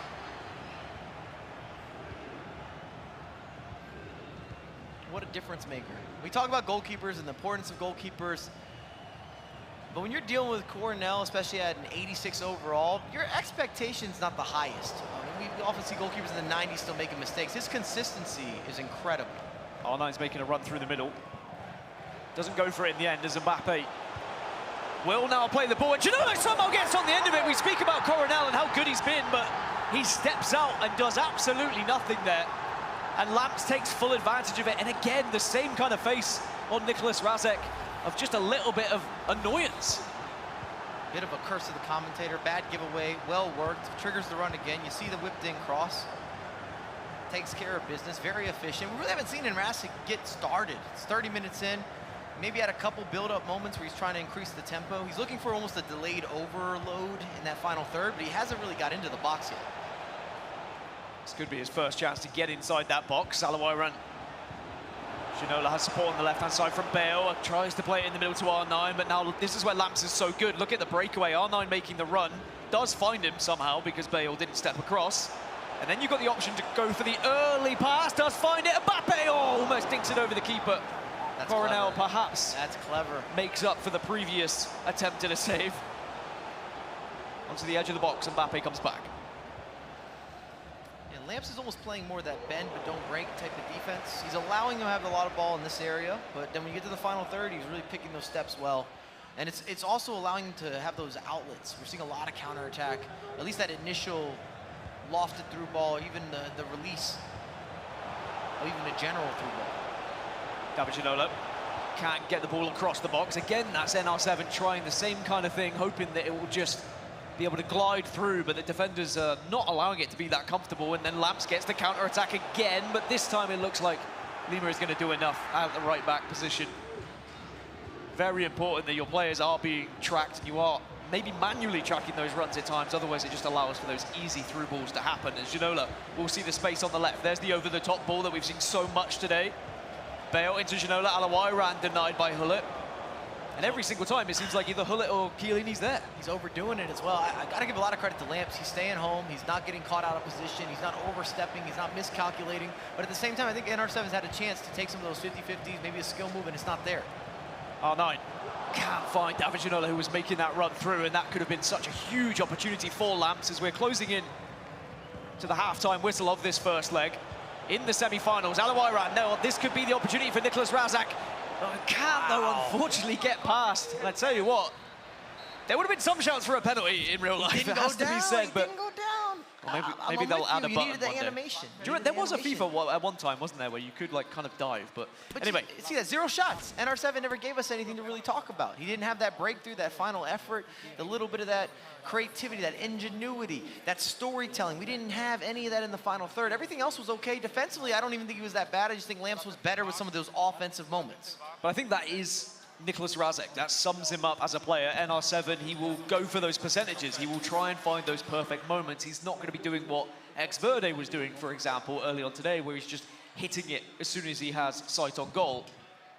There's going to be a bit more strategy there. And also, one thing I will credit NR7 for is he knows how to pick apart his opponent. He's going to learn a lot in this first leg. As you can also see in the other semi-final, Paulo Neto is up 3-0 now against Lou. So as it stands, the LS1 and the LS2 Grand Final would be repeated here at the eMLS Cup, but still plenty of FIFA to be played. Man, I used to call Palinetto the artiste, the way that he's able to create a masterpiece on the offensive end, but I'm thinking he's more of a predator nowadays. He does seem so ruthless, does Paolo Neto, and just seems to pummel his opponents into the ground. As for Lamps, he knows exactly how that feels. He's been on the receiving end of it, and he'd love to act revenge here today, but he has to get through NR7 first. It started well, but it can all very quickly turn around. All it takes is one attack. Oh, beautiful! NR7, there's that little bit of magic we were searching for. Boy, was that special. Again, some of the goals that we have seen on display, I'm not here to overhype anything. That's just one of those moments you're doing something unpredictable. You're creating a little bit of havoc. It's calculated. You're well-spoken. Just a little reminder, you're still in the game. But this could be a response, and oh, it's Lamps again doing what Lamps does very best. It's responding instantly and just taking out any sort of momentum that his opponent may have found. Well done. What a reply. And it's a simple goal, too. Pass and move, a little tiki-taka. Finds the extra pass, time green, goalkeeper movement done wrong, or it's a great read from Lamps, however you want to interpret it. And he's now back secured with a 2-goal spread. It's so good for your morale if you can reply that instantly and just don't allow your opponent to get back into the game. It just calms you down and keeps your opponents second-guessing themselves a little bit. But NR7 coming forward again. Can't get the ball through. And Lamps can break away with them. Kunku, it does have a lot of room to work with if he can get over the top of that right-hand side, which he's been happening a lot. It's been a left-hand side attack from a lot of these players, but now this is what I was talking about. The right-hand side does have its vulnerabilities as well. If Gareth Bale is pressed up as now, Nkunku runs into that space. Has players to work with, has Mbappe next to him. Mbappe does leap past one, but can't get past the second. Still a lot of time to work with. And remember, these are 2 legs, and it really shifts the way that you play FIFA. And when you have this much experience, if you're in Racing, even Lamps at this point, I know he's only 20 years old, but once he started competing, he started making the finals, he started making the semis. He was at the LAN events. He was incorporating, starting himself a little company. I mean, he's been the prodigy that everyone's been talking about for years. I met Lamps when he was 14 years old, and he was already at a pro level then. To give you an idea, he just wasn't able to compete. So that's kind of why he's always been knocking the door. He's always been next up. We always expected him to be at this point. I think with the dedication that we've seen from Lamps and also the passion as well, it's not only the North American region that he's going to be on top of, but internationally, I'm sure we'll be seeing him continuing his fine form. As you said, in the FGS, he performed well, but it's about how far can he go when we talk about the E-World Cup, for example. But for now, Lamps is very much focused on winning an eMLS Cup because he has not been able to do that so far this season. But David Ginola can make it a second for NR7. It's a nice passing game from the German, and he makes sure he gets himself right back into this one. Just a practitioner with the way that he's able to pinpoint, find the lanes. Again, align that timing. Pull players out of position. And both games are actually 3-2 at the moment. We can see a little glance over towards the other semi-final. So Lou, who was 3 goals down, has managed to bring 2 back. So it's not quite going according to script right now. As both the underdogs, as it were, are showing they're not going to go down without a fight here, Mike. And that means we're going to get some very, very exciting ends to these semi-finals. And this is only the first leg for now. We still have plenty of action still to come when leg 2 comes around. As we're now back underway, Lamps gives the ball away to NR7, but thankfully can recover, so he doesn't have to worry about it. And since they can hear me, why don't we add a little bit into the equation? Might not get the chance to. Oh, Lima does his defensive due diligence and makes sure he heads that one away. This match puts you in the money. This match puts you in the playoffs. This match helps you negotiations, your longevity as a professional. Getting to the finals is a big deal. Winning the finals is even a bigger deal, but I'm just saying there's a lot on the line here. Multiple facets. Some would say dynamic. Here's Lamps, Alawiran. Oh, it's a mistouch. It's a mistouch, Dan. He didn't need it. Again, if you saw maybe Mbappe or R9 on the end of that, A different matter entirely, but Alawaran, he's quick, but sometimes lacks in other departments. Liao manages to get it in on the response. R9's there to follow up. The poacher of all poachers ties us up here 3-3. And that is going to be frustrating for Lamps. Maybe felt like he'd done enough. But NR7 right back into this game. That is quite the deflection. Maybe a little Christmas in March, giving out some presents. So it's not just going to be straightforward here for Lamps. After reinstating that 2-goal lead, he was probably feeling quite comfortable, but NR7 demonstrates why he's won trophies on an international stage. Here's Alawaran. A bad touch before and a bad pass this time, but he does recover. Chiellini into Davies, and now Davies look to stretch his legs on the left. R9 is there in the middle as well, but just got to try and find those passes, but it's so difficult. We're seeing the value of those subs. I think the first competitor that I've seen use the likes of Leal, who of course impacted that goal coming off the bench. You see Alphonso Davies, again, another one of those fullbacks that has the versatility to become a winger. He could be a center mid. You could really even play him as an attacking mid at this point. He can do it all. Sometimes it is worth going to that bench and getting those fresh legs as Lamps is offside, that was close. but it was Inches. so close. As Mbappe almost steals it away from Sergio Ramos as well as he's pressing, but NR7 potentially with the last chance of this leg here. He might hold on to the ball for a little bit just to ensure that. He'll do his best to do so. And why competitors do this is to make sure they secure that last opportunity, no counterattack. They either score or we're wrapping it up and moving on to the second leg or going to extra time, whatever it may be. If you played a lot of FIFA, it's important to be able to have some of this game management. It's essentially a free attack. We've spoken about it for years in FIFA and it hasn't changed. As now we tick into added on time, so this is where NR7 has the freedom. He can go forward, he can take a risk and know he's not going to be punished for taking that risk. Here's Nkunku. Is it going to pay off? Doesn't get past Marquez, and it is going to be the final whistle of the first leg. All square, 3-3 then, between Lamps and NR7.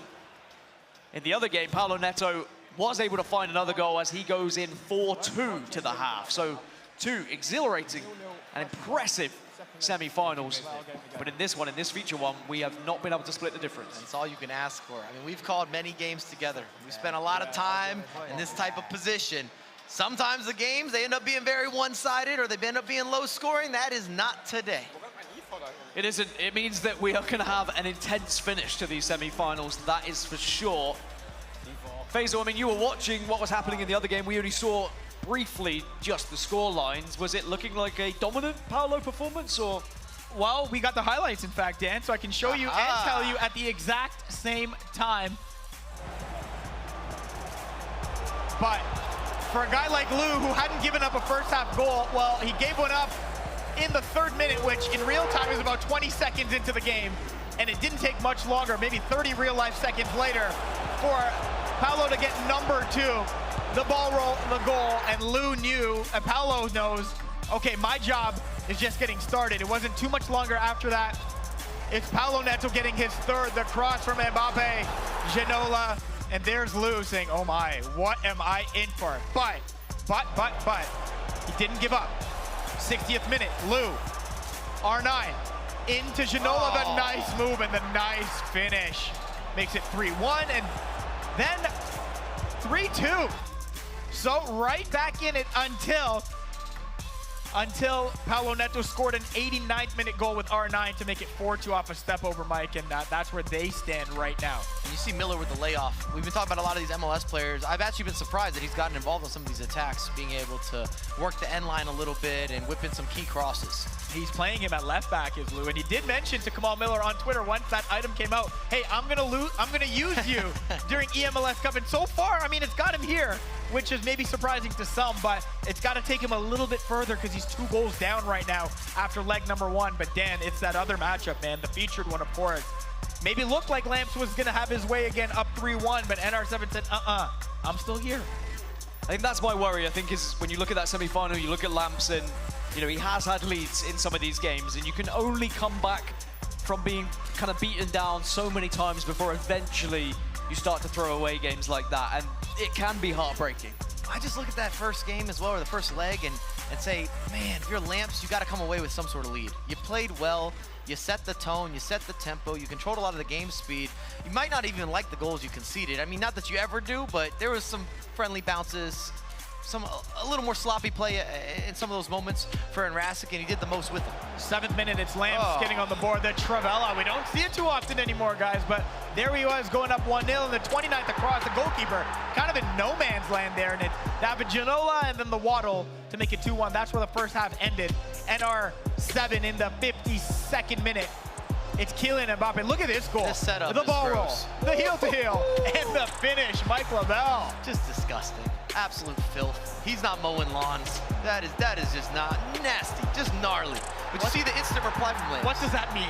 He's not mowing lawns. Like he's leaving the lawn, it's grass is everywhere. Oh, okay, cool. I still don't get it. 3-1, and then NR7, the 2-goal comeback starts with Alawaran to Ginola across the body. It's 3-2, and then this one here. Yeah. This is a bad animation from the goalkeeper.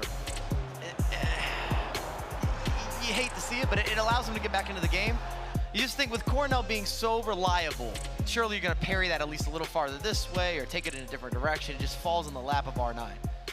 You can't get past the mowing of the lawns. And we have a game There's some weeds fallen into our laps. A great one, a great 2 if we're being really honest with you right now, guys. 4-2 Paolo Neto over Lou right now. 3-3 Lamps and NR7, everything to play for in leg number 2. A reminder, we have drops enabled on Twitch. Just make sure to link your EA and Twitch account and watch the stream for at least 60 minutes to receive an eMLS crest, tifo, jersey, stadium dressing, as well as an FGS player swap token. We also have a contest for those watching on Twitch where you can win MLS Store gift cards, DoorDash gift cards, and there are 60,000 FIFA points up for grabs to win. Participate in questions from the Sport Buff extension to earn points. If you're watching on other platforms or channels, come to the MLS Twitch channel to enter, and at the end of the show, the top 10 on the leaderboard will receive a whisper on Twitch to claim their prize. Restrictions do apply. See the panel below for contest details. Gentlemen, Dan, specifically, how are you feeling?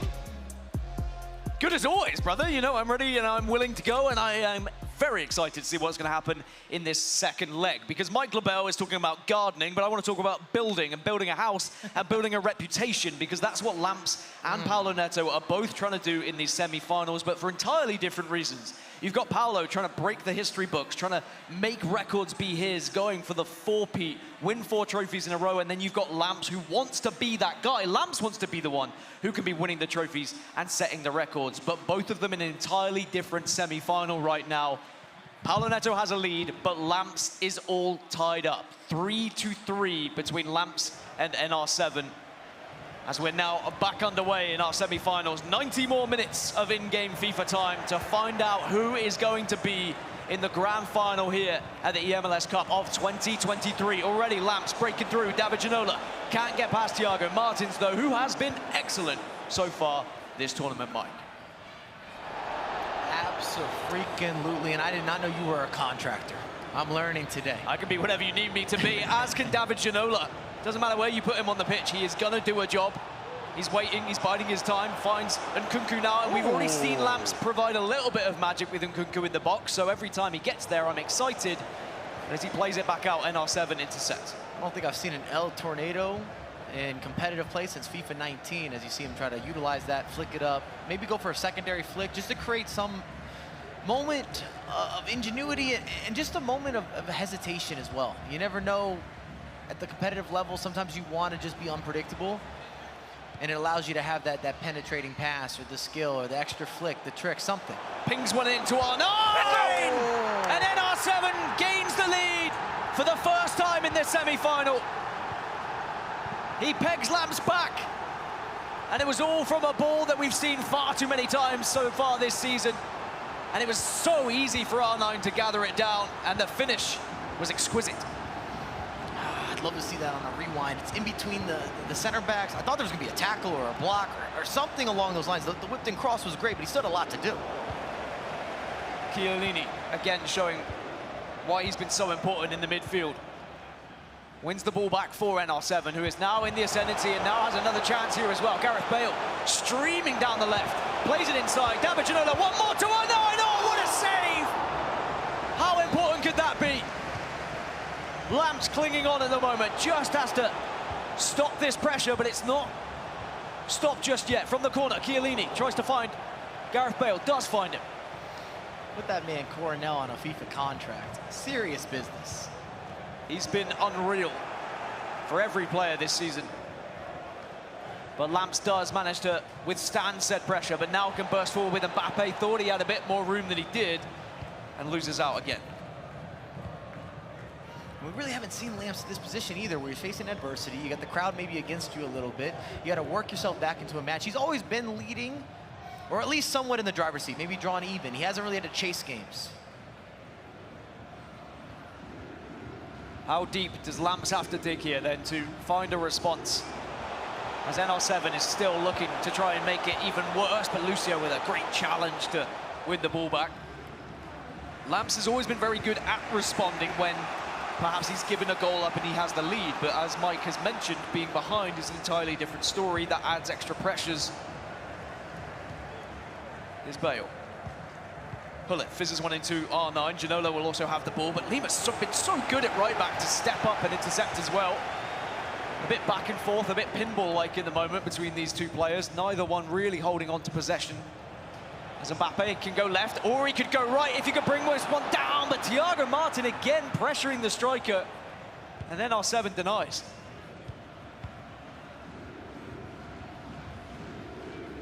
Here's Mbappe. R9 making the run. Doesn't quite play it to him though, and it is very iffy now between these two players. There's perhaps a lot of nerves that are starting to kick in between the two. Yeah, a little bit of that itch, Dan. And maybe feeling the moment. They know how important the next goal is. If you're Lamps, you draw it back even, no big deal. If you're able to extend to 2, clock's now on your side. If you're in Rasic, you just sit in a different position, maybe switch formations, tactics. You start to sit a little deeper. And you spoke about it as well. I mean, not just a grand final on the cards and the extra money as well. You've got to talk about the FIFA World Cup spots that are up for grabs. This could be a career-defining game for both of these players. I mean, NR7 arguably maybe doesn't need it as much, but you could say the same for Lamps with his success and what he's been able to do in the North American region. But it still could be something that just projects you to an even higher point in your career. Whether that be new sponsorships, more money, bigger games, some trophies. It's all there for both of these players, but who's going to seize that moment? Alawairan into Hullet with the heel-to-heel, denied by Bale. The idea was good. I don't think he sold it enough. We've seen that trick once or twice. You really have to bait the defenders in order to pull them out of position to maximize that skill move. Lamps just triggering these runs and hoping to find one of the strikers through, but Bale's touch not quite good enough. Again, though, it was, I think, an offside trap that was springed by NR7 so that those defenders were up and pressing those strikers. He's not making things easy right now for Lamps. In fact, he's making it very difficult, but here does come Lamps again, and Nkunku has the skills to work with. Here's Mbappe, plays one more to R9. So many players in the box, but he can't quite get round them. And I was just going to ask for it, saying we need some moment with some innovation. We need that genius. We need that invention, or the inventor. He's creative at the top of the box, but didn't quite break through. R9 making the run. Mbappe actually will just run into space here, but Sergio Ramos showing why he's so important. As NR7 just holds up. We talk about percentage play. That's very smart defending. With Ramos there, he kind of gets to play the pass and be able to step into space. He's challenging you on a 2-for-1. As you can see in the other semi-final, it is 5-3 on aggregate between Paulo Neto and Lou, so he is still holding the lead as Paulo, but Lou's still in that game. It's not a definite over there, as our reigning eMLS Cup champion still looks to try and make it back-to-back grand finals. And looking to try and make it 4 trophies in a row. But here in our main game, it's Lamps versus NR7. About to go to half-time, though, as the half-time whistle blows in the second leg, and it is NR7 who currently holds the lead. I think it's going to come down to the wire. We talked about it. We built it up. I mean, you talked about doing construction work. I don't know if it's pro bono or if you got to pay some extra figures behind it. Either way, you can see the discussion here. You're going to see tactical adjustments and changes. I'm going to call it early. I think Rasic's going to go pretty defensive here by the 60th minute. I think he's already got his second formation lined up. Remember, you can do this on the fly if you're playing FIFA. You don't have to pause the game and do that queuing scenario time and time again. The only times that you see a lot of those pauses are more so directed at substitutions and those types of changes. Well, we're back underway. Between NR7 and Lamps, 45 minutes left before we find out who is going to be our first grand finalist here at the eMLS Cup of 23 here in Austin, Texas at the ACL Live, where so many incredible talents have graced these walls. Who is going to be the best FIFA player in the region as it's all said and done? Here comes Lamps with a chance, but too many players in the box. Lamps got a rare mistake there from Inrasic. Really got to capitalize. Again, once he got that inside pass, I think you need a little something for that extra productivity just to clear the lane. There's Gareth Bale again, who's been so good on this left-hand side and has worked the fullbacks constantly, but Lima doing his own defensive work on his side and also showing why he's been so important. What a ball that is, by the way, R9 into Mbappe, but why have you passed it again? Maybe a missed pass, perhaps, but Lamps will be thankful that it has been an extra pass indeed. It's misaimed and miscalculated. I can see what he wanted. It's just going the wrong way. NR7 looking dangerous, though. Bale, there's the pass, he won it! And NR7 erupts. Because now he's got the 2-goal cushion. Now he's looking the more likely to get to that grand final. And again, he opened up the body. It makes it look like you might go across the body. You don't. You hit it on the near post. It makes that goalkeeper movement freeze for just a second. Lamps, who has been in the LS1 and the LS2 grand final this season, now finds himself with his back against the wall. What does he have left to try and get back into this game? Can't get past the defense on the first occasion. We'll have to go back to the drawing board a little bit here. And I wonder whether there's going to be any sort of tactical changes that are coming up. But NR7 still looking to try and punish, still looking to try and generate even more of a lead here. But of course, if he goes forward, that will open up chances here for Lamps. He's got to go forward. I don't love the pace of the game right now for Lamps, especially considering that now he needs 2 goals. He has all the ability. He just hasn't been as active. You don't feel as dangerous when you're watching this game.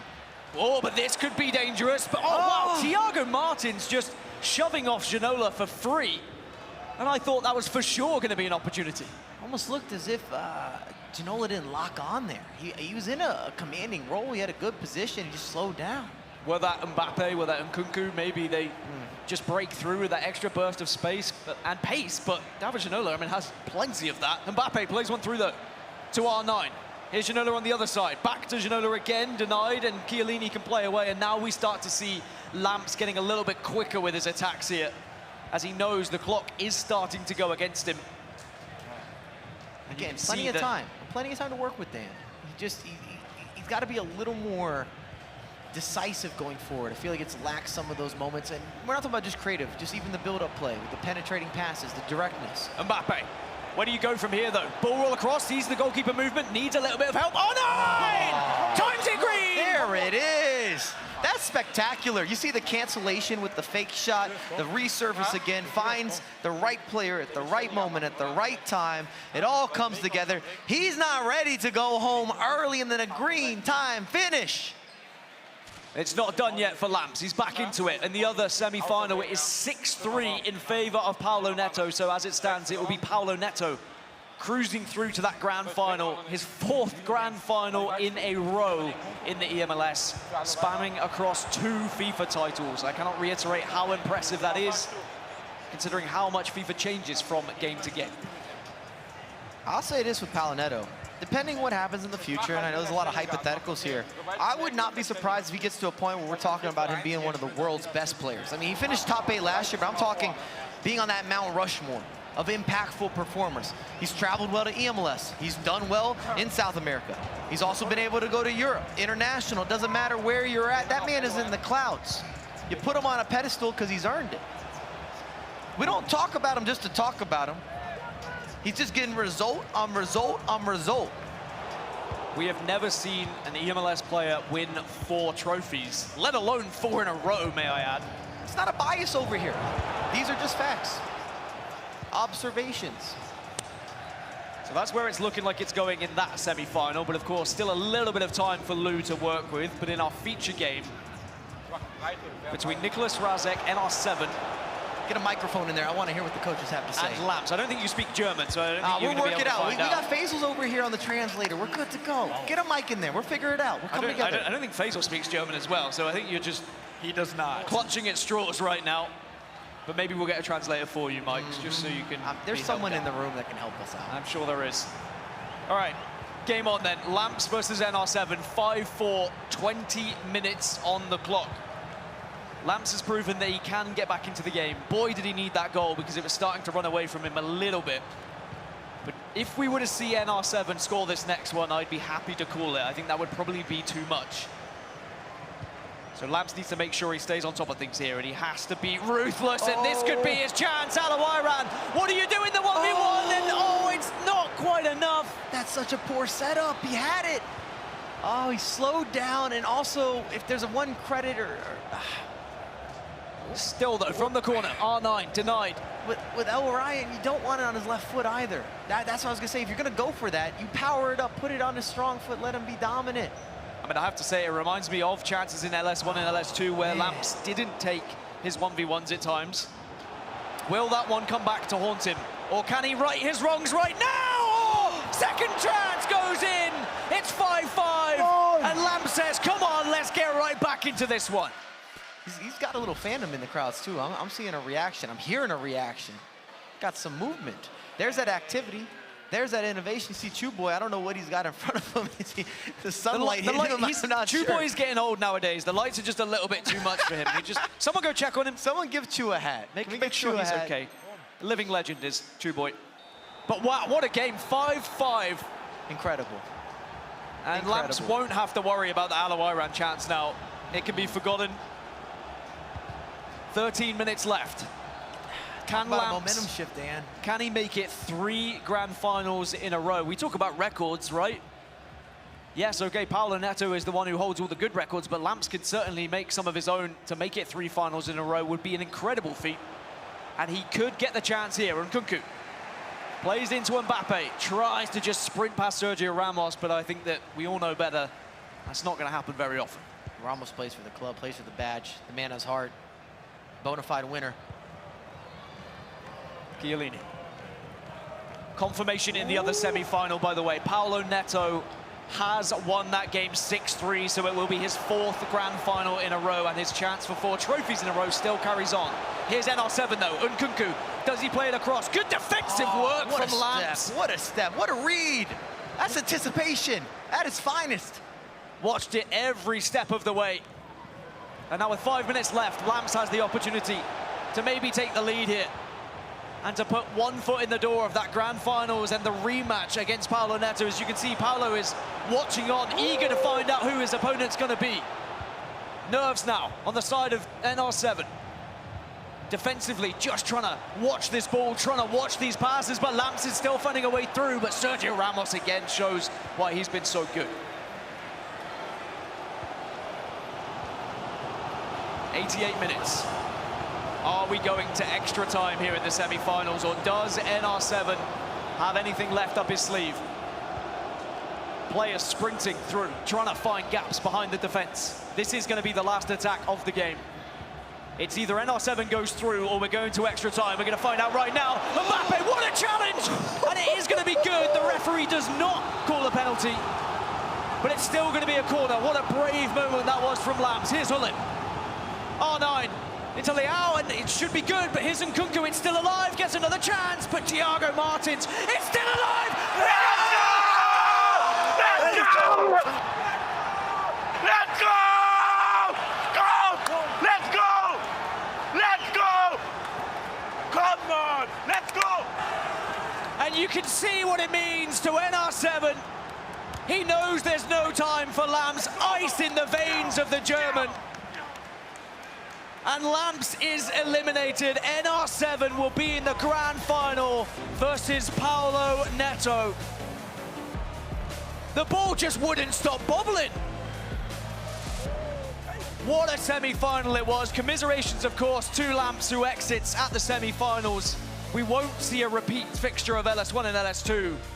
But what did Mike Labelle say right at the start of this show? NR7 is on a mission. He believes he is the man to take down Paolo Neto, and he will get his shot in the grand final. We did an event on Friday. I talked to NR7. I said, am I going to see you? He's like, no, I'm focused right now. I have no distractions. I'm coming for Paolo in the finals. And what a reaction it was. And look what it means. It's not very often you get to score a goal in FIFA and know your opponent is not going to have the chance to even attack, because it was literally the last kick of the game. NR7 finds himself in a grand final against Paulo Neto and Faisal. I mean, you talk about drama and we talk about passion. This tournament's had everything. Including goosebumps, which is what I have right now. That was unbelievable. That was insane. That was intense. I said it off the top. I prefaced it. The first two events we had this season, yeah, they were fun. They were dramatic, of course, but it's nothing compared to what we were due to have here in Austin today. And you can say it, Mike LaBelle. Each round has been more intense than the last, capped off, of course, by a winner at the death by NR7, who's now in the final. Got to be said as an observation here, the finals of the two internationals as well. We're looking at this. We got lined up. We have Paulo Neto coming from Brazil. Rookie season here with NR7 from Germany. Didn't have the breakthrough in the first two events. Came to play, came to shine, came with some momentum, came with a mission, came with the final product. 90th minute certification. Signed the petition. Oh man, we were so close to not having to fill out this bracket just yet. We were on the cusp of extra time. Dan, I feel like you thought we were there already after that first shot got stopped, but like you said, it just bobbled and didn't go back to Lamb for any kind of sustained possession. And here we are. It was heart in the mouth moments. You know, you've been there as a player where you just want to get that ball out, but it just seems to be stuck to your opposition. Lamb's probably thought he'd done enough, goes out for a corner, but NR7 just was relentless with the pressure. It's one of those things where on another day, it probably goes to extra time, and Lamps does have more time to get back into it, but not this day. It's NR7's day. You'd argue he was literally 3 life seconds away from an extra time moment there with the momentum on his side after scoring 2 goals to even it up with Lamps, and now he is out, and this is our final. Paulo Neto versus NR7. I can't, guys. I'm like ripping through stuff. I think I'm hitting you like 100 My times. notepad's not big enough. I have bruises. I came all just wrong. from both of you, by the way. No, this is insane. This is insane. Stop hitting me, right? Everything's filmed. That one was on camera. That one was on camera, so Remember we're good. this. We're good with that one, man. Just everybody, too, feeling it. Everybody insane. Everybody intense. And, you guys good? No, I don't think I am. I don't think I was ready for that. I think I was fully expecting extra time, and that caught me off guard. I was all in for, I was thinking about, okay, let's talk about extra time. I've got 30 more minutes to build this hype, but then unbelievable end to a game, and I mean, that's what we ask for in FIFA Esports. It's exactly what we ask for, and I'm curious as to see what Denise will ask NR7. He is standing by. It's our player interview presented by TikTok. Yeah, thanks, guys. So, oh my God, first of all, you pulled such an upset out there. It's your first eMLS. What are the emotions like right now for you? Yeah, it was a really big game for me. That game meant that I secured the World Cup playoffs, so it was a really big game, and I ended it in fashion in the 90th minute. There's no better feeling than scoring in the 90th minute because, you know, the game is over after that. And what were your emotions walking into the match? I know there was a lot of pressure from the fans. Again, the pressure just having so many firsts this year. We're at South by. Like, what were your emotions walking in? Yeah, I just went into the game and I really wanted to win that game. And I was really nervous before the game, and I was playing really bad at the beginning. I was 2-0 down really quickly, and then luckily bounced back. So I'm really happy, and I'm a little bit, the first step is made, and now I want to make the next one to the trophy. Yeah. No, I love it. And we also saw some of your reactions out there, some of your emotions. What were all the things that you were feeling? It was like some frustration, but also some redemption, some... Yeah, I mean, at the end, I was just really happy, and to won that game, and so, at some point I was just like a little bit frustrated because I missed some chances, and I'm always like really emotional. Yeah. So next up you have Paulo Neto. What is your mindset walking into this match? I just want to walk in that game and win that game and bring the trophy home. I love it. Simple man, I love it. Back to you guys. I swear, as that's happening, Michael Bell is replying to his own tweet with the prediction that he got right with the eyes emoji. Get out of my phone. Get out of my shoulder. Like, give me some space, bro. Give me some space. Yeah. Can you just move? He's so close to me all day long. I'm just trying to live my life. I tried to sit on the couch alone earlier, and Faisal sat right next to me. What are you saying? We had like 3 couches right next to me. Okay, we're gonna. Let me live. You good? I'm good. Okay. I will say that does mean we're tied on predictions. going into the grand We're not finals. even That's there yet. interesting. We're going to get there in a little bit, guys. You don't have to jump the gun. Let's look at some highlights from the match that just was, the intensity and the insanity that was this second leg. NR7, R9, 10th minute. He goes up 4-3. Then in the second half, same characters. NR7 with the build-up. It's R9 with the finish. This a little bit more methodical, Mike, a little bit more technical. That shot near post as well. Quality build-up, undeniable. Everybody, I think, would give a couple thumbs up. Hand clap, certification, done, dusted. But Lamps has an answer. Had an answer. Yes. Got himself back into the conversation. Rejoined the group chat. You see some of this long, drawn-out build-up. And that's what it takes sometimes to find the space. Looking for options. R9 taking the space. Mbappe, lots of space to work with. Good decision-making. Love a little cancellation, resurfaces. I'm telling you, this is brilliant. I'd love to watch it back, critique it, compliment it, make it an extra special product. You see that whipped in cross. Cornell again. I mean, it turns into a rebound. But what a save, and then Here we go. We're gonna hear Dan's voice over this, I'm sure. I thought it was done here. I thought it was done here. I thought it was done here. I thought it was done here. I thought it was definitely done here. I definitely thought here, and then for real, it was literally done. NR7 at the death, winning it and securing his spot in the final. And now he will take on Paulo Neto, who's going for 4. And if you missed any of that, we'll show you highlights of that one. Paulo Neto taking on Lou. Look, it was a 6-3 final, but it wasn't as convincing as we've seen from Paulo Neto in the past. Up 4-2, it was Lou getting the first goal. Maybe a soft one, guys, but he'll take it. Puts him 1 goal down at that time, Dan. Also, I will say, I mean, you look at these semi-finals and we talk about international representation. You've got Lou, Paulo Neto, and Nicholas Razek being 3 of those 4. And then you've got, of course, Lamps as the North American. This league is becoming so competitive now from every single region, it would seem, as teams are starting to try and find the best players they can possibly find in the world. What a finish from Lima, just on the side. Yeah. I remember a new fullback that's been introduced, just got a new updated item. I mean, to reach for that, to finish that with that tight How did angle, he do it? just to reach for that. Okay. What, you gonna challenge me? Are you I've been good? taking yoga. I'm in Austin, bro. You've been talking about how much your leg's been I hurting got all all week, the but it was, Bohemian vibes you were that you're stretching missing out just for on. this. Stretching just for this moment You gotta right be here. in shape for these types of opportunities. Okay. I don't know. Just, Should we move on? yep. Let's move on. Are you good? I feel great. I don't know what's the problem here. You asked me to do the double take. I gave you the double take. I was just curious You're what was welcome. happening. I can Anyway. get it higher if you want. Let Faisal do his job. We're going to take a quick break here right now, okay? We've got our final on the other side. A reminder, of course, MLS Season Pass is now available worldwide on the Apple TV app. You'll get access to live broadcasts and replays of every match of the MLS regular season, Audi 2023 MLS Cup playoffs, and Leagues Cup all in one place with zero blackout. You can watch your favorite team and all the highlights from anywhere. Click the MLS Season Pass panel below or the link in the chat to sign up now. We're gonna take a quick break. Up next, it's the final round here at eMLS Cup presented by Coca-Cola Zero Sugar and TikTok. Paulo Neto for history versus NR7. Stick around.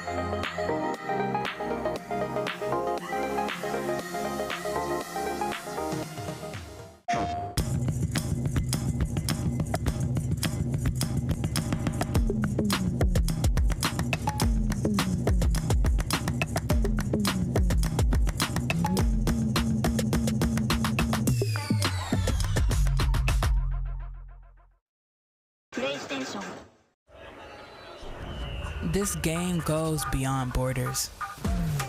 For the first time, my worlds collide. We'll practice old traditions while making new ones.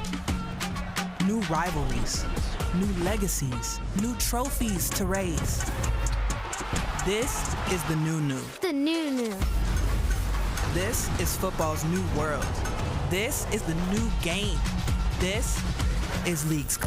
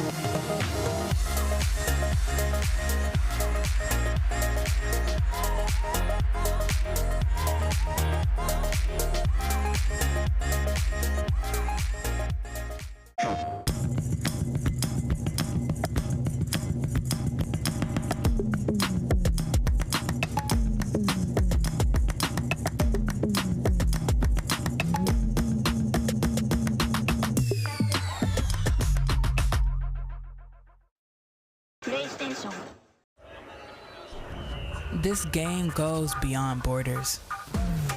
For the first time, my worlds collide. We'll practice old traditions while making new ones. New rivalries, new legacies, new trophies to raise. This is the new. The new. This is football's new world. This is the new game. This is League's.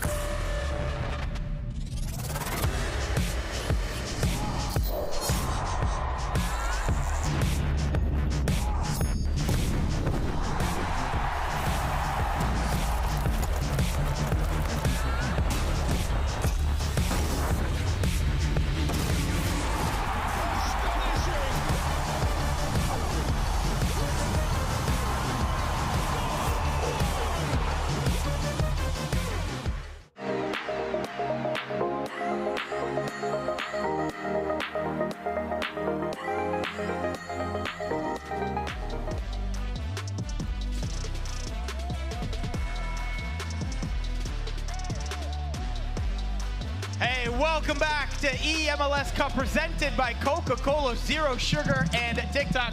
We are live from ACL Live right in the heart of South by Southwest. We're in Austin, Texas, where we've got NR7 and Paulo Neto getting ready to go. NR7's path was an insane one. King CJ, then Lambs, and now potentially Paulo Neto to help break it down. While Paulo, he went through X Verde, the hometown favorite, then Lou in the semifinals. Now he's getting set for his fourth potential trophy in a row. It is insane, it is intense, and we are just building up to what should be a great, great final. I'm Faisal Kamisa. We've got Dan Gaskin, Michael Bell, Denise Jones in the house with us. What a day it's been. I want a thought from all of you. Dan, you first. Denise's predictions have been pretty good today, it has to be said. She's gone against the grain, and maybe she hadn't learned a lesson about sticking with Mike LaBelle, but it seems to have worked today. I was right as well. That's literally what I just said, It's Mike. not about you, Mike. Hey, Mike. He just complimented you. In one ear, he did just out compliment the you. other. But this tournament's been nuts, right? That NR7 game was crazy. Mike, what are your thoughts so far? Woo. I mean, we say this a lot of times, but the games have lived up to all the hype. Everything, and more. It and doesn't more. always go that way. Sometimes we're really trying to build something and it's just not there. Opposite situation today, and I can't wait for this final. Denise, what's going on? You're so close to the action. What are you seeing? What are you hearing? Guys, it's never been more compelling to just be in the crowd because you can feel all the energy, the hype. You can smell the fumes, if you know what I mean. Like, there is a lot of tension that's being held, and these guys are like, yo, as soon as they win, it's like, kumbaya moment. It's amazing. Mike, I don't know if you can... What's that aroma like? Let me know. You should know. You should know. I'm staying out of there. I'm over here. I'm staying out of there. No, but it's been great. I've been having a lot of fun. And I've been getting lucky with these predictions. I mean, it's just such a good time Don't here. call it lucky. Don't skill. call it lucky. It's Just skill. say it's skill. Yeah. Exactly. You Just know, say you knew what you were doing. Being nice did a little 'cause it's my research, did a little prep. I was being nice because it's my first time, but yeah, you're not wrong. I did all the prep. I did all the research. So yeah, I'm glad I got my wins. Okay. Before we get into our final match, let's take a look at the moment of the day so far presented by TikTok. That was from Lambs. Here's Hullet. R9 into Liao, and it should be good, but here's Nkunku. It's still alive. Gets another chance, but Thiago Martins, it's still alive. Hullet!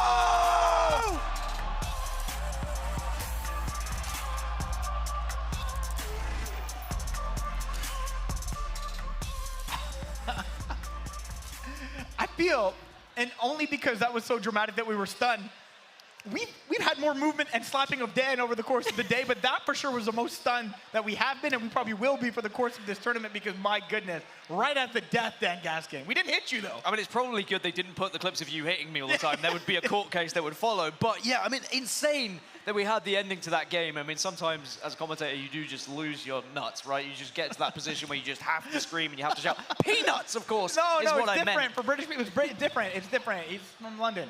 Yeah, I get away with it. But obviously, insane moment, right? I mean, we all show appreciation in different ways. Like, I feel like us making contact with you is just our way of saying that this is an exciting moment. I have a thought. I Yes. think that in that moment when Dan was like, "Oh my God," and the guns were out, it was like signaling, guys, don't hit me in this He moment. went away from you. Yeah, It don't. was like we this had is a- not to be fair, played with. Yeah. he has gone to the gym every day since he's been here, preparing for a moment You know like what, that. Dan? Where Hey, he was Dan, going to give me get some. slapped by both of us. Yeah, I got you. Oh, you just That gonna wasn't leave her for me, hanging? Not but I'll cool, take it not anyway because I cool. didn't want to leave you hanging. Not He had cool. no My clue God. what was going on. No, did that hurt? I was Because just of his- trying to ignore everything that's happening. Even you do even the gym bro, you know, nod on that too, you know. Some of the other reactions can be found on Dan's left and right shoulder from today's day as well, given what Mike LaBelle and I are doing. But you know what? When I was watching that back, the most, I think, compelling part was that obviously you let out the moment, crazy.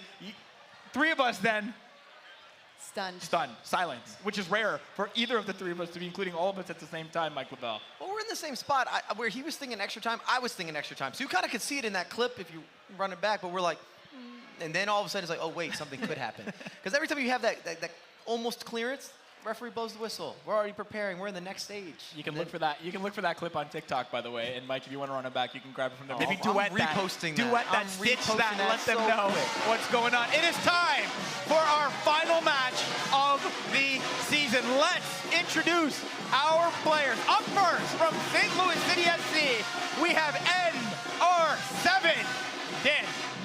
The German legend who joins this season, and he is a man on a mission. He, quote, said, I will be the one to take down Paolo Neto, and he is one step away from doing just that. And I wouldn't be surprised if we see some drama-filled moments from this man on the main stage. He was signing autographs during the break, taking pictures with kids, letting the people get on his side, trying to gain the affection of what is an unbelievable crowd. There's our three-time eMLS champion, Paolo Neto. No introduction needed, Mike LaBelle. Absolutely not. The man has a certain steez with the way that he walks up, a confidence. He's young, composed, and promising. Gets better every single year. And he's looking for not the one, not the two, not even the three-peat. The man wants a foursome. Just not like that. Don't okay. even take it like Just gave him a nice handshake too. Just gave NR7 a nice handshake. And maybe a handshake saying, hey man, next time you touch his hand is after I'm gonna have the trophy in it as well. I don't know, I'm just saying. He would never say that. He's very kind, but I'm gonna try to get into his head, be his interpreter a little bit, and tell him what's going on. The band is hyping it up and letting us know this moment is big, Mike LaBelle. And you were there this morning. We saw Paolo Neto before breakfast. I told him what Inrasic had to say. He said, oh, okay. Okay, that's it, but with a little bit of a smirk. Oh, I think he was just like, oh, okay. Not like, oh, okay. I don't think the octave went up a little higher. Let's set it up, Dan. Well, you can see the stats on your screen. I mean, what more do you need to know? Paolo Neto is going for 4 trophies in a row. He's also trying to match an incredible season that we've only seen, once before in MLS, of 3 in a row in one season, winning LS1, LS2, and the eMLS Cup. But it's the fact that he won the eMLS Cup of 22. That would break the history books that he goes back-to-back in eMLS Cup, but also doing it 4 trophies in a row. On the other side, you've got the challenger, right? You've got NR7, who's won trophies on the international stage. He's won trophies where there's been incredible amounts of prize money involved as well. He knows how to deal with pressure, and perhaps that's why we've seen him excel here today, because the pressure is lumped on these players. But that's what they're both competing for. Oh, what a the gold beautiful trophy. Gorgeous, Stunning. gorgeous, gorgeous. Stunning. Fans have had their opportunity to raise a version of that as well, to feel like they're part of it, but the next one we see raised will be to crown the eMLS Cup champion. We're so close now, guys. We are so close. And before we get into the game, of course, we know what we need to do. It's time for pre-match predictions presented by Avant, where we'll all get a chance to predict the winner. Of course, the 4 of us will each make a pick. In chat, you can do so as well by voting in the Sport Buff extension on Twitch. It is the last one of our season. You guys feeling okay? I'm gonna kind of go with... Yeah, send it. Okay, go ahead. Yeah, I've been thinking about this all day because I knew this morning what it was going to look like for the finals. So, as much as Inrasic has the confidence and he's on a quest and everything that's all inclusive, and I support that. I can't do it. My emotions. I'm an emotional guy. My heart says it's going to be Paolo Neto. Why would you give it to him first? You see we're tied. He took it. He said, okay, so I didn't even want to, but I'll wait for you then, Denise. What do you got? It's tough, you know, because just watching these guys today and hearing like even their journeys walking in, you hear Paolo Neto and he's 20 years old, but he's like, you know, I get a good night's sleep, I'm eating good, and I'm like so focused walking in. But then you hear NR7 and he's like, you know, it's my first year, I'm just excited to be here, and I'm taking it just competition by competition. So just for the sake that Mike has already made his decision, I like to bring the competitive spirit. There you go. You know what I'm saying? There you go. And I hope to be able to talk some smack to the group. Mostly Mike you're doing here. quite well already. NR7. Okay, NR7 for me. NR7. Okay, Dan. You look are you okay? Are you stressed You right look now? He's sweating. stressed. He's sweating a little bit. I've not gone against Paolo for the last year, right? I predicted him in the eMLS Cup. I predicted him all year long, but I also don't want to tie with Mike LaBelle. So I'm going to go NR7, and I'm just going to try and just win the prediction game, whatever.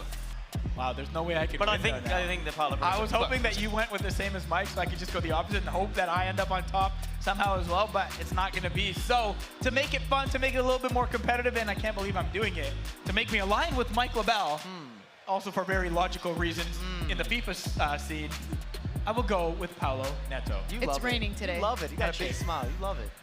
It's okay, Dan. We got it here. We got it here. Can I get one of... No, not the competition, Dan. sorry, Come on. Of I course, just saw a fist bump. you guys figure this one out. I'll let everyone else know. Paolo, of course, is going for history. History. Dan set it up, okay? Most titles in MLS, in eMLS. He could clinch that #1 spot with one more. That one, of course, would be this one. It started a year ago at the 2022 eMLS Cup. 2023 League Series 1 in New York, 2023 League Series 2 in New York, and now back in Austin, a year away, a year removed from his first conquest. He goes for #4 in a row. Dan, Mike, y'all ready? Oh, yeah.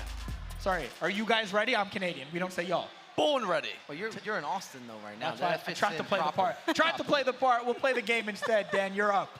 Thank you very much. We've got the grand finals about to come onto your screens for the eMLS Cup of 23.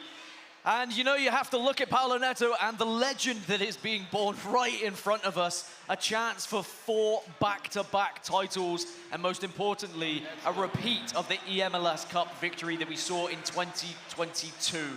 It's so difficult to try and get consistency in FIFA esports. Speaking of consistency, this is a man who has done it on the international stage, has been consistent across so many iterations of FIFA. it's NR7, Nicholas Razek. Doesn't matter how you say his name, he's still going to be able to find those goals and punish his opponents. You could even argue he might be the most consistent player in FIFA history, because we talk about Tex a lot, we talk about MS Desari, and these guys that have won so many titles. We talk about Paulo Neto. We're dealing with all these different players, but at the same time, we're like 5-6 years of always making it to the finals, being a representative. You can see the age difference as well. I mean, Paulo Neto, a champion, potentially a 4-time champion. He's only 20 years old. How long can this run go on? How many titles are we going to see him lift? Not just in the eMLS, but also on an international stage. That's what I'm very much excited for. But both these players were very warm to one another as they opened this. They shook each other's hands. They've been chatting. They've been kind of enjoying the moment on the main stage. But I know full well, as soon as that whistle blows, they are going to be locked in. These are probably the two most focused competitors we have in this venue. And don't let Paulo Neto smile and hug and handshake. Let you think that he's not in a certain competitive spirit. He is absolutely ruthless. You talked about it earlier. I'd love to echo that sentiment. He didn't get here by accident, and I also think he's got a little bit of a chip on the shoulder. If you think about it with the E-Nations, it was won by Brazil, but Paulo Neto wasn't on that team. So Brazil as a nation didn't choose Paulo Neto. Even though he's had all these accomplishments, he's been doing everything for the last couple years, and I think I would carry some of that energy with me, just a little extra helping of motivation. And regardless of which way you see it, whichever way you think is the most important factor of this grand final, whether it's prize money, whether it's winning a trophy, whether it's breaking records, for these players, they just have to hone in on whatever is going to give them that belief and that momentum in this grand final, so they know that they can be the ones to hoist that trophy above their heads. It's Paulo Neto who's done it 3 times in a row, and it's NR7 as the challenger who is looking to try and take him down. The fact that he was so confident, Mike, before this tournament started, that he would be the one, now he gets given that chance to be the one. Does that suddenly add all that extra pressure that that statement could come back to bite you? I mean, it could. Now, will it? We don't know. We don't know. We can have a lot of these debates. I feel like every time you get into a finals, you get in a position like this. You know, we talked about at the beginning of the day how League Series 1 and League Series 2 are different than this because of the live audience, because of everything being built up, because of the pedestal, because of the moment, the sequence, what it means to the competitors, the added benefits. Same happens to me when you get to a final. When you get to a final, the rest of the tournament didn't matter. I'm no longer thinking about that. I'm dialed right here, right now, and the issue or the concern or the reality, people don't remember second place. Well, Austin, Texas, it's time for the eMLS Cup 23 Grand Final here. It's NR7 versus Paulo Neto, and it is a chance to call yourself a champion here at the eMLS Cup. Is Paulo Neto going to make it 4 in a row, or will NR7 spoil his dreams of doing so? It's going to be NR7 from left to right as we kick off this game, and Paulo Neto from right to left in the lighter shade kit. R9 already trying to burst his way forward, does have support on the left as well.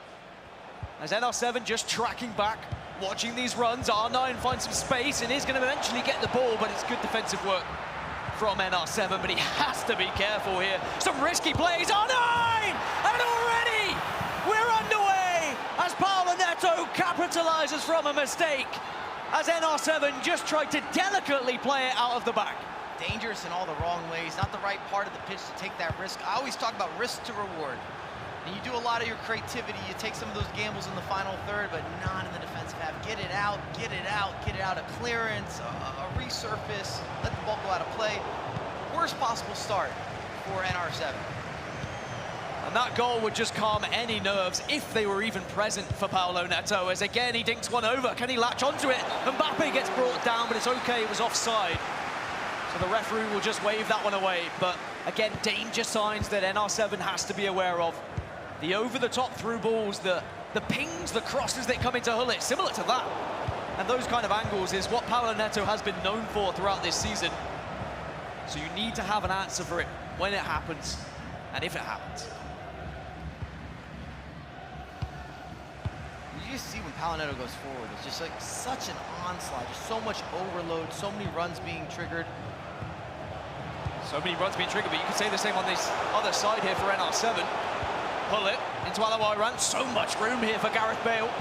Not going to shoot though, tries to just delicately place one into the middle. And again, delicate is the key word once more. Nicholas Razek not maybe using enough brute force, perhaps. Maybe he'll get a second opportunity here. That's a little bit more of brute force. It's a very direct ball, but Thiago Martins defends well. Thiago's been very impressive as a center back. I know we've talked about it a little bit, but as a new item to the competitive scene, you always have those question marks. I feel they have been answered. R9 sees players ahead of him.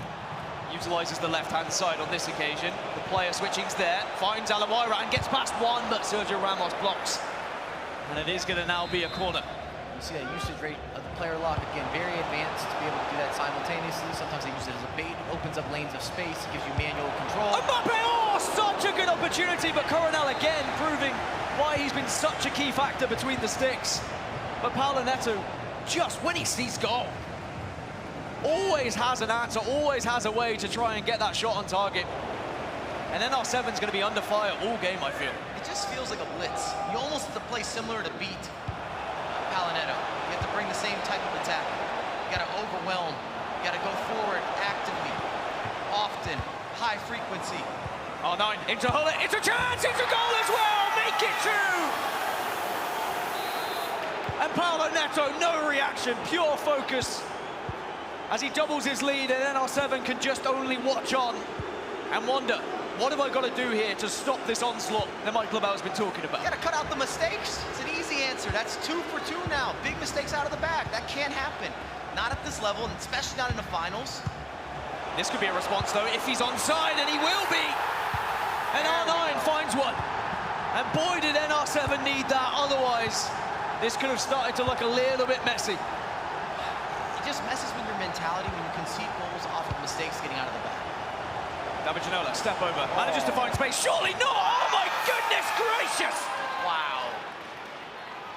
What did this man have for breakfast for the last year? Because it seems like every single game of FIFA we watch him playing, he gets better and better.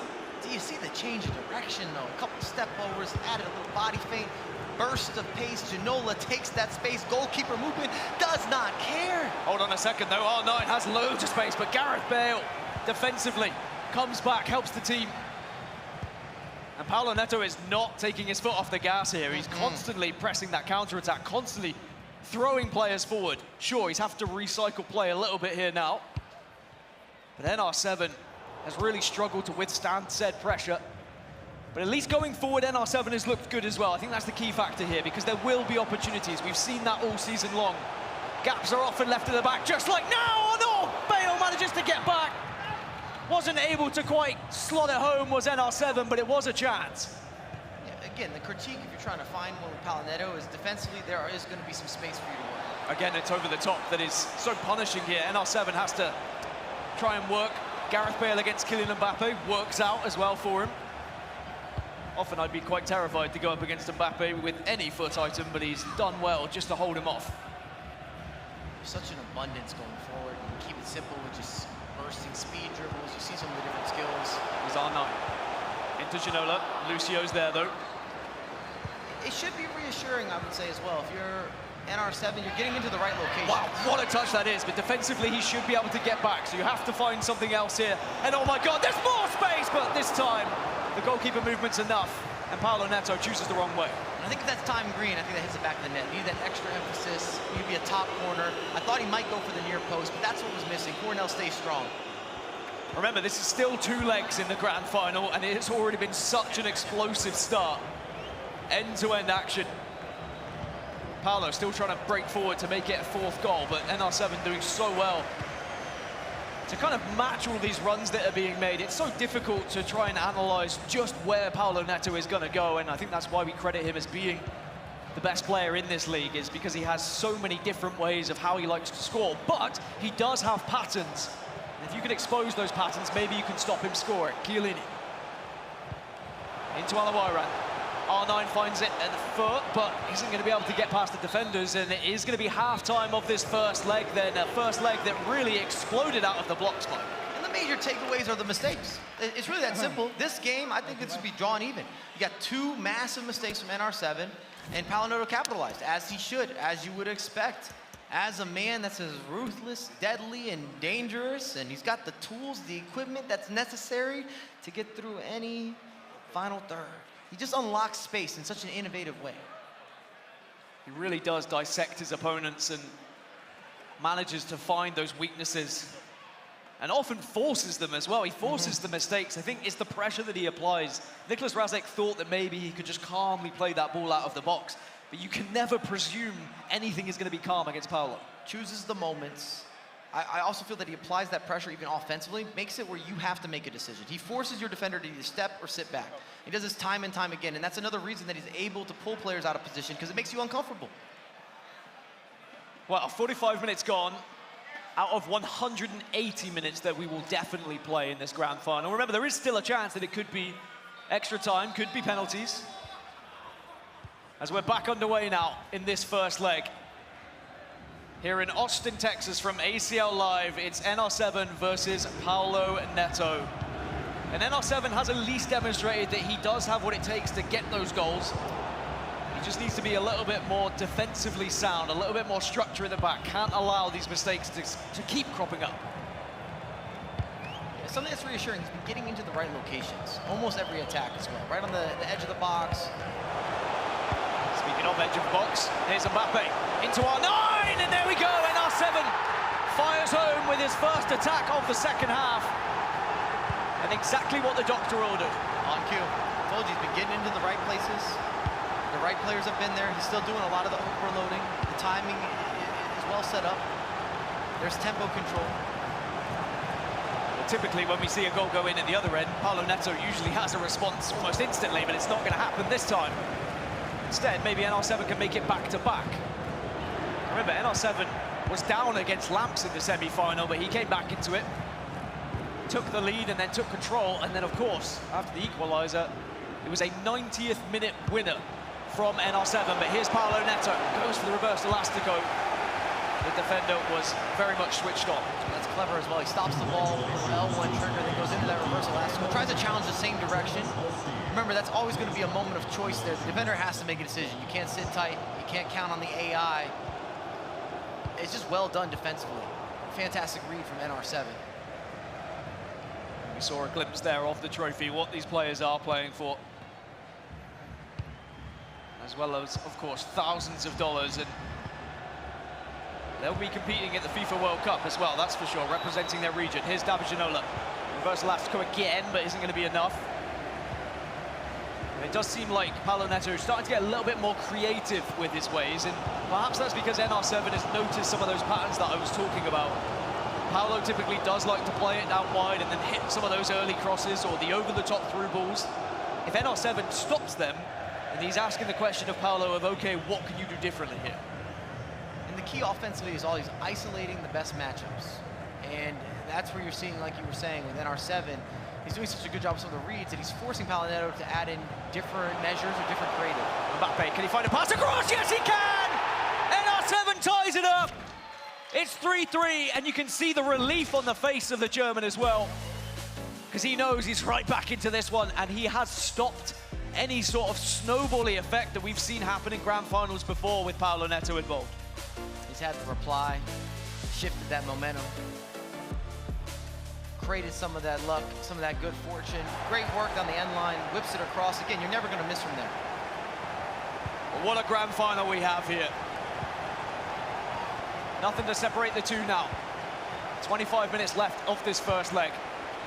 How does Paulo Neto respond? He's not going to be able to respond yet. NR7 seems to have his number now, seems to be noticing these patterns a little bit and seems to be in the ascendancy as David Ginola has support with R9. Does he take it? No, he turns back on himself.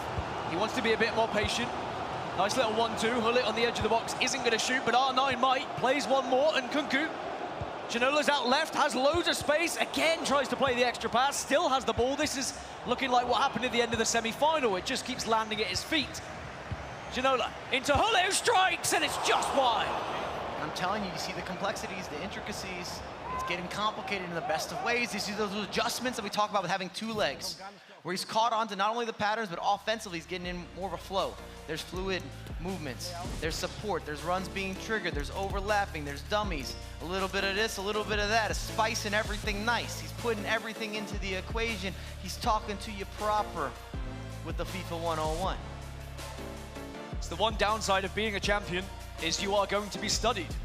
NR7 and the coach would have been putting in the prep. They would have been putting in the research. They would have been finding these patterns that I'm talking about with Paulo Neto and the ways that he likes to score. FIFA is a game of that. It's about finding the ways to score and doing it on repeat, but you need to have several ways to keep your opponents on their toes. What we're seeing is a live pivot. That's what's so impressive. He wasn't able to take a 10-minute break and come back. In fact, he was down a couple goals based on, or from his own mistakes out of the back, which is so much so a struggle from a mental standpoint. So it shows you where he's at. We speak of patterns. Sometimes that over-the-top through ball is a pattern, but Coronel. Oh, no way! Wow. How has Alawaran been able to get that one? Nicholas Razek can only laugh on, but it looked like for sure the defender had that one cleared. But out of nowhere, Paulo Neto somehow finds himself ahead again. Paulo Neto should feel very fortunate. Very fortunate. Because he did a misread on that shot. You see the goalkeeper movement. You have that half second. He made the wrong choice. It typically doesn't lead to a rebound. And it looked like Paulo Neto was slightly out of position. I'd like to see it back, but I didn't think that was set up well for the tap-in. So Paulo Neto and Atlanta United take the lead then. Or should I say, regain the lead. Which means NR7 has to dig deep again, has to find a way back in, has to reassess these patterns, but also needs to be utilizing patterns of his own, and maybe this could be one of them. Mbappe has Hullet in the middle, as well as another chance, but it's off the crossbar. And maybe Lady Luck is shining down upon our reigning champion right now. Wow. I know we keep saying wow, but the moments. Opportunity, Mbappe can't get past Chiellini. And now Paulo Neto just needs to settle a little bit here, just play the possession game, and he's given the ball away. We've seen so many mistakes, and now Mbappe can capitalize, but it's probably the wrong skill move to go for in that moment. The idea was good, but with the roulette, you have to be moving. So the fact that he stopped it to make it stationary cut out some of the explosion behind the roulette. So it really slowed it down. Really just sucked the momentum out of that attack for NR7. Now Paulo Neto comes forward once more. Chiellini into Hullet here. Does have help, and a lot of help on the left-hand side, actually. Bale can go as far as he wants forward, but it's about where you go from that left-hand side. And Kunku into Chiellini now. He's not going to hit it, but Alawaran will! What a save from Coronel! Point blank, period. He's been amazing. Here's Hullet. Alawaran again decides to just hit that one. That was a little bit rash. We don't see that often from Paulo Neto. But more importantly, he still has possession. As I say, that gives it away, the commentator's curse. Now, NR7 has a few minutes left in this first leg to try and find an equaliser. Remember, he's still got 90 minutes. He's still got another leg to play here in this grand final. Back and forth, end-to-end FIFA. It's all we can ask for in a competitive game, especially in the grand final. We've seen historically, not just in the eMLS, but in other FIFA competition, you get to a grand final and it's a walkover. This is not going to be the case. Here's Gareth Bale. Chance to tie it up. It's going to be an opportunity, and he'll take it as well. Well, I said about Lady Luck shining down on the reigning champion. Maybe that's things just evening up in the world. As we will finish leg number one, it's going to be 4-4, all square. You can't write a better script. We don't make the rules, the guidelines, none of the instructions. We're just here calling it how we see it. 4-all. You got 8 goals in the first leg. Unbelievable in this grand final here at the eMLS Cup 2023. Faisal, I would like one more of those, please. Who do I have to talk to order that? Can I get one, please, on express delivery? That was unbelievable. That's everything we want, everything we built up to, and I said it after the semis. Every round has been more dramatic than the last. It doesn't get more dramatic than this, guys. Wow, I mean, you just have to look at how incredible both these players are playing. And yes, okay, there have been mistakes, but mistakes are going to happen when you're going up against some of the best players, not just in this region, but in this world, right? They force mistakes. They force mistakes. That's exactly it. It's the pressure. Yeah. It's Paulo Neto's pressure in that box to steal that ball and get that in. NR7 intensifying that pressure as well late when down to say, hey, you know what, I'm not done. Let me get back in this game. It doesn't matter. This is everything for them. There's no other game, guys. That's it. Well, there is another game, but you know what I mean? This is the last round. You can see those adjustments, a lot of the micromanaging, the players, how they're stepping, when they're sitting back, even the patterns with build-up, which we talk about a lot. If you've played FIFA, you typically have a few different ways that you're looking to build up, and then once you get into the final third, it gets even more creative and more complex, but they are taking away certain angles. They're taking away certain sides of the pitch. They're taking advantage of certain matchups. There's so many deep levels and deep dives into what we're watching that led to an 8-goal thriller with everything to play for. Don't go anywhere. That's all I'm saying. Don't go anywhere. Oh, Get your popcorn. You might have a minute break. Quick popcorn. You can't go anywhere right now. There's nowhere you can go. We've got highlights and a ton of them to take you through right now. Let's start here early. We talked about the forced pressure. Look at that, man. 4 guys on the edge of the box defensively, Mike LaBelle, leading to his first goal for Paulo Neto. Classic counter press, just poorly done from Enrasik, probably kicking himself a little bit. You see Coronel making saves, having active hands. Right here again, you see that instant counter press. Chiellini, the key to success. Ruud Holland, a little bit of goalkeeper movement, does not matter from that distance. We were saying, oh, this could be a problem. Instant reply. Ping pong, 1-2, R9. I love this. Yeah. I love this. And the near post finish as well. Shimmy and a shake, as Michael Bell would have called it. And he guts himself up 3-1. Okay, but then comeback season. Little hop, skip, and a jump from Hullet. Ball gets played back across to R9. 3-2. How about this? The patient pass. No, waiting for one more defender to get out of the way before it turns 3-2. And now we didn't see this one coming. We thought Paulo Neto maybe bottle that one. No. And then with just seconds left, NR7 has a knack for the dramatics. The patience there, Mike LaBelle, to even turn around and make that extra pass. That is why we are tied heading into leg number 2. You see the smiles, you see the pop-offs, you see the emotion, you see the yells, the screams, and probably some tears at the end of this. And I'm here for all of it. I'm glad that I won't be crying, or I don't think I'll be crying. I hope that I'm not crying. Could be tears of joy, Mike LaBelle. It could be tears of joy. You could be crying because it's the last time you're going to see us for a minute as well. A reminder, we have a contest for those watching on Twitch where you can win MLS Store gift cards, DoorDash gift cards, and there are 60,000 FIFA points up for grabs to win. Participate in questions from the Sport Buff extension to earn points. If you're watching on other platforms or channels, come to the MLS Twitch channel to be eligible. And at the end of the show, the top 10 on the leaderboard will receive a whisper on Twitch to claim their prize. Make sure you're able to receive a whisper from MLS on Twitch by changing your settings. Restrictions do apply. You can see the panel below for the contest rules.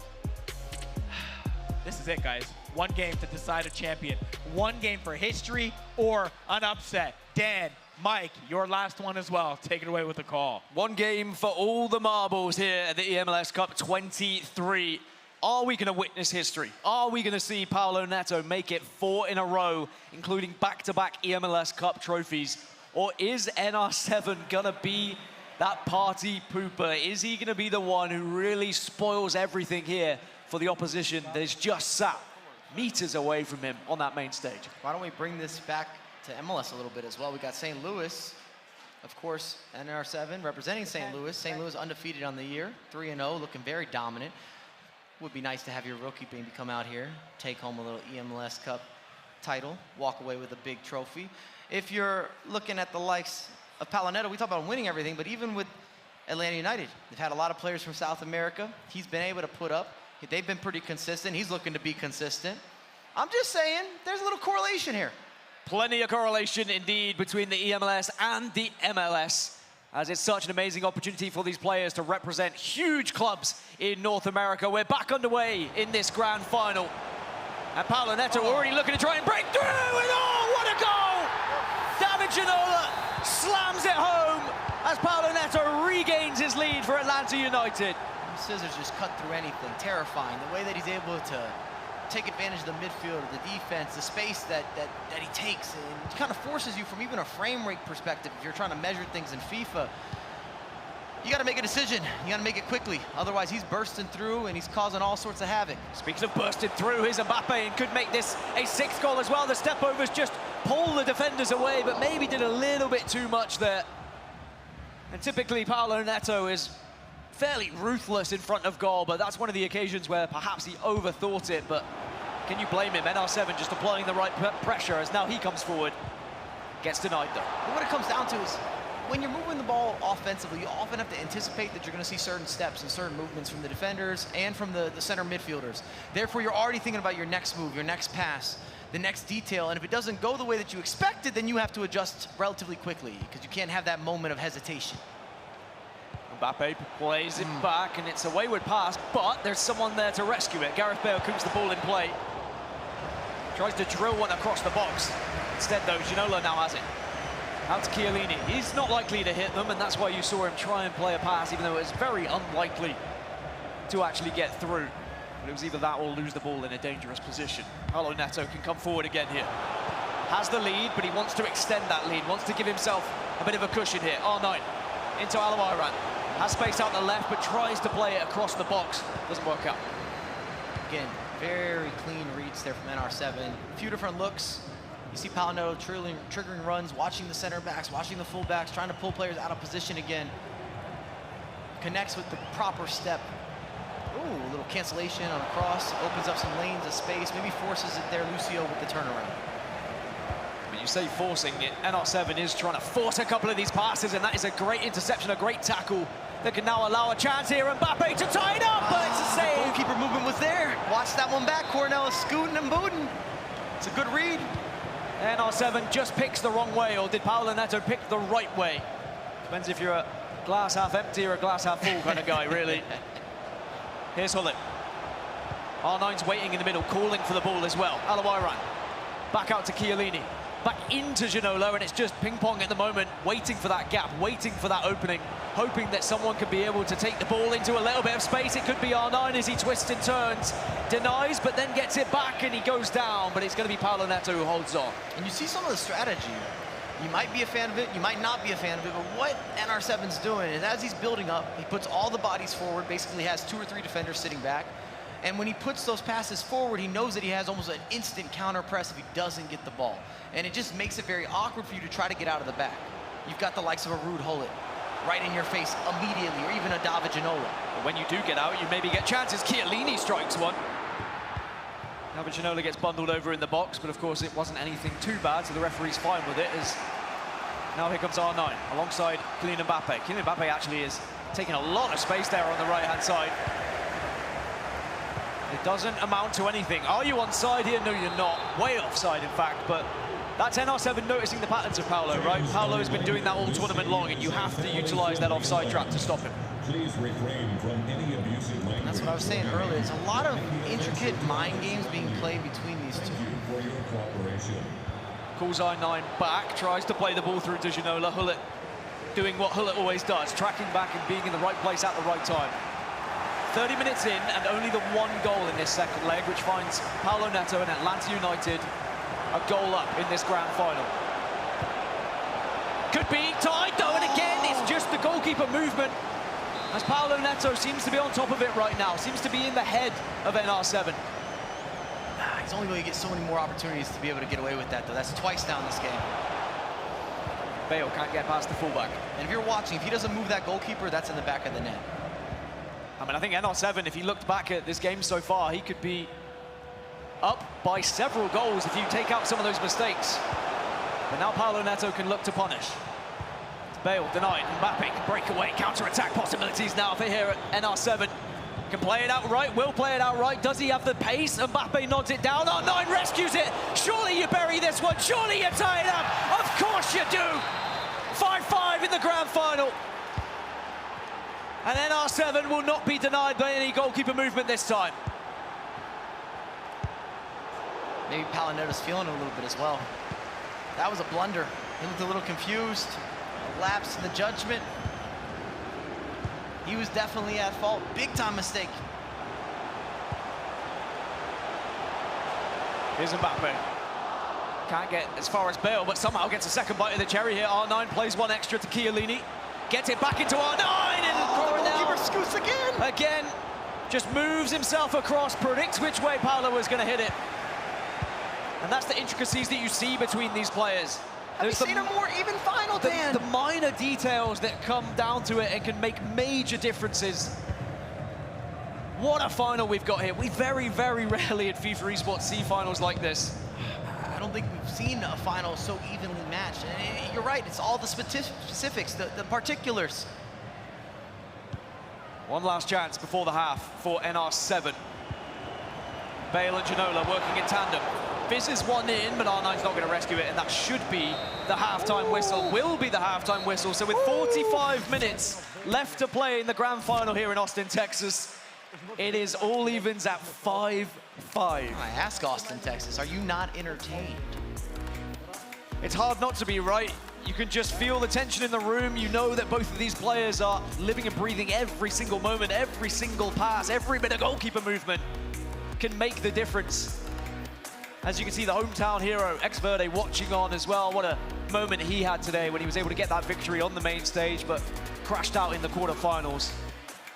We are now back underway in the last 45 minutes of FIFA of this tournament. Unless we cannot separate the two, then we would go into extra time and potentially penalties. But we'll have to see whether we can get that far. Here comes NR7. Has Mbappe with a lot of room. Needs to go backwards. No, he doesn't! The Trivela across goal! He was given too much space, and NR7 takes the lead in the grand final. And what a read. Steps in, re-angles, lines up the Trivela, green time finish. Everyone expecting the pass across. Pass across does not come. This is what we're talking about, again with the technicalities. Again with the details. Talk about being clinical. No goalkeeper movement's gonna stop that. Paulo Neto was on his way to 4 trophies in a row to make history here in the eMLS. But as we've said since the start of the show, NR7's goals were to spoil that, were to be the challenger who could take down this unbeatable force. But Paulo Neto can answer back now, and will do. Relentless in front of goal. Constantly pressing and constantly making sure that he does never allow his opponent to take control of a game. This will go down as one of the greatest finals we've had in competitive FIFA history. Quote me. Put it on a shirt. I mean, without a doubt, maybe the best eMLS final is now Mbappe. Brings it down, still has the ball, shifts it to the right. Sergio Ramos, though, incredible defensive display. As NR7 playing with fire once more. That's how he gave up goals in the first half of the first leg. I'm surprised he's been able to be that calm again, especially when there's just so much tense moments between these two players. You've got to be so brave and so focused to be able to play that calm. Well, the reason it's so risky as well is both these guys really bomb players forward. So if you lose the ball in your build-up, everything's open. The transition is there. Here's R9 into Alawaran. Every time either of these players go forward, I'm expecting a goal now at this point because they are just that good at finding the back of the net. Great long through ball here to Mbappe. You're not going to shoot this time from there, that's for sure. So you've got to expect the pass. Heel to heel. Maybe he does shoot, and maybe he does connect! Unbelievable! We knew there was potential for history to be made at this tournament. Did we expect history to be made in the grand final in terms of goals scored? Probably not, but wow, 7-6. Talk about some creative angling, Dan. We saw the skill. We thought it was still done and dusted. It wasn't bad defending. What a spectacular finish.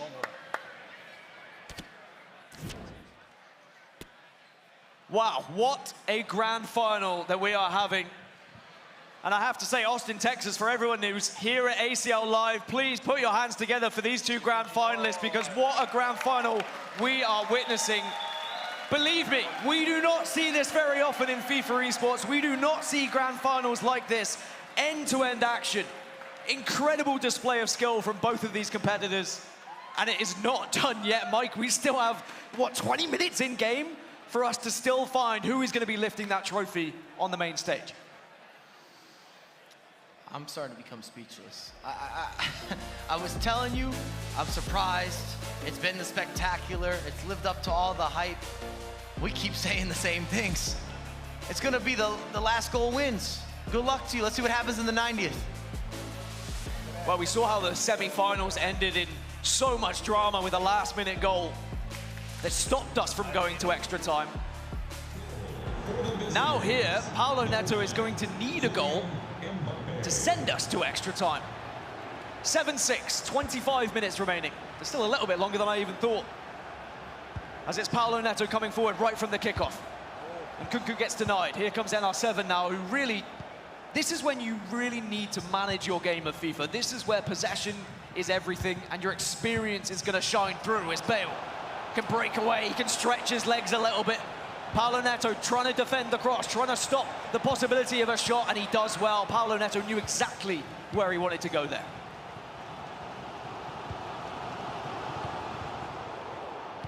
Agree on Karim Benzema. We haven't really seen Karim Benzema in action with any of the competitors. The only other guy that I really saw in the competition using him was Bruno.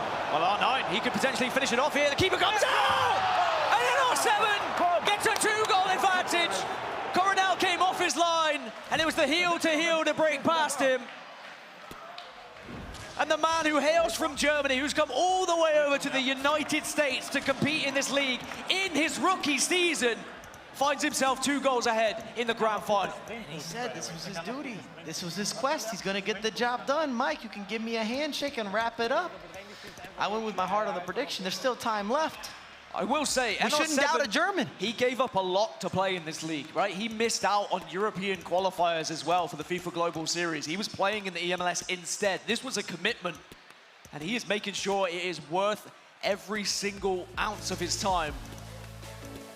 On the other side, Paulo Neto, our reigning champion, our undefeated champion throughout this entire season, is down by 2 goals. This is when we're really going to learn just what Paulo Neto is all about. There's still enough time left for Paulo Neto. I wouldn't walk away from the room. If there's anything that both these guys have showed us, they're going to score a lot of goals. They're going to concede a lot of goals. They're not defensive players. And I'm happy about that. 20 minutes left. I don't left. think it's ending 4-2, Dan. I think there's more in this. There is definitely more goals in this game, but which way are they going to go? If Paulo Neto can just get one back here, game on, obviously. Here's Hullet into R9, denied straight away by Martins, but he recovers.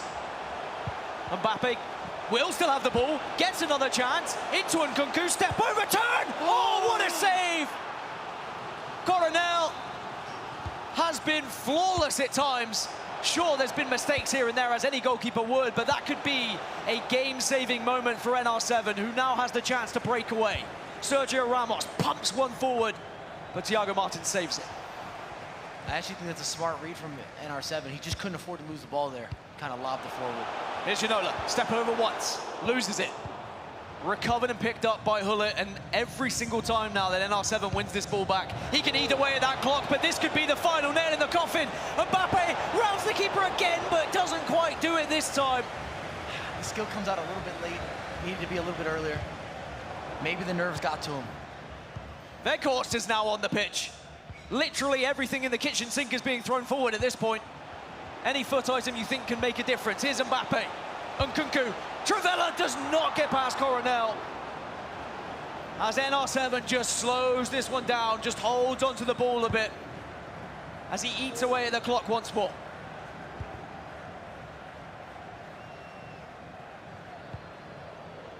Here's Hullet. NR7 holds onto the ball. Paulo Neto just needs to get possession back, and he does so. What a tackle. I feel like it has to be this attack, but again, he gives the ball away. NR7, you can see he's shifting his play around. He just wants to try and find space. Weghorst into Ronaldo. He runs towards the corner. There is a very clear mission now for NR7. It is keep the ball out of the possession of Paulo Neto. It's not allowing him to have the chances on goal. I think he's done it. The reason you see Weghorst on as well is just for the lobs, the crosses, the knockdowns. Mbappe does push this one out for a corner. This is perfect. This is all part of NR7's plan. Here's Gareth Bale. Gets given the space, doesn't take it. Instead, just goes back to Hullet. As are we now starting to look at our next champion. It was the unthinkable, the undoable, against the unbeatable that is Paulo Neto. But NR7, he knew his mission for this tournament, and it was to take down the giant. It was to study, it was to do research, it was to assess just how he would stop those patterns. And now with just minutes left, and especially, surely not Weghorst! It's like rubbing salt in the wounds!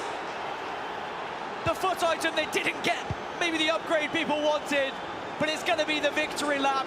It's NR7 who wins 9-6 now, you'd imagine, with a one heck of a challenge to finish things off. NR7, the German, has conquered the United States. He comes on over.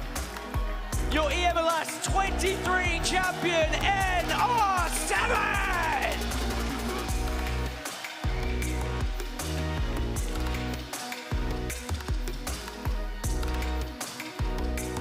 Unbelievable scenes here in Austin, Texas. We won't see the history books written. We won't see the 4-peat from Paolo Neto. Unfortunately, it had to come to an end, but it meant that we get to see a new face lifting that trophy. And a very memorable moment as well, inviting the coach up to lift it alongside him. It's a team game at the end of the day. Even though NR7 may be playing, there's a lot that goes on behind the scenes. Absolutely, and it's got to be said, he got better every event. League Series 1, he definitely didn't have the same threshold as Paolo Neto. League Series 2, he was close to getting the job done and being able to progress. And then eMLS Cup, we've seen the results. Got those fine margins, closed out games, battled through a very difficult side of the bracket. I would consider a more difficult side of the bracket in terms of a lot of the competitors that were in that side of the bracket. No one can say he did it via luck. Some of the goals he scored in this game, he battled back from adversity. Remember, he started down a couple goals early. And they were bad ways to concede as well. Big mistakes out of the back. Maybe wasn't ready for the moment, but he adjusted. He pivoted, talked to the coach, handshakes, emotion, pop-offs. And then those skill moves, the dancing, the prancing, gave you the finish. He was clinical as ever. Congratulations, rookie season. Well, it means that the record of constantly having a new champion at the MLS Cup will carry on. We're not going to see that back-to-back repeat that could have potentially happened. And it's St. Louis, and they're signing in his rookie season of NR7 who lifts that trophy in the end. And the thing that resonates with me, the thing that sticks with me through all of this, is yesterday Mike LaBelle turning to me and saying, hey, I spoke to NR7 and he told me he was going to be the one to shut down the Paolo Neto show. He believed that, he came here, and he has shown that he proved exactly that. He was the guy, Faisal, to shut down Paolo Neto. I can't believe Mike's proclamation also coming through. You just mentioned it was Friday where Mike told me that, not even yesterday. He said, look, NR7, all business. We didn't see him at the socials. We didn't see him having any fun. He wouldn't go to dinner with me. He wouldn't have breakfast. Well, he said, nope, not going to dinner with you. It's not an indictment of anybody doing real business. It's just, you know, more of an indictment on you. But he came here for business and he took care of it. Sure, things have to go your way, but things always have to go your way when you need to win. But the King CJ Lamb, Paolo Neto takedown, that trio is unbelievable. That's what I'm saying. That is unbelievable. Luck be damned. You need to be good to get through that. And he is not only good, he is a winner. Let's head over to Denise, who's standing by with the 2023 eMLS Cup champion for our victory moment presented by Coca-Cola Zero Sugar. Wow, what a huge upset. I mean, it's your first year with the eMLS, your first championship win with the eMLS. I have to ask, did you dedicate this cup, this championship to anybody? Yeah, my coach helped me a lot. Yeah, this is like the first time he was with me, and he helped me a lot, like the little things. And yeah, I felt like in the first 2 seasons, I was a bit unlucky. I lost both games really close, and I know I could do a lot better. And I think I proved that here. Oh man, I love that. So shout out to your coach. Were there any emotions that you had walking into this match? I mean, you've played some of the greats. You were able to go up against Lamps, you beat him. Paolo Neto, you just beat him.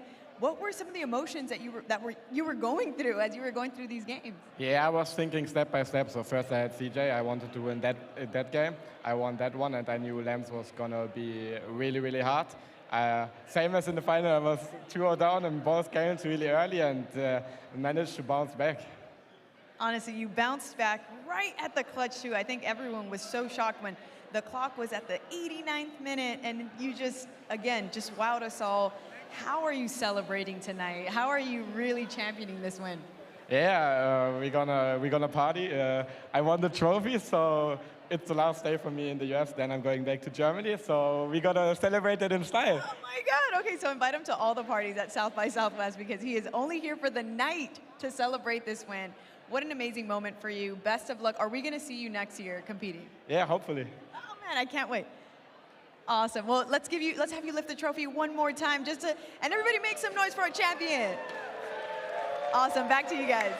All right, thank you very much. Congratulations to NR7. And man, he talked about the gauntlet that he had to go through as well, and the adversities as well, starting down. Some of it to his own accord, Mike LaBelle. The mistakes, maybe the pressure getting to him early, but found his form. I mean, of course he did. He's the winner, but many didn't expect that against a guy like Paolo Neto. When you give Paolo Neto an advantage in the lead, might be a wrap thing, not for him.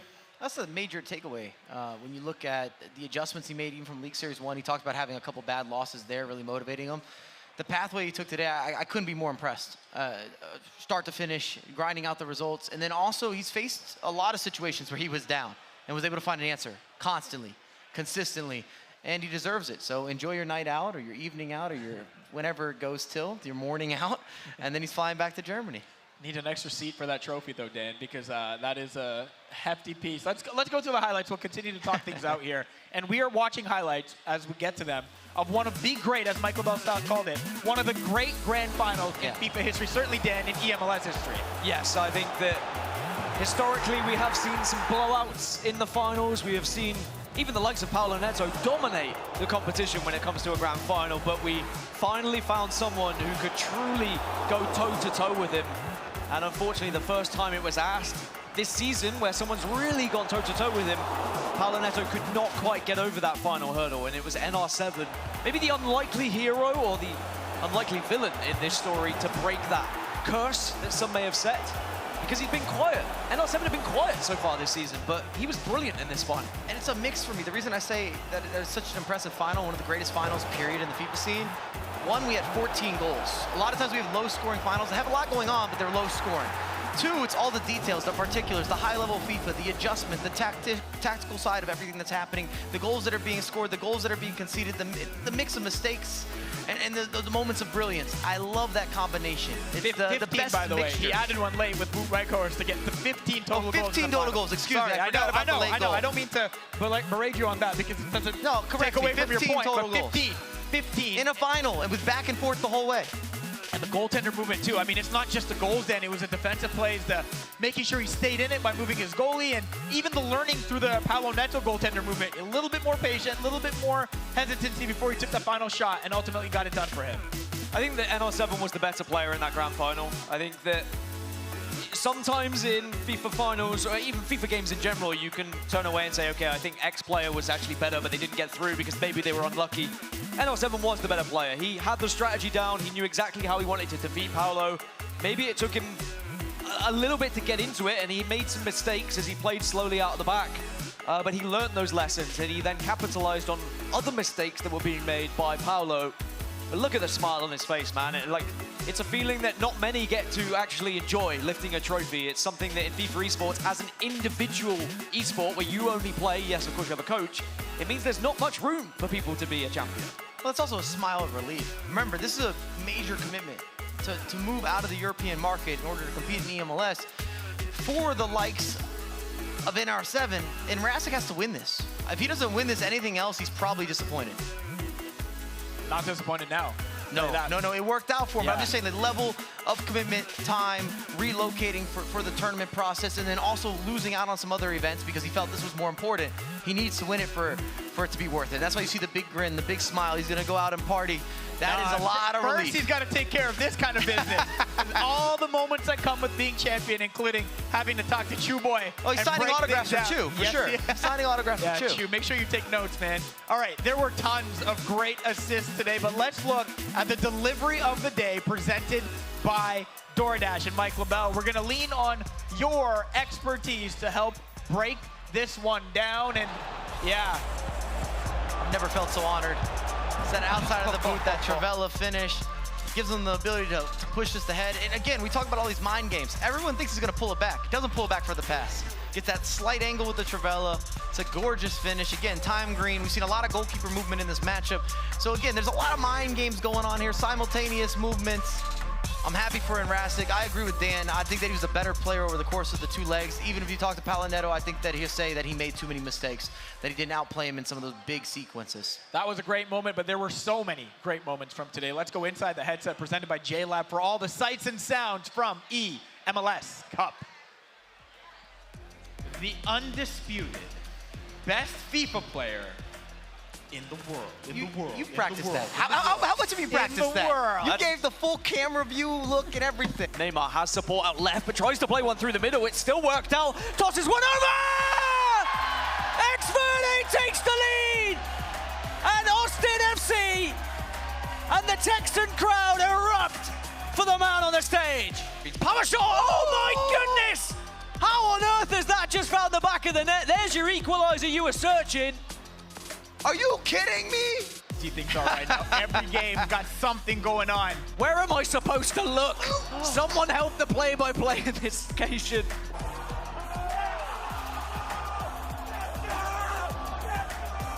We knew there was potential for history to be made at this tournament. Did we expect history to be made in the grand final in terms of goals scored? Probably not. Your eMLS 23 champion, NR7! Whew. That guy was loud in my ears, by the way. That guy was you, by the way, but it just speaks to the amazing intensity of this day. How are you feeling? What's your overall takeaway from this unbelievable day? Probably the best I've been part of in terms of FIFA esports. I love this league. I've said it 1,000 times. I love the players. I love everyone who's backstage who makes it all run. And I guess I don't mind him as well. I love you. Thank you. But this guy's okay. But honestly, this league's great. And when you get a final like that, and with a crowd here as well, and the players must love it, it just makes me look forward to the next one. Mike. I think it's clear. A major takeaway is that Enrasic is the Rookie of the Year. Congratulations. Moving forward, got a new trophy to add to the collection. Well done. I loved it. I loved it. This was unbelievable. This was just the best. We appreciate all of you at home that was hanging out as well, and everybody in venue as well. That does it for us today at eMLS Cup, presented by Coca-Cola, Zero Sugar, and TikTok. If you're in venue, stay tuned for a concert by Urban Heat. Again, thanks to everybody for watching. Congrats to our eMLS Cup champion, NR7. For Dan, Mike, and Denise. Yeah, yes, Denise, yeah. I'm Faisal Kamisa. We will see you next time. Have a great night.